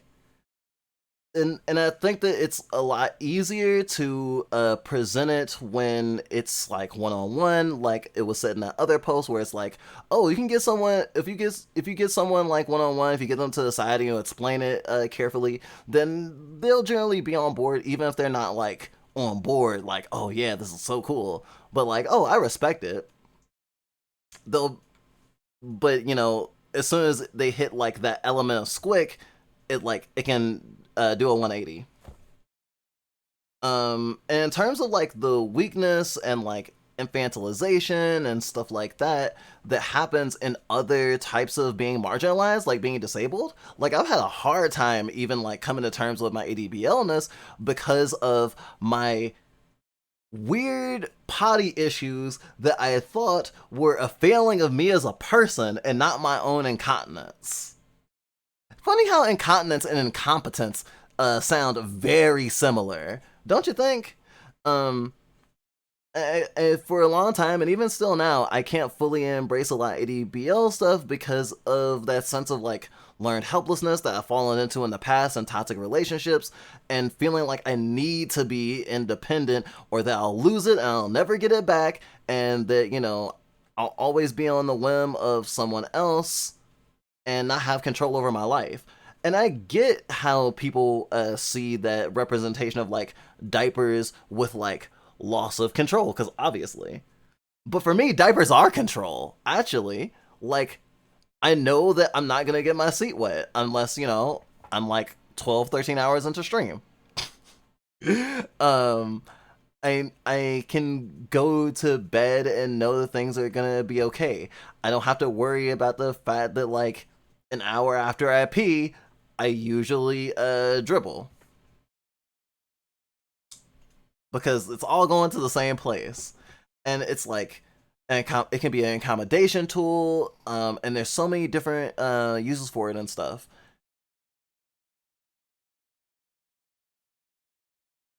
And I think that someone can understand that and still like not have super big positive opinions about it, but like as long as it's respectful, like it's fine. If someone has to like mute me or deafen me or whatever, I get it. But at the same time, being on the margin of society like that, um, and I know it feels weird to say margin of society because of kink. What about these immutable traits like, you know, being queer or being like racialized, which I am.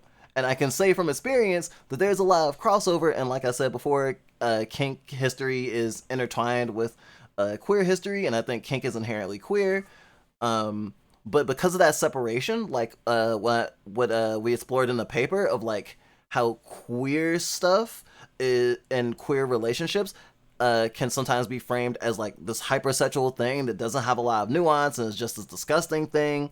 Um, and lascivious, kink in general gets seen that way too, and it gets dismissed. And a lot of people will say of kinks like ADBL, hey, it's fine that you do it. I just don't want to see it. I don't want to know that you do it. You know, and in the same way that people talk about if someone should wear a, a pup hood at Pride and if that's okay, people will also be like, if you're walking around outside with a pacifier clipped to your overalls, if you're wearing overalls, if you have any sort of noticeable diaper bulge, or if like the fucking waistband of your diaper is peaking. You're wrapping other people up into your kink. That's disgusting. How dare you do that? You're disrespecting their consent. Comes up all the time, and it's a constant thing that people talk about, even within the community. And just to be clear, not everyone in the ADBL community agrees on things. Um, I do think that we are a tight knit community in a lot of senses, but like a lot of people I think make their lines, and some people are more respectful than others. Like there are communities that I'm a part of that don't allow age regression at all, even non-sexual age regression. There are people who have in their TOS who do commissions. I found one recently that I was really surprised by because I never saw anyone else say that. That they're okay drawing age regression because as long as the person retains the mind of the adult, but they will not draw mental age regression even with the body of an adult, which I thought was very interesting. And before I go to the last part, um, or the last thing I wanted to read to you all. It goes in your butt, Fluff. Oh, enemas going in your butt. You. There's no enemas you take that's a pill, really? Huh? Man, I just got confused with castor oil. Please never change who you are, Fluff. Oh, don't worry, I will, but not in the way, that is bad, because everyone's changing and growing. Shit, wait, that's a diaper joke. It was like, oh no, I definitely need to change sometimes. Not right now though. We do our best, and we're trying to like respect and love ourselves, and I've definitely had a lot of trouble with it. Um, but especially this year, and especially since the summer, there's been a lot of like changes for us, and a lot of like thoughts and stuff we've been exploring, and it's been really wild. Um, and one particular thing that especially connects to that whole thing where I say ADBLs don't always agree on like what's okay and what's not and what's appropriate for certain spaces. I have a friend who is also an ADBL who almost wasn't our friend anymore, and I think I've mentioned this in passing before. Almost wasn't our friend anymore because they were like, all your sonas or all the sonas I've seen are depicted in ways they're child coded or minor coded, and I feel uncomfortable being your friend in this context, especially because you're also plural, and I don't know the ages of all your individual headmates. And I don't know which ones I should be treating as minors and which ones I shouldn't. And we're like, any ones that you're talking to can consent, promise. But they weren't really assuaged either. Um, and it took a lot of conversation to like for them to feel okay about it. But they also were like feeling not okay, like not in a sense of like, oh, you're like a bad person, Fluff, but in the sense of like, what does it mean to me and people who might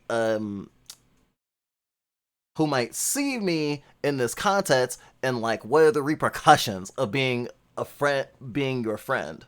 Though it didn't actually start with that. It started with the person like RPing like baby stuff that I wasn't taking as sexual at all, stuff that like we say and do in like in our streams, even where it's like, oh yeah, I'm gonna go change, and like stuff like that, and like teasing and stuff, right? And then like later on they're like, oh, um I like being an adult in diapers, not like a baby. And like, and I was talking about how like I don't like the concept of adulthood, or actually it was Thorn who was talking, not liking the concept of adulthood, and like kind of thinking of ourselves in the liminal space of like childhood and adolescence and stuff. And it can be really confusing for some people because people assume that like my brain is literally child brain. And I mean, I think that like even little space isn't the same. It's obvious for people who like maybe experience little space, but it's not obvious for people outside of that. I've even had partners who were uneasy about doing anything naughty with us while we were in little space because they weren't sure if we could consent. And it's complicated, and there's lots of nuance. And uh when the friend was like, "Oh, like I feel uncomfortable with like child coded characters when I RP," and it's like, I don't know if we should RP them because by your standard, I don't know if you will feel comfortable. And then that basically like turned into this whole thing of like, can we even be friends and like that sort of thing. But they never said that I was that we were bad people, but they were uncomfortable with like how they were interacting with us and choosing to interact with us, which again was still funny to me because I wasn't considering any part of our relationship to be inherently like intimate in a sexual way, which goes back to the whole queer friendship versus queer solidarity thing, where it's just like there's this weird space where a queer friendship can often have a potentiality of becoming like non-platonic, and that there's like a fluidness in that, and sometimes it feels like a threat, and sometimes it feels like really good and freeing and expressive, not in the sense of every friend that I meet I want to bone necessarily, but like an openness of yourself and being able to be intimate as friends in a way that in like cishet like mono society isn't as available. Like shit, even like being able to cuddle a friend that you don't have any like physical like sexual feelings for is like a big deal for like at least like straight cis men. Obviously not women. That we talked about that earlier in stream or whatever, but like it is like a cultural thing right now that people are like, oh, we can't let men have too many emotions. We can't let men do healthy things because that'll make them soy boy cucks or whatever. Honestly, I've been thinking all day about how I was gonna do the stream, and if like, if I was gonna get canceled for saying the things that I did, and I'm also just like, I try to be as honest and open as I can be with like what my intentions with things are, and sometimes it's hard. And of course, no one's gonna know in the moment. And if I ever get bigger, maybe something will happen. Someone will be like, "Oh, but Fluff said these things." But right now, we're too small to matter, which is kind of funny. Being so small is actually protecting us, at least for now. Well, sort of. I mean, we got a lot of transphobia and accusations of being a child predator when we did our Bridget video, but not as much related to the baby first stuff. Mostly related to just being trans. Actually, the ADBL is a lifestyle for different people, and what their choice is, and even when people what people see as weird to them. It's one part of many other taboos in the world. Like, is a lifestyle, and the important thing is to be who you are and just be what you like in life. Brain. Thank you, Zillam. I think that that's really apt. I don't think I mentioned like ADBL as like a subculture, but it really is. Like I try to explain to people a lot. They're outside the communities, sort of like that, because some people are like, "Oh, why can't you just do it in private?" And it's just like it infects everything. Like how someone might wear a collar and it can represent their connection with their partner who is a dominant, but it can also be like for me it can also be that, but like what I really like about a collar is like the tightness on the neck, not too tight, but like it feels like a ring of safety. In the same way diapers feel safe, in the same way wearing clothes that are I guess little coated is like really nice and feels empowering and expressive, and I love it. And it's not just something that like ends at the bedroom for sure. And actually, I think a lot of kinksters have to learn like I guess what their vibe is, because some people are lifestyle and some people aren't.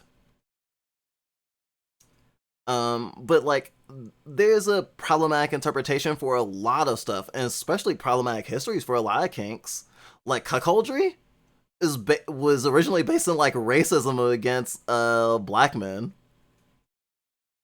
I know people to this day who are squicked by sissy stuff because of how it treats femininity as something to be ashamed of, which for a lot of trans people, or like I guess in either way of being like, oh, you're this gender now, you should be ashamed.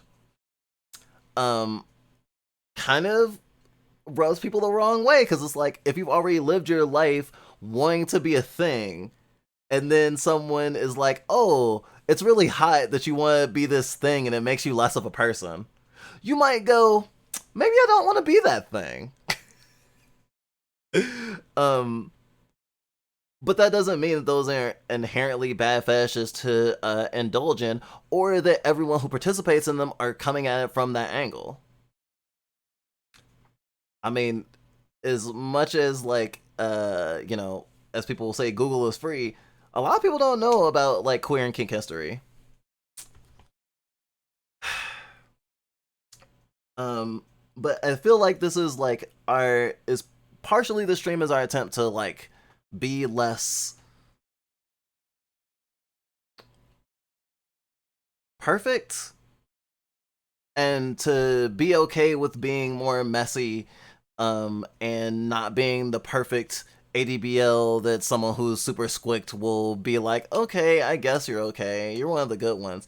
Like, as much as that's not like the sort of thing that I've been like pining for or anything, like I definitely have tried to slot myself into like this acceptable space, and I'm gonna try to do that less. Especially because of the thing I'm about to read, which is where I'm gonna end the segment and probably go on break after. Because I really need to, because wow, I've been talking for a long time. I don't know how y'all do it listening to me like this. Shit, wait, that's negativity. Sorry, my self-esteem wavered for a second. I mean, I'm awesome. Thank you for listening to me and being open to like this very complicated topic. To be honest, I think I've said this before.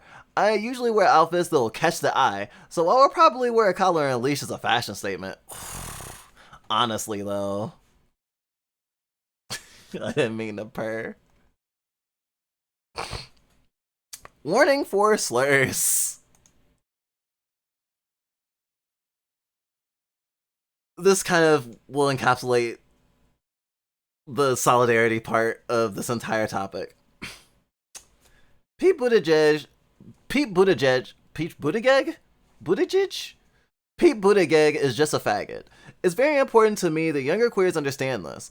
To the people who you're trying to be more respectful for, when you say things like neopronouns set the trans movement back, or you're why the cis don't accept us, including aces slash bi people with the wrong kind of partners slash non-binary people slash kinksters slash non-passing trans people slash furries slash polyam people, just heard us. Can't you wait until we get all our rights before you talk about some of yours? To those people, Pete Buttigieg is just a fag. On Sunday at Pride Northwest, some kids, late teens, early 20s, asked what our button, "I survived Reagan for this," meant. All the queer adults on the tables making up our ad hoc counter looked at each other and sighed a little. Emmett and another adult started to explain the way that the Reagan administration handled or didn't handle the beginning of the AIDS crisis, how many people died, how much we get ignored, the Ashes action, the Time magazine article which explicitly blamed bisexual men for passing the pandemic to the cishet community, playing on all the worst stereotypical bullshit, the way that even the CDC started paying attention, even when they started paying attention, they were so focused on gay men that they ignored AIDS in the lesbian community, leading to the "women don't get AIDS, they just die from it" poster, and so on. I finished counting out change and passed the last bear pride raised fist pin over to a bear a little older than me, then turned my head and interjected. They don't care until it started infecting them more than just the facts. I turned my head back and handed him the change. He laughed bitterly and said, "Remember when they called it gay cancer?" That what I need to that's what I need you to understand. The people for whom you were folding yourself into smaller and smaller boxes will never see you as anything but a freak, a queer, a dyke, a tranny, a fag. Never. There are people who will stand by and let you wither away and die alone, gasping for breath in a cinder block room, and not even claim your ashes. And they will say you deserve it because of your lifestyle. If they speak of you at all, it'll be by the wrong name, with the picture you hate the most. They will curse at your lover, throw him out of the home you shared, and steal the gift you gave last year on Christmas to throw it out with the trash just so he can't have it, and then they'll say Jesus loves you while they do it. They'll feel good and righteous and blessed and holy and pure for doing it. And for them, you spit in the eye of your sister. For them, you disavow your sibling. For their sake, you trim away bits of your heart and lace yourself up tight. Never too loud, never too queer, never inconvenient or embarrassing, never asking for too much. Pete Buttigieg is what happens when your boomer dad turns out gay. Middle America. Parents still married, suburban sprouted, valedictorian, Harvard educated, Rhodes Scholarship, military service. More power to him. Hope he and Chasten are very happy together. I genuinely do. You couldn't create a more respectable gay if you grew one in a lab run by the concerned voter focus groups. But Pete Buttigieg is just a fag. That's the part you don't seem to get. When they abandon us all. Rock Hudson was a beloved movie star and even personally friends with that horrid pair of ambitious jackals, Nancy and Ronald Reagan. Nancy Reagan refused to help him get into the only place in the world that could treat him at the time, and he died. It was 1985, 4 years after the CDC first released papers on what would eventually become known as HIV/AIDS, and 7 years after the first known death from the infection of HIV-2, Reagan hadn't even said the word AIDS by the time Hudson died. Pete Buttigieg is just a fag, and so am I. Unless I'm a dyke, which seems to depend on who's yelling and from which window and what day it is. Yes, there will be people who genuinely love and accept you. Those people are worth all the frustration of the rest. Thankfully, and they're the ones who love you in the pup mask or leather harness or a neon jock like the one sold by the men up the road from us last weekend. They're the ones who laugh out loud when you tell them you hit the word dyke in your company name. The ones who love you and all your messiness and uncertainty in the way you don't fit into neat little boxes all scrubbed up and clean. Most cishets, though, well, they don't actively mean you specifically any harm, at least not when they have to look at you. Not when you're right there in front of them. Maybe they'll be okay with you, personally. Especially if you're the kind of gay who makes a good rhetorical device. As long as you remain a good rhetorical device. They need people to know that they don't have a problem with the gays after all. And there you are, being all convenient. You make a nice token. And as long as you do, well, you're useful. But they call you by your dead name when you're not around, and they put the wrong pronouns in your medical record even though they met you years after you came out, and they won't put themselves out to save you. Not one little bit. I don't want to be here again. The year I graduated from high school was the worst year of the AIDS crisis. The world into which I became an adult was a world in which an advisor and friend of Reagan, William F. Buckley, openly advocated for forcibly tattooing the HIV status of HIV-positive gay men on their buttocks, and for IV drug users on their forearms, and in which my father not only told me that when I was 14 or so, but also told me that he advocated for that tattoo being over their assholes. Buckley wrote in '86, but he doubled down in 2005, fucker. But yeah, I don't want to be here again. I want my daughter to inherit a better world. I want Oberfeld and Lawrence versus Texas and hope and change to really mean something. I work for it today and all days. I haven't given up. I need you to know that too. This isn't a white flag. I'm not surrendering. This isn't over. To misquote Henry Rollins, this is what Marcia and Sylvia and Stormy and Leslie and Brenda and Auntie Sugar trained us for. This is punk rock time.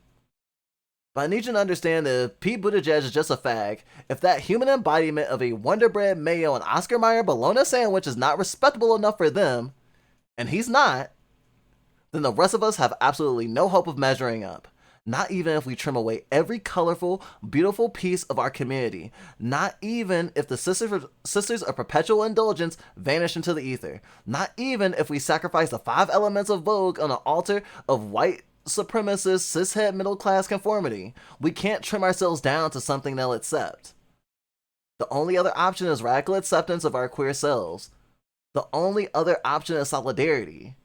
The only other option is for fats and femme queens and drags and kinksters and queers and zine writers and sex workers and furries and addicts and kids and the ones who can look us in the eye and see all of us and say, we're here, we're queer, get used to it. Just the way we did 30 years ago. It's revolutionary. Complete the total acceptance of our entire community. Not just the ones the cishets can pretend to be comfortable with as long as they don't challenge them too much. Or if it's conceding the shoreline inch by inch to the rising waters of fascism until we've got nowhere left to stand and some of us start drowning. To be fair, many of us have already started drowning. Have drowned.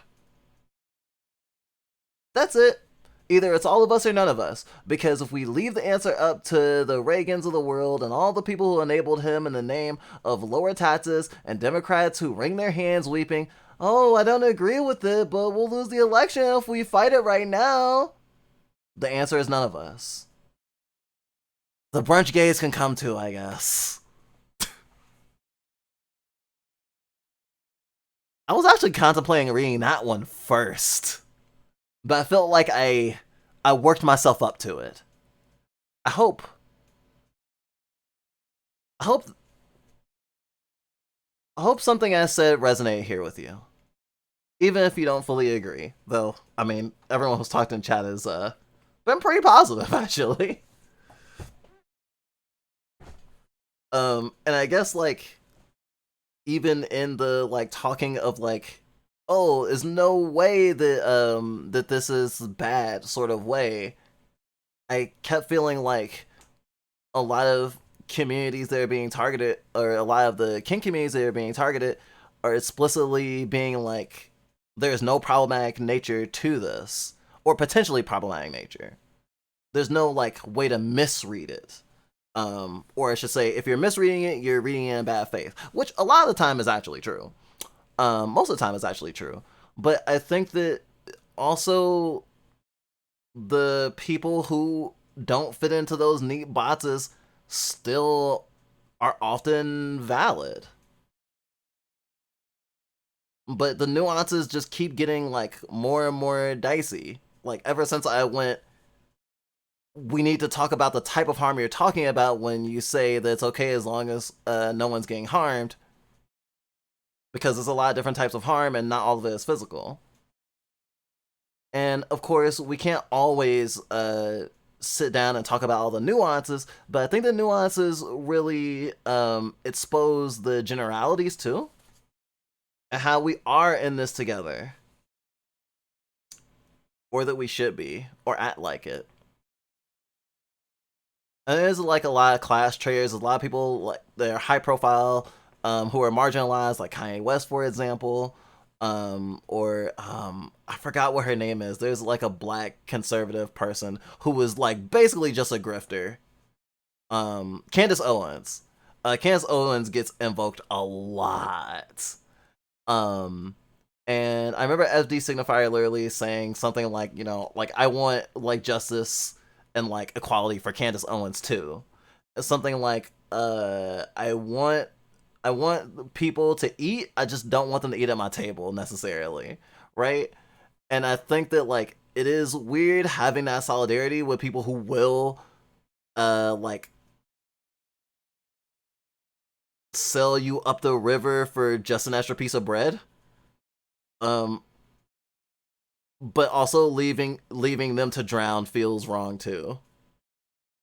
So it's weird to say that even the people that I don't necessarily feel the camaraderie of like sharing community with or friendship with, I still hold solidarity for a lot of them. And I think you should too.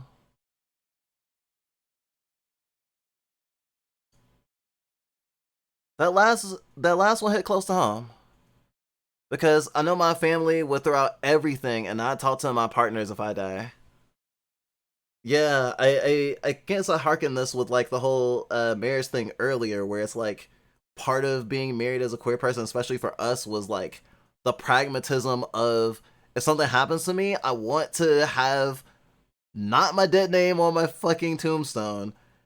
And honestly, I don't want there's like two people who share blood with me that I would be okay having at my funeral. Everyone else can fucking eat rocks. Um because they try to take so much away from us in death. Shit, the trial for Brianna Jai is going on right now. And in the courtroom, they're constantly and continuously dead naming her, and especially in news articles talking about it too. And it's just so gross. It's so gross how they disrespect us. I'm tired. And the fight's not over. But don't give up.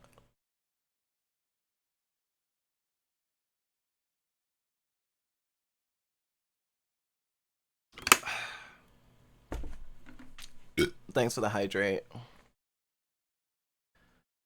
Yeah, this is basically what I thought. I was talking for about 5 hours.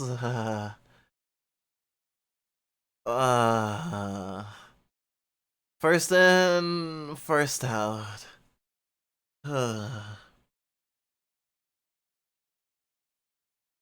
Ooh, excuse me.